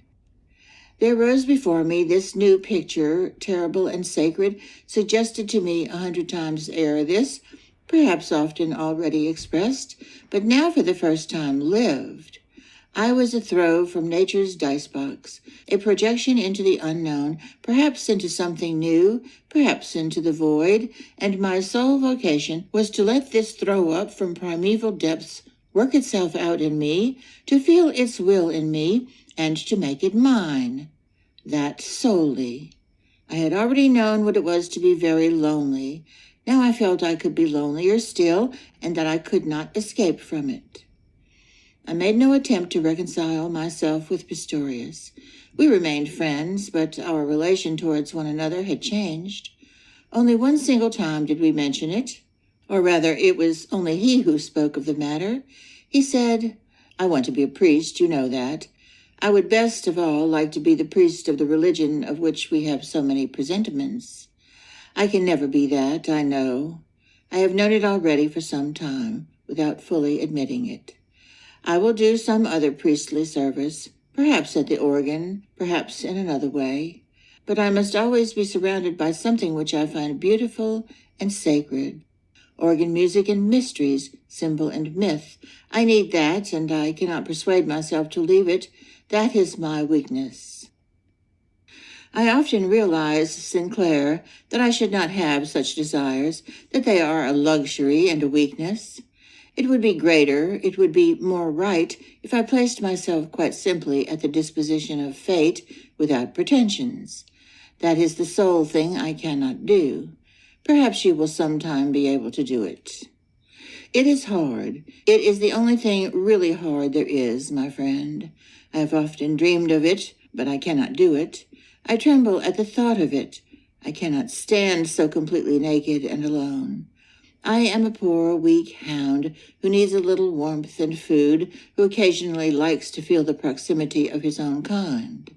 He whose only desire is to work out his own destiny has no kith or kin, but stands alone and has only the cold world's space around him. Do you know, that is Jesus in the Garden of Gethsemane. There have been martyrs who willingly let themselves be nailed to the cross. But even they were not heroes. They were not free. They also wished for something to which they had become accustomed, which they had loved, with which they had felt at home. They had examples or ideals. He who will fulfill his destiny has neither examples nor ideals. He has nothing dear to him, nothing to comfort him. And one really ought to go this way. People like you and I are certainly very lonely, but we still have each other. We have the secret satisfaction of being different, of revolting, of wanting the unusual. But we must drop that too if we would go the whole way. We must not wish to be revolutionaries, or examples, or martyrs, to think the thought to its logical end. No, one could not think beyond that, but one could dream of it, could sense it, could anticipate it. A few times I realized something of this in a very quiet hour. Then I looked straight into the open, staring eyes of my fate. They could have been full of wisdom or full of madness. They could be full of love or full of wickedness. It was all one. One was to choose nothing of all that. One was to want nothing. One was only to want oneself, one's destiny. In that way had Pistorius served me, for a time, as guide. In those days I walked about as if I were blind. Storms roared within me. Every step meant danger. I was conscious of nothing but the precipitous darkness in front of me, down to which all the roads I had trodden hitherto seemed to lead. And in my inward self I saw the picture of the guide, who resembled Demian, and in whose eyes stood my fate. I wrote on a sheet of paper, "A guide has left me. I stand in complete darkness. I cannot take a step alone. Help me." I wished to send that to Demian, yet I omitted to do this, for each time I wished to do it, it seemed foolish and meaningless. But I knew that little prayer by heart and often said it to myself. It accompanied me hourly. I began to realize what prayer is. My school career was over. My father had arranged that during the holidays I was to travel, and then I was to go to university. In which faculty I knew not. I was to be allowed to take philosophy for 1 semester. I should have been equally content with anything else. Chapter 7, Mother Eve, Part 1. In the holidays, I went once to the house in which, years before, Max Demian and his mother had lived. An old lady was walking in the garden. I entered into conversation and learned that the house belonged to her. I inquired after the Demians. She remembered them very well, but she did not know where they were living at that moment. As she felt my interest, she took me into the house, searched through a leather album, and showed me a photograph of Demian's mother. I scarcely had any recollections of what she was like, but when I saw the little picture, my heart stood still. It was my dream picture. There it was, the tall, almost masculine woman's figure, resembling her son, with traits of motherliness, traits which denoted severity and deep passion, beautiful and alluring, beautiful and unapproachable, demon and mother, destiny and mistress. That was she. I was filled with a wild wonder when I learned that my dream picture lived on earth. There was a woman then who looked like that, who bore my fate in her features. Where was she? Where? And she was Demian's mother? I started on my travels soon after. A strange journey. I went restlessly from place to place as impulse directed, always in search of this woman. There were days when I met shapes which reminded me of her and which resembled her. These shapes led me on through the streets of strange towns, into railway stations, into trains, as in a tangled dream. There were other days when I saw how useless my search was. Then I sat inactive, anywhere, in a park or the garden of a hotel, in a waiting room. I looked into myself and tried to make the picture live in me. But it was now shy and elusive. I could not sleep. I only nodded for a quarter of an hour or so on railway journeys through country unknown to me. Once in Zurich, a woman followed me, a pretty, rather forward woman. I scarcely noticed her and went on as if she were air. I would rather have died at once than have shown sympathy for another woman, even if only for an hour. I felt that my destiny was leading me on. I felt that fulfillment was nigh. I was mad with impatience to think that I could do nothing to help myself. Once at a station, I think it was at Innsbruck, I saw at the window of a train which was just moving out a form which reminded me of her, and I was miserable for days. And suddenly the form appeared again to me at night in a dream. I woke up with a feeling as of shame, realizing the fruitlessness and senselessness of my chase, and I went home by the most direct route. A couple of weeks later, I matriculated in the University of H. Everything disappointed me. The course of lectures I followed on the history of philosophy was just as vain and mechanical as the common ground of student life. Everything was so much according to pattern. One person did as the other, and the boyish faces, although inflamed with a forced gaiety, looked so distressingly vacant. It was like the gloss of a ready-made article. But I was free. I had the whole day to myself and lived quietly in a beautiful old building outside the town. I had a couple of volumes of Nietzsche on my table. I lived with him, feeling the loneliness of his soul, sensing his destiny, which impelled him onwards unceasingly. I suffered with him, and was happy that there had been one who had gone his way so inflexibly. Late one evening, I wandered through the town. An autumn wind was blowing, and I heard the student societies singing in their taverns. Tobacco smoke rose in clouds through the open windows. Songs were being roared out loudly and tensely. But the noise did not soar up. It fell dully on the ear. It was lifelessly uniform. I stood at a street corner and listened. From two cafes, the flood of song rolled forth into the night. Everywhere community, everywhere this huddling together, everywhere this unloading of the burden of destiny, this flight into the warm proximity of the herd. Two men passed me by slowly. I caught a phrase of their conversation. "Isn't it just like an assembly of youths in a nigger village?" said one. "They all do the same things. Even tattooing is in fashion. Look, that's the young Europe." The voice rang suggestively in my ear. I followed behind the two in the dark street. One of them was a Japanese, small and elegant. I saw his yellow, smiling face shine under the lamp. The other spoke again. "Well, I don't suppose it's any better with you in Japan. People who do not follow the herd are everywhere rare. There are a few here, too." Every word went through me. I felt pleasure and dread. I recognized the speaker. It was Demian.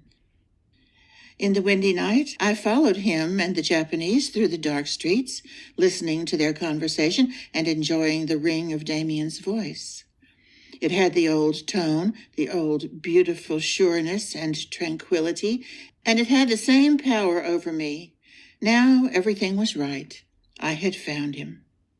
At the end of a street in the suburbs, the Japanese took leave and closed a house door behind him. Demian took the way back.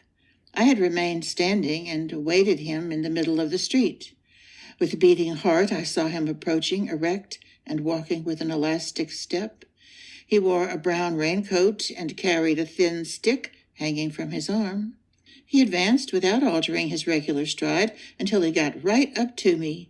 He took off his hat, displaying his old bright face, with the determined mouth and the peculiar brightness on the broad forehead. "Demian," I called. He stretched out his hand to me. "So it's you, then, Sinclair. I expected you." "Did you know I was here?" "I didn't know for certain, but I hoped it might be true. I saw you first this evening. You have been behind us the whole time." "You recognized me, then, at once?" "Of course. You're very much changed, to be sure, but you have the sign. We used to call it the mark of Cain, if you recollect. It is our sign. You have always had it. For that reason, I became your friend. But now it is clearer." "I did not know. Or rather, I did. I once painted a picture of you, Demian, and was astonished that it was also like me. Was that the sign?" "That was it. It's fine that you are here now. My mother will be glad as well." I started. "Your mother? Is she here? She doesn't know me a bit." "Oh, she knows of you. She will know, without even my asking her, who you are. You haven't let me hear from you for a long time." "Oh, I often wanted to write, but nothing came of it. For some time past, I have felt that I should find you. I was waiting for it every day." He pushed his arm through mine, and we went on. Tranquility seemed to emanate from him and pass on to me.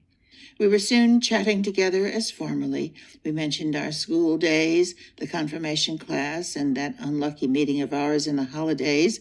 Only no mention was made of the earliest and closest bond between us, of the affair with Frank Cromer.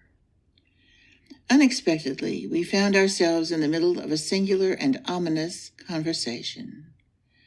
Having recalled Damian's discourse with the Japanese, we spoke of student life in general, and from that we had branched off to something else, which seemed to be rather out of the way of the former trend of our talk. Nevertheless, from Damian's manner of introducing the subject, there seemed to be no lack of coherence in our conversation. He spoke of the spirit of Europe and of modern tendencies. Everywhere, he said, reigned a desire to come together, to form herds, but nowhere was freedom or love. All this life in common, from the student clubs and choral societies to the state, was an unnatural, forced phenomenon. The community owed its origin to a sense of fear, of embarrassment, to a desire for flight. Inwardly, it was rotten and old and approaching a general breakup. Community, Demian said, is a beautiful thing, but what we see blossoming everywhere is by no means that. It will arise anew from the mutual understanding of individuals, and after a time the world will be remodeled. What is now called community is merely a formation of herds. Mankind seeks refuge together because men have fear of one another. The masters combine for their own ends, the workmen for theirs, and the intellectuals for theirs. And why are they afraid? One is only afraid when one is not at one with oneself. They are afraid because they have never had the courage to be themselves. A community of men who are afraid of the unknown in themselves. They all feel that the laws of their life no longer hold good, that they are living according to outworn commandments. Neither their religion nor their morals conform to our needs. For 100 years and more, Europe has simply studied and built factories. They know exactly how many grams of powder it takes to kill a man, but they do not know how to pray to God. They have no idea how to amuse themselves, even for an hour. Look at these students drinking in their taverns, or take any place of amusement where rich people go. Hopeless. My dear Sinclair, no cheerfulness, no serenity can come of all that. These creatures who move about so uneasily in crowds are full of fear and full of wickedness. No one trusts the other. They adhere to ideals which have ceased to exist, and they stone everyone who proposes a new one. I feel that there are troubles ahead of us. They will come, believe me, they will come soon. Of course, the world won't be bettered, whether the workmen kill the manufacturers or whether the Russians and Germans shoot at one another. It will only be a change of proprietors. But it will not be in vain. It will free the world from chains of present-day ideals. There will be a clearing away of Stone Age gods. The world as it is now wants to die, it wants to perish, and it will. And what will happen to us then? I asked. To us? Oh, perhaps we shall perish as well. They can also murder people in our position, only we shall not be entirely wiped out. The will of the future will realize itself from what remains of our influence, or with the aid of those of us who survive. The will of humanity will make itself felt, which our Europe has for a long time past tried to drown in its sale yard of scientifically manufactured articles. And then it will be seen that there is nothing in common between the will of humanity and that of our present-day communities, of the states and peoples, of the societies and churches. But what nature wills with man is written in the individual few, in you and in me. It is found in Jesus, in Nietzsche. For these, the only important currents of thought which naturally can alter their course each day, there will be place when the present-day communities break up together. It was late when we made a halt before a garden by the river. "We live here," said Demian. "Come and see us soon. We shall expect you." I cheerfully wended my long way home through the night, which had become cold. Here and there, brawling students were lurching through the town. I had often felt, sometimes with a feeling of privation, sometimes with scorn, the contrast between their curious sort of gaiety and my lonely life. But now, tranquil and strong in a sense of secret power, I felt as never before how little that affected me, how far removed was their world from mine. I reminded myself of officials of my native town, worthy old gentlemen, who clung to memories of the semesters they had passed in drinking as they would to memories of a blissful paradise, and who practiced occult, calling up reminiscences of the vanished freedom of their university life, with all the seriousness which some poet or other romantic would devote to an account of his childhood. Everywhere the same. Everywhere they sought liberty and happiness behind them in the past for fear of being reminded of their own responsibility, of being warned they were not striking out for themselves, but merely going the way of all the world. 2 or 3 years passed in drinking and jollification, and then they crept under the common shelter and became serious gentlemen in the service of the state. Yes, it was rotten. Our whole system was rotten, and these student sillinesses were less stupid and not so bad as 100 others. However, when I reached my distant dwelling and went to bed, all these thoughts had flown. Everything else was in suspense as I looked forward to the fulfillment of the promise made to me that day. As soon as I wished, in the morning if I liked, I could see Demian's mother. Let the students hold their drinking bouts and tattoo their faces. Let the world be rotten and on the brink of ruin. What had that to do with me? I was waiting for one single thing, that my fate might meet me in a new picture. I woke up late in the morning from a deep sleep. The day broke for me as a solemn festal day, such as I had not experienced since the Christmas celebrations of my boyhood. I was full of a deep unrest, yet entirely without fear. I felt that an important day had broken for me. I saw and felt the world around me changed. It was full of secret portent, expectant and solemn. Even the gently falling autumn rain was beautiful, full of the quiet, glad, serious music of a festal day. For the first time, the outer world was in tune with my inner world. Then it is a feast day for the soul. Then living is worthwhile. No house, no shop window, no face in the street disturbed me. Everything was as it had to be, but did not wear the empty features of every day and of the habitual. It was like expectant nature standing full of awe to meet its fate. Thus, as a little boy, I used to see the world on the morning of a great feast day, at Christmas or at Easter. I had not known that this world could still be so beautiful. I had been accustomed to living shut up in myself, and to content myself with the idea that my understanding of the outside world had been lost, that the loss of glistening colors was inevitably connected with the loss of childish vision. So the hour came when I found again that garden in the suburbs, at the gate of which I had taken leave of Max Demian the night before. Concealed behind trees in a gray mist of rain stood a little house, bright and homely. Tall flowers stood behind a big glass partition, and behind shining windows were dark room walls with pictures and bookcases. The front door led immediately into a little hall, and a silent old servant, black with white apron, showed me in and took my raincoat from me. She left me alone in the hall. I looked about me. I looked round, and immediately I was in the middle of my dream. On the dark wood wall above the door, under glass and in a black frame, hung a picture I knew well, my bird with the golden yellow hawk's crest, forcing its way out of the sphere. Much moved, I remained standing. My heart felt glad and sorry, as if in that moment everything I had done and had experienced came back to me as answer and fulfillment. Like a lightning flash, a crowd of pictures passed through my soul. My home, the house of my father, with the old stone crest over the arch of the door.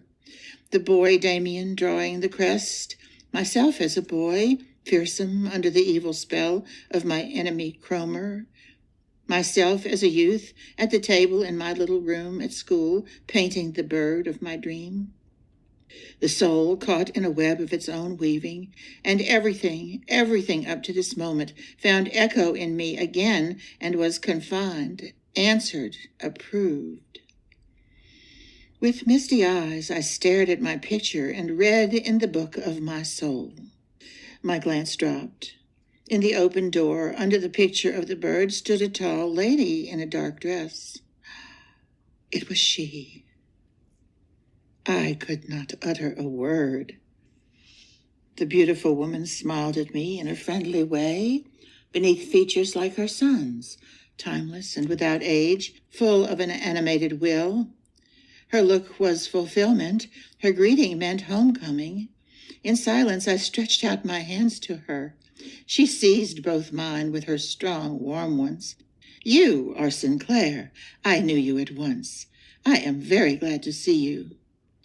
Her voice was deep and warm. I drank it in like sweet wine. And now I looked up in her tranquil face, into the black eyes of unfathomable depth.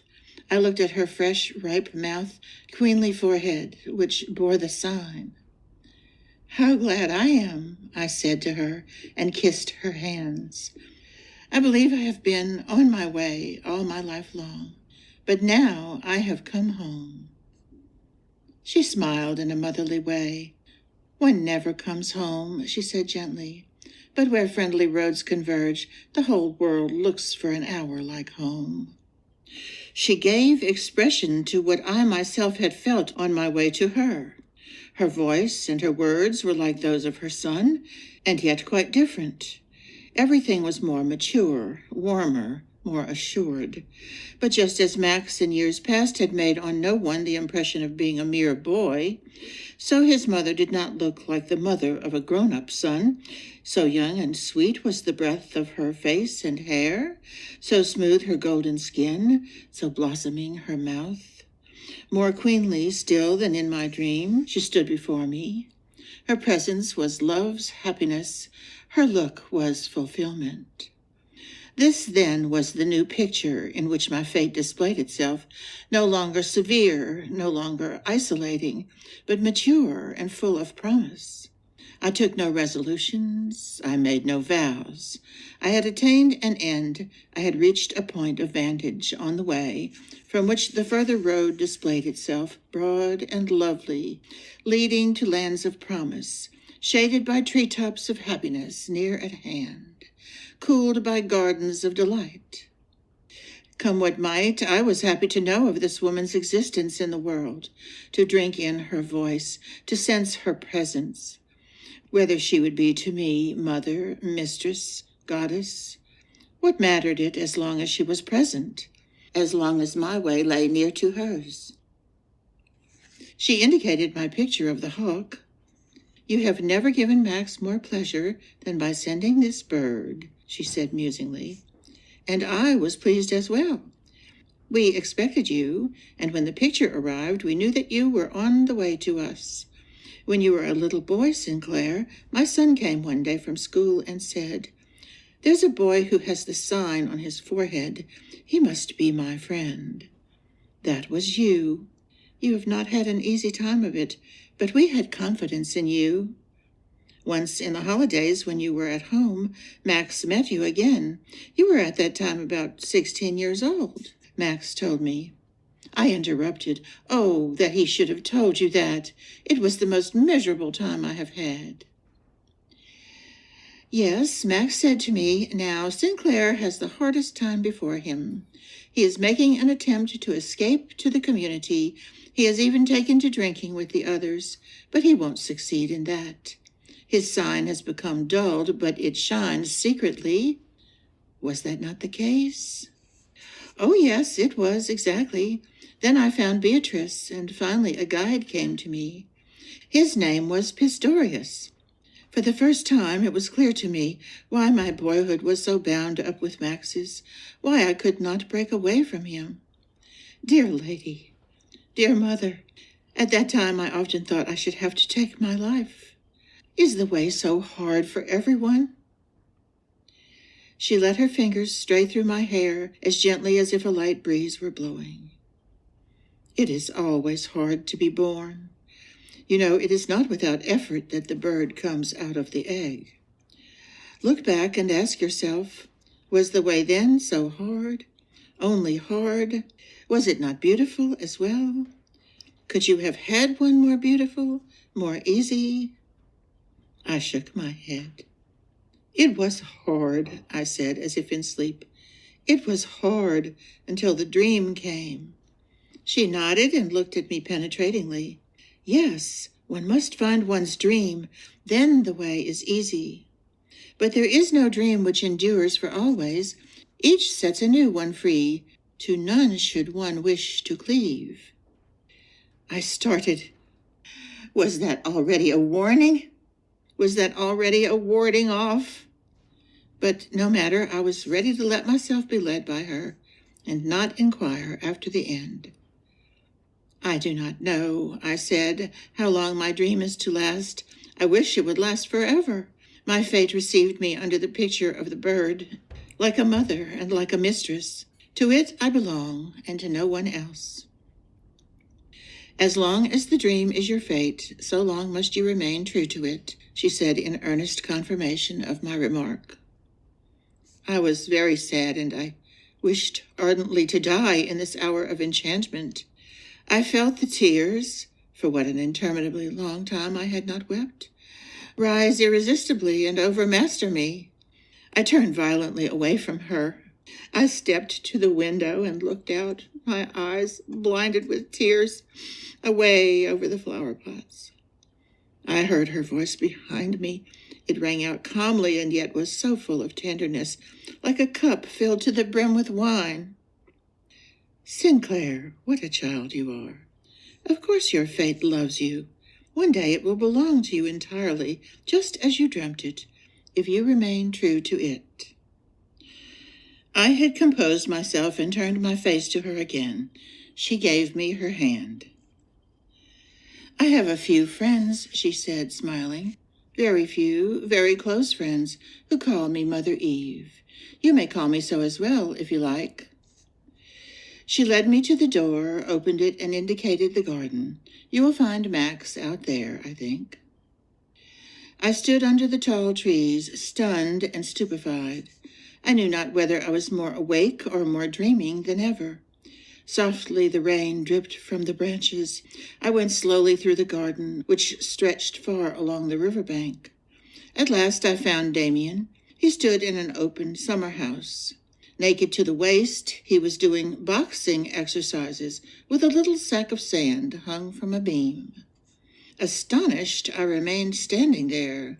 Demian looked magnificent. His broad chest, the firm, manly head, the uplifted arms were strong and sturdy. The movements came from the hips, the shoulders, the joints of the arm, as easily as if they bubbled out of a spring of strength. Demian, I called, what are you doing there? He laughed gaily. I am exercising. I have promised to box with the little Jap. The fellow is as agile as a cat and naturally just as sly. But he won't be able to manage me. I owe him just one little beating. He drew on shirt and coat. You've already seen Mother? He asked. Yes, Demian. What a marvelous mother you have. Mother Eve. The name suits her perfectly. She is like the mother of all being. He gazed for an instant musingly in my face. You know her name already. You ought to be proud, young friend. You're the only one to whom she has said it in the first hour's acquaintance. From this day on, I went in and out of the house like a son and a brother, but also like a lover. When I closed the gate behind me, even when I saw the tall trees of the garden emerge in the distance, I was happy. Outside was reality. Outside were streets and houses, human beings and institutions, libraries and lecture rooms. Here, inside, were love and the life of the soul. Here was the kingdom of fairy stories and dreams. And yet we lived by no means shut off from the world. In thought and word, we often lived in its midst, only on another plane. We were not separated from the majority of creatures by boundaries, but rather by a different sort of vision. Our task was to be, as it were, an island in the world, perhaps an example. In any case, to proclaim that it was possible to live a different sort of life. I, who had been isolated for so long, learned to what extent community of feeling is possible between people who have experienced complete loneliness. I no longer desired to be back at the tables of the happy, at the feasts of the merry. I no longer felt envious or homesick when I saw others living in community. And slowly I was initiated into the mystery of those who bore the sign. Chapter 7, Mother Eve, Part 2. We who bore the sign were probably justly considered by the world as peculiar, yes, mad even, and dangerous. For we were awake, or were waking, and our endeavor was to be more and more completely awake, whereas the others strove to be happy, attaching themselves to the herd, the opinions and ideals of which they made their own, taking up the same duties, making their life and happiness depend on common interests. True, there was a certain greatness, a vigorousness in their endeavor. But whereas, from our point of view, we who bore the sign carried out the will of nature as individuals and as men of the future, the others persisted in a stubbornness which hindered all progress. For them, mankind, which they loved just as we did, was something already complete, which must be maintained and protected. For us, mankind was a distant future to which we were all on the way. No one could imagine this future, neither did its laws stand written in any book. Besides Mother Eve, Max, and myself, there belonged to our circle, in a greater or lesser degree of intimacy, many seekers of very various sorts. Many of them were going along their own special paths, had set up special aims, and adhered to special opinions and duties. Amongst these were astrologers and Kabbalists, also an adherent of Count Tolstoy, and all kinds of tender, timid, sensitive people, followers of new sects, men who practiced Indian cults, vegetarians, and others. With all these, we had really nothing of a spiritual nature in common, except the esteem which each accorded the secret life dream of the other. Some were in closer contact with us, such as those who traced the searchings of mankind after gods and new ideals in the past, and whose studies often reminded me of my friend Pistorius. They brought books with them, translated for us texts from ancient tongues, and showed us illustrations of ancient symbols and rites. They taught us to see how all the ideals of mankind up to the present have their origin in dreams of the subconscious soul, dreams in which humanity is, as it were, feeling its way forward into the future, guided by premonitions of the future's potentialities. So we went through the religious history of the ancient world with its 1,000 gods to the dawn of Christianity. The confessions of the isolated saints were known to us, and the changes of religion from race to race. And from all the knowledge we thus acquired resulted a criticism of our era and of present-day Europe, of this continent which, through enormous exertions, had created powerful new weapons for humanity, only to fall finally into a deep spiritual devastation, the effects of which were at last being felt. For it had gained the whole world, only to lose its own soul. There were with us believers as well, advocates of doctrines of salvation, in the efficacy of which they were very hopeful. There were Buddhists who wished to convert Europe, and disciples of Tolstoy and of other confessions. We in our narrow circle listened, but accepted none of these doctrines, except as symbols. We who bore the sign had no cares as regarded the formation of the future. To us, every confession, every doctrine of salvation appeared in advance, dead and useless. Our whole duty, our destiny, was, we felt, to attain to self-realization, in order that in us nature might find scope for its full activities, and that the unknown future might find us ready to fill any role which should be allotted us. Whether we expressed our opinion in so many words or not, it was clear to all of us that a breakup of the present-day world was approaching, to be followed by a new birth. Demian said to me on more than one occasion, "What will come is beyond conception. The soul of Europe is an animal which has been chained up for an immeasurably long period. When it is set free, its first movements will not display much amiability. But the way it will take, whether direct or indirect, is not of importance, provided that the soul's true need is realized, this soul which has been deluded and dulled for so long. Then our day will come, then we shall be needed, not as guides or new lawgivers, we shall not live to see the new laws, but rather as volunteers, as those who are ready to follow and to stand wherever fate shall call us. Look, all men are ready to perform the incredible when their ideals are threatened. But no one comes forward when a new ideal, a new, perhaps dangerous and uncanny impulse of spiritual growth declares itself. We shall be of those few who are there, ready to go forward. For that purpose have we been singled out, just as Cain was marked with the sign to inspire fear and hate, to drive the men of his time out of a narrow, idyllic existence into the broad pastures of a greater destiny. All men whose influence has affected the march of humanity, all such, without differentiation, owe their capabilities and their efficacy to the fact that they were ready to do the bidding of destiny. That applies to Napoleon and Bismarck. The immediate purpose to which they direct their energies does not lie within their choice. If Bismarck had understood the Social Democrats and had thrown in his lot with them, he would have been a prudent fellow, but he would never have been the instrument of fate. The same applies to Napoleon, to Caesar, to Loyola, to all of them.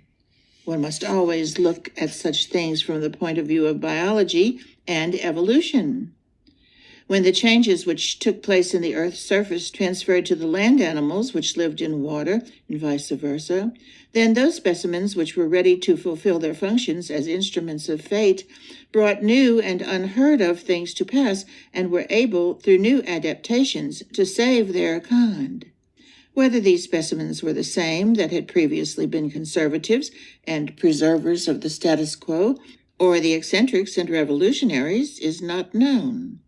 They were ready to be used by fate, and for that reason were able to help their race through a new stage of evolution. That we do know. For that reason, we want to be ready. Mother Eve was often present when such conversations took place, but she did not join in. For each of us who chose to express his thoughts, she was, as it were, a listener and an echo, full of confidence, full of understanding.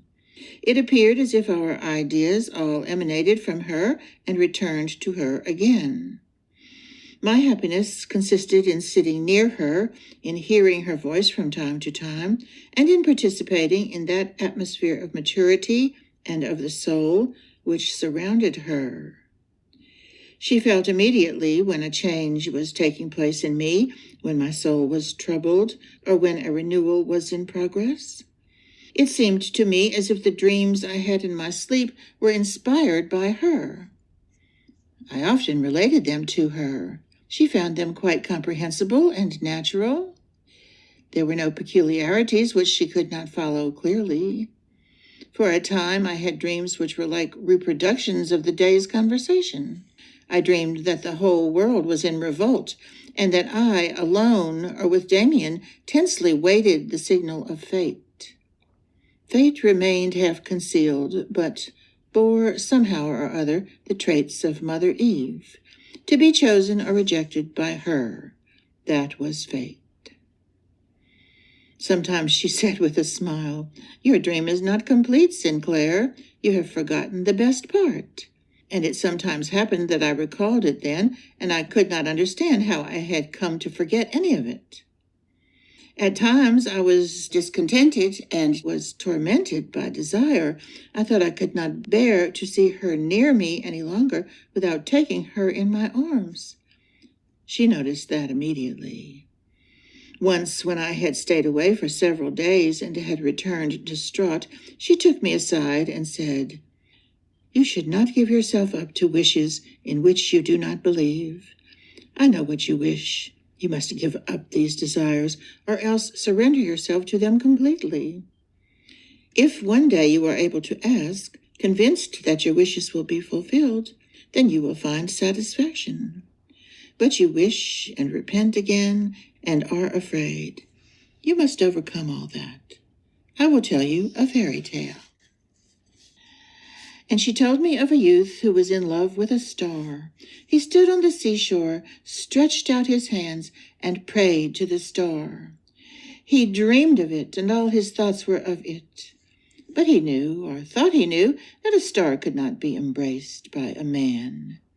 He held it to be his fate to love a star without hope of fulfillment, and he created from this thought a whole life poem about renunciation and mute, faithful suffering, which should better him and purify him. But his dreams all went up to the star. Once again he stood at night by the seashore on a high cliff. He gazed at the star, and his love for it flamed up within him. And in a moment of great longing he made a spring, throwing himself into space to meet the star. But at the moment of leaping, the thought flashed through his mind, "It is impossible." And so he was dashed to pieces on the rocks below. He did not know how to love. Had he had the strength of soul at the moment of leaping to believe in the fulfillment of his wish, he would have flown up and have been united with that star.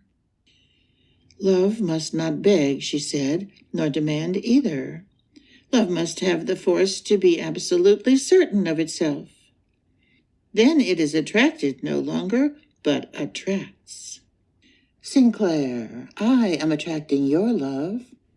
As soon as you attract my love, I shall come. I do not want to make a present of myself. I want to be one." On a later occasion, she told me another fairy story. There was a lover who loved without hope of success. He withdrew entirely into himself and thought his love would consume him. The world was lost to him. He saw the blue sky and the green wood no longer. He did not hear the murmuring of the stream or the notes of the harp. All that meant nothing to him, and he became poor and miserable. But his love grew, and he would much rather have died and have made an end of it all than renounce the chance of possessing the beautiful woman whom he loved. Then he suddenly felt that his love had consumed everything else in him. It became powerful and exercised an irresistible attraction. The beautiful woman had to follow. She came, and he stood with outstretched arms to draw her to him. But as she stood before him, she was completely transformed, and with a thrill he felt and saw that he had drawn into his embrace the whole world which he had lost. She stood before him and surrendered herself to him. Sky and wood and brook, all was decked out in lovely new colors. All belonged to him and spoke his tongue. And instead of merely winning a woman, he had taken the whole world to his heart, and each star in the heaven glowed in him and, twinkling, communicated desire to his soul.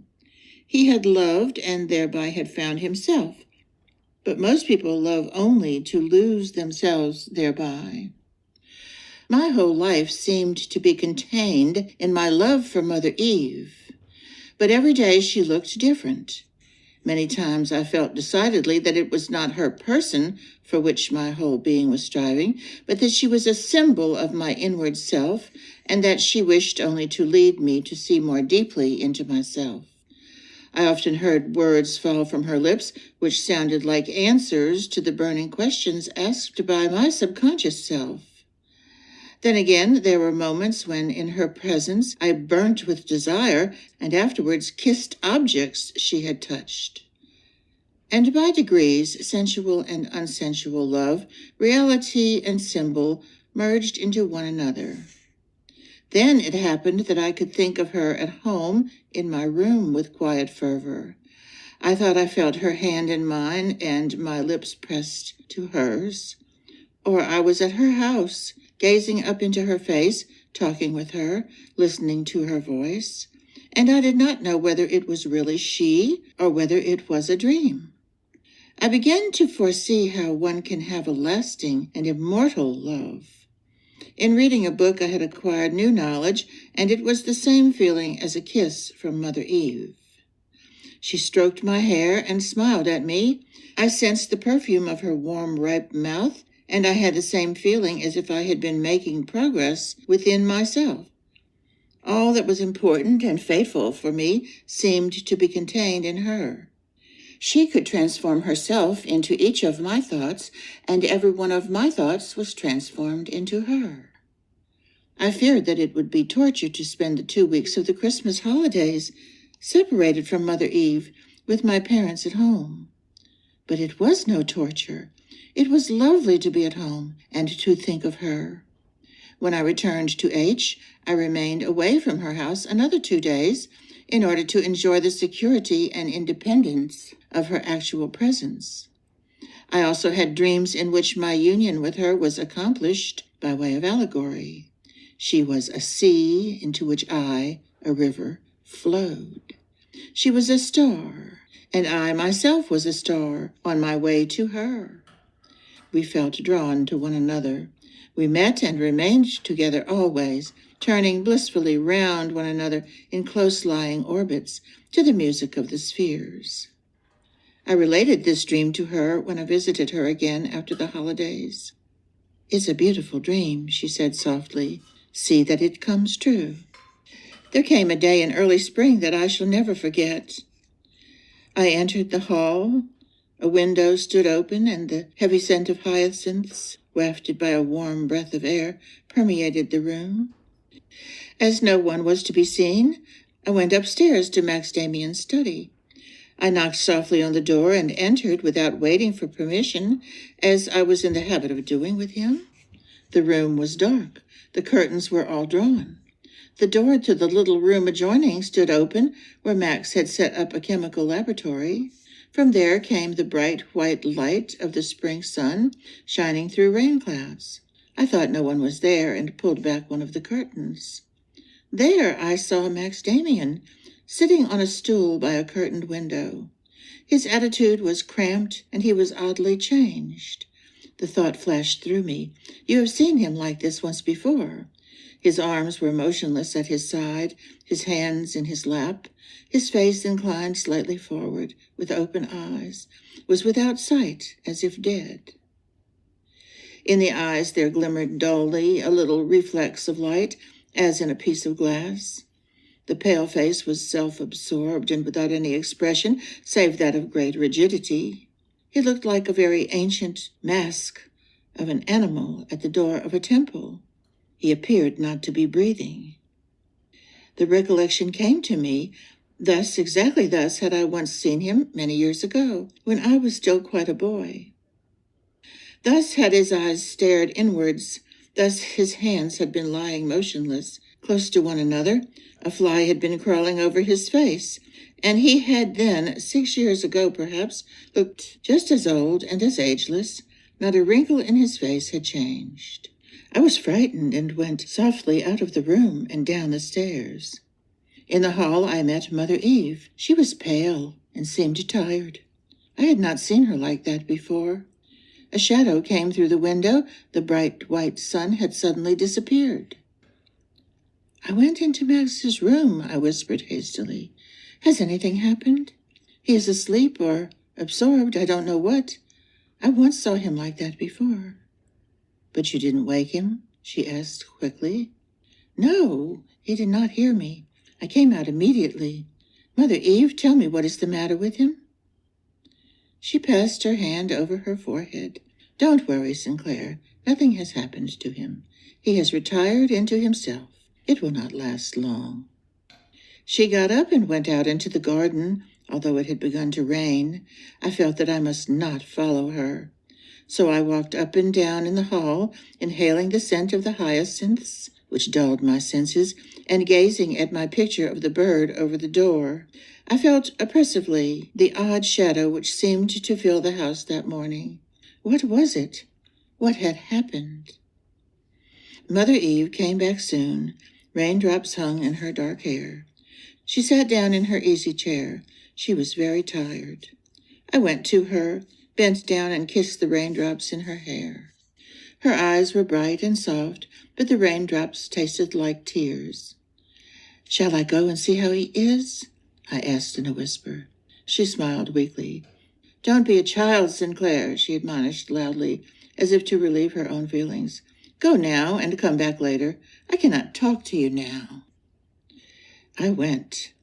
I walked out of the house and out of the town towards the mountains. The thin rain was falling obliquely. The clouds were driving at a low altitude under heavy pressure, as if in fear. Down below there was hardly any breeze, but on the heights above a storm seemed to be raging. Several times the sun, pale and bright, broke for an instant through the steely gray of the clouds. There came a fleecy yellow cloud driving across the sky. It collided with the gray cloud wall, and in a few seconds the wind formed a picture of the yellow and blue of a bird of giant size, which tore itself free from the blue melee and with wide fluttering wings disappeared in the sky. Then the storm became audible, and rain mixed with hail rattled down. A short burst of thunder with an unnatural and terrific sound cracked over the whipped landscape. Immediately after, the sun broke through, and on the mountains close at hand, above brown woods, glistened pale and unreal the fresh snow. When I returned after several hours, wet from the rain and wind, Demian himself opened the front door to me. He took me with him up to his room. A gas flame burned in the laboratory. Paper lay about. He appeared to have been working. "Sit down," he invited. "You must be tired. It was a terrible storm. It's evident you were overtaken by it. Tea is coming at once." "Something is the matter today," I began hesitatingly. "It can't only be that bit of a storm." He looked at me penetratingly. "Have you seen anything?" "Yes, I saw a picture clearly in the clouds for an instant." "What sort of a picture?" "It was a bird." "The hawk, was it that? The bird of your dream?" "Yes, it was my hawk. It was yellow and of giant size. It flew up into the blue-black heaven." Demian took a deep breath. Someone knocked at the door. The aged servant brought in tea. "Take a cup, Sinclair, do. I don't think it was by chance you saw the bird." "Chance? Does one see such things by chance?" "Well, no, it means something. Do you know what?" "No. I only feel it means a violent shock, the approach of fate. I think it will affect all of us." He walked violently up and down. "The approach of fate," he exclaimed loudly. "I dreamed the same thing myself last night, and my mother yesterday had a premonition portending the same thing. I dreamed I was going up a ladder, placed against a tree trunk or a tower. When I reached the top, I saw the whole country. It was a wide plain with towns and villages burning. I cannot yet relate everything because it isn't all quite clear to me." "Do you interpret the dream as affecting you?" I asked. "Me? Naturally. No one dreams of what does not concern him. But it does not concern me alone. You are right. I distinguish tolerably well between the dreams which indicate agitation of my own soul and the others, the rare ones, which bear on the fate of all humanity. I have seldom had such dreams, and never one of which I can say that it was a prophecy and that it has been fulfilled. The interpretations are too uncertain. But this I know for a certainty. I have dreamed of something which does not concern me alone. For the dream belongs to others, former ones I have had. This is the continuation. These are the dreams, Sinclair, in which I had the premonitions which I have already mentioned to you. We know that the world is absolutely rotten, but that is no reason to prophesy its ruin or to make a prophecy of a like nature. But for several years past I have had dreams from which I conclude, or feel, or what you will, which then give me the feeling that the breakup of an old world is drawing near. At first they were simply faint presentiments, but since they have become more and more significant. Even now I know nothing more than that something big and terrible is approaching, which will concern me. Sinclair, we shall go through the experiences of which we have so often talked. The world is about to renew itself. It smacks of death. Nothing new comes without death. It is more terrible than I had thought." Frightened, I looked at him fixedly. "Can't you tell me the rest of your dream?" I begged timidly. He shook his head. "No."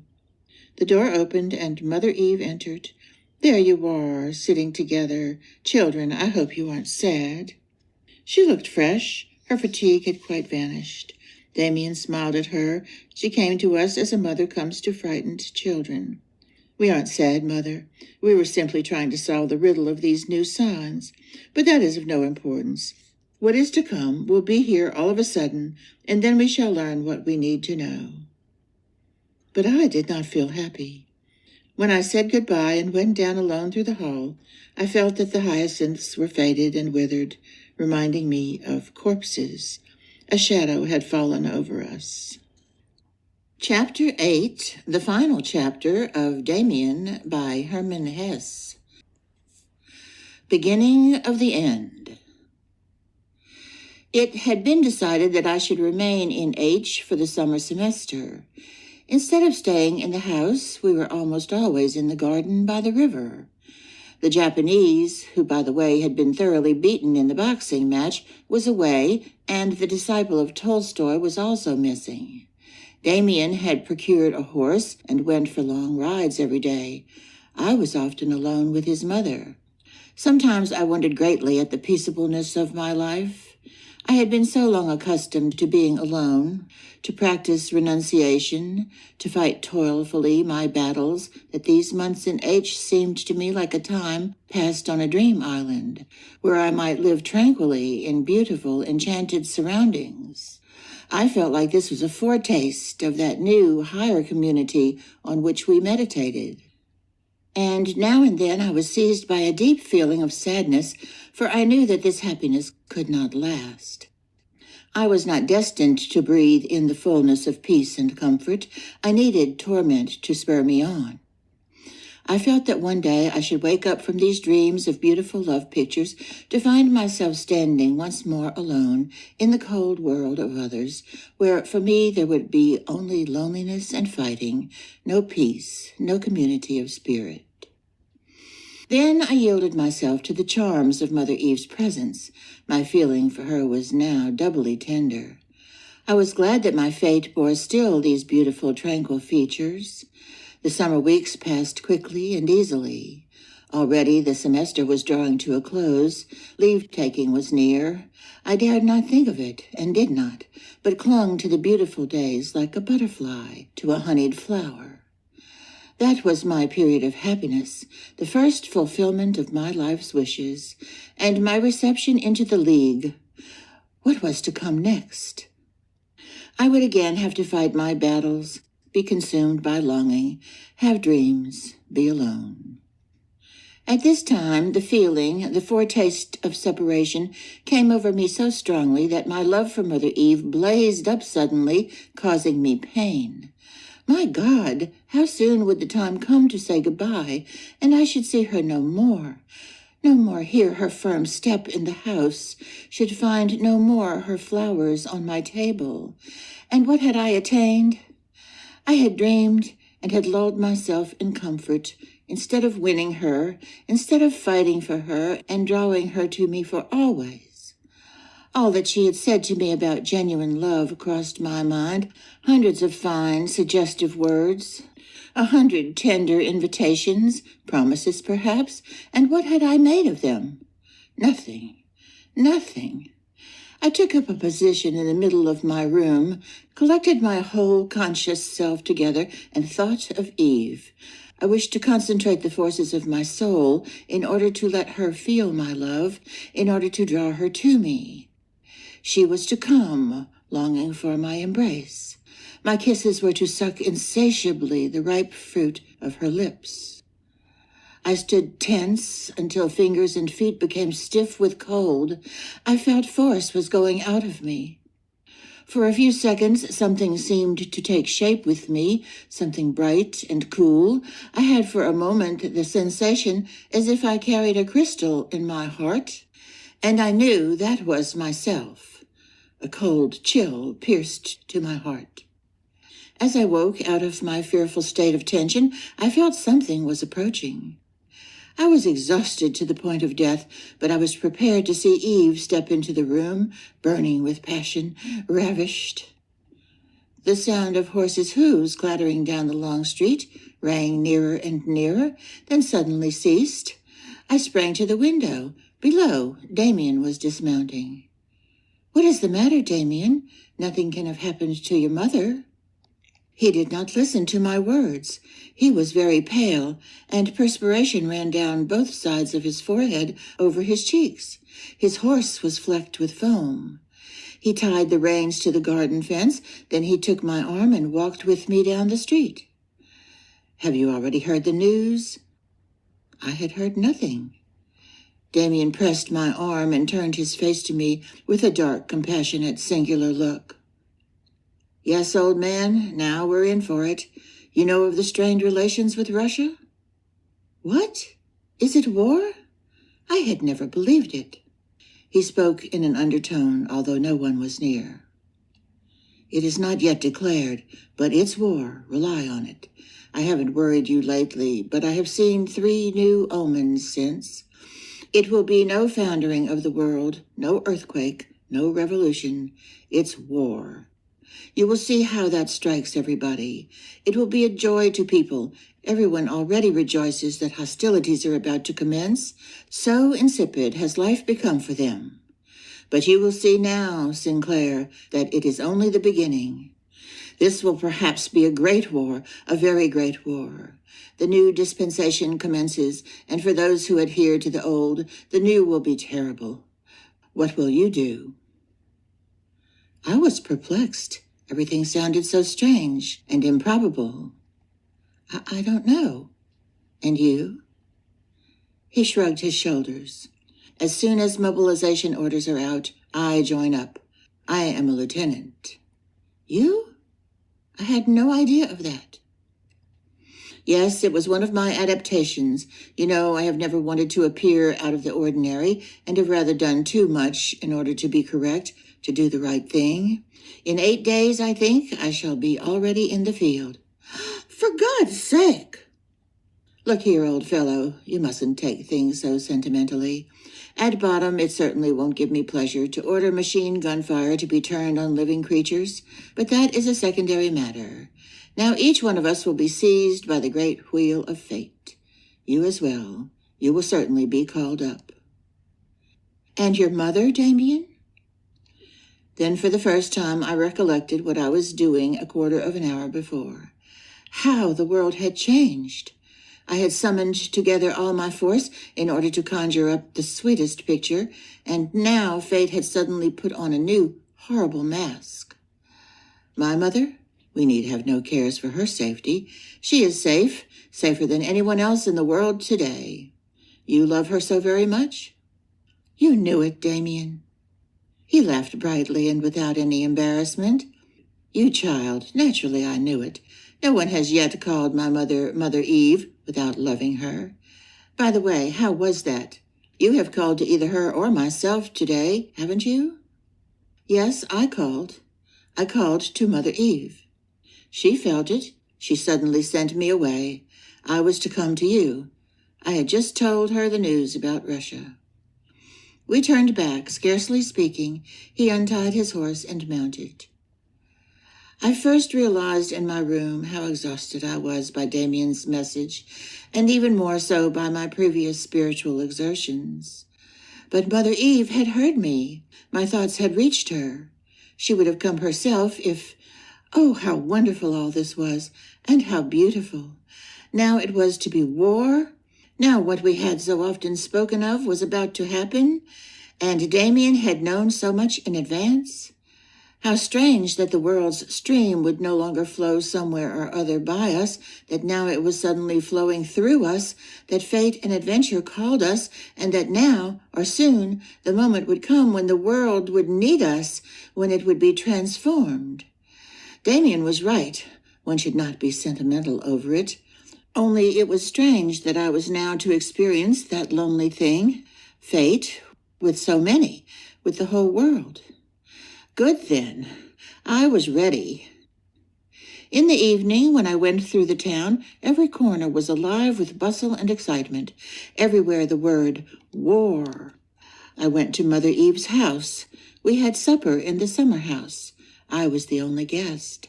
No one spoke a word about the war, but later, shortly before I left, Mother Eve said, "Dear Sinclair, you called me today. You know why I didn't come myself.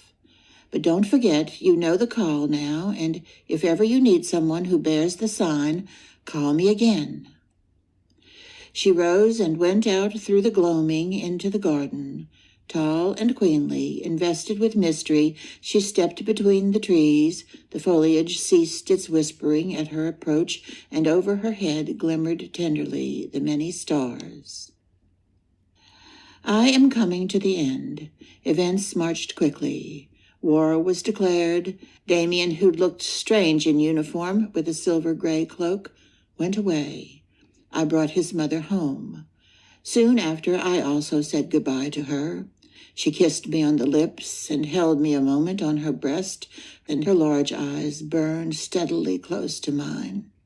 And all men were like brothers. They had in mind their country and their honor. But it was fate. They peeped for a moment into the unveiled face. Young men came out of barracks, stepped into trains, and on many a face I saw a sign not ours, a beautiful and dignified sign signifying love and death.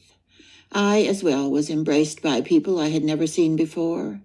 I understood and responded gladly. It was an atmosphere of intoxication in which they moved, not that of a fated will. But the intoxication was sacred. It was due to the fact that they had all looked into the rousing eyes of destiny. It was already nearly winter when I went to the front. At first, in spite of the sensation of the bombardment, I was disappointed with everything. Formerly, I had often wondered why people so seldom were able to live for an ideal. Now I saw that many, yes, all men are capable of dying for an ideal, provided that such an ideal is not personal, not chosen of their own free will. For them, it had to be an ideal accepted by and common to a great number. But with time, I saw that I had underestimated men. Although service and a common danger renders them uniform, I saw many, living and dying, approach fate magnificently. Not only in an attack, but the whole time. Many, very many of them had a fixed, faraway look, rather like that of a person possessed, a look which indicates entire ignorance of the end pursued and a complete surrender of self to the unknown. No matter what they might believe and think, they were ready. They were there in case of need. Out of them would the future be formed. And however strongly the world's attention appeared to be focused on war and heroic deeds, on honor and other old ideals, however distantly and unnaturally sang the voices of humanity, all this was merely the surface, just as the question with regard to the foreign and political aims of the war was superficial. Deep down, below the surface of human affairs, something was in process of forming, something which might be a new order of humanity. For I could see many, many such died at my side, to whom the understanding was brought home that hate and rage, murder and destruction had no connection with the real object of the war. No, the object, just as the aims in view, was purely a matter of chance. Their deepest and most primitive feelings, even their wildest instincts, were not actually directed against the enemy. Their murderous and bloody work was an expression of their own inner being, of their cleft soul, which wished to rave and kill, to destroy and die in order to be able to be born anew. A giant bird was fighting its way out of the egg, and the egg was the world, and the world had to go to ruin. One night in early spring, I was doing sentry duty in front of a farm we had occupied. The wind was blowing in fitful gusts, shrieking and moaning according to the vagaries of its mood. Over the high Flanders sky rode an army of clouds. Somewhere or other behind was a suspicion of moon. I had been restless throughout the whole of that day, troubled by cares which I could not precisely define. Now, at my dark post, I thought with fervor of the picture of my life up to that time, of Mother Eve, of Demian. I stood leaning against a poplar, staring into the agitated sky, the mysterious quivering brightness of which soon resolved itself into a series of pictures. I felt by the odd slowness of my pulse, by the insensibility of my skin to wind and rain, by the lively wakefulness of my inner being, that a guide was near me. In the clouds, a large city could be seen, out of which millions of men were streaming, spreading in swarms over the broad countryside. In their very midst there appeared the mighty figure of a god, as big as a mountain, with glittering stars in its hair, and with the features of Mother Eve. Into it disappeared the processions of men, as into a gigantic cave, and were lost to view.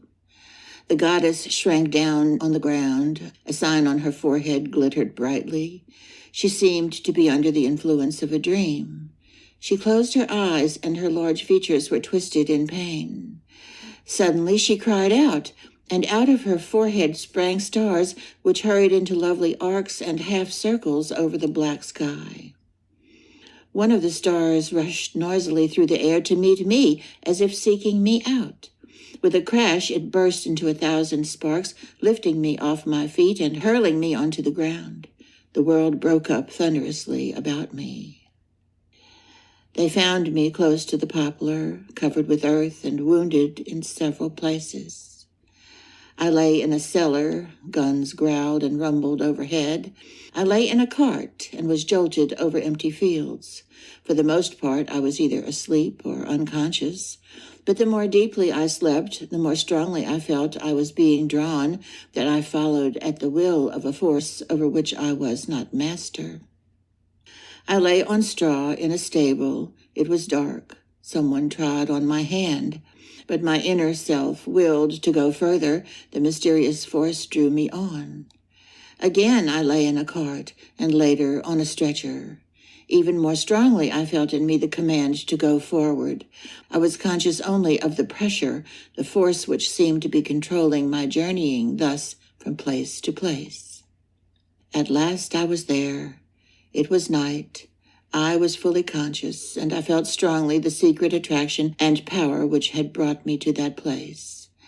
Now I was lying in a room, on a bed made up on the floor. I felt I had arrived at the place to which I had been called. I glanced around. Close to my mattress was another, on which someone was lying, someone who bent over and looked at me. It was Max Demian. I could not speak, and he either could not or would not. He only looked at me. A lamp which hung over him on a wall cast a light on his face. He smiled at me. For what seemed an immeasurably long time, he gazed unwaveringly into my eyes. Slowly, he inclined his face towards me until we almost touched. "Sinclair," he said in a whisper. I signaled to him with my eyes that I understood him.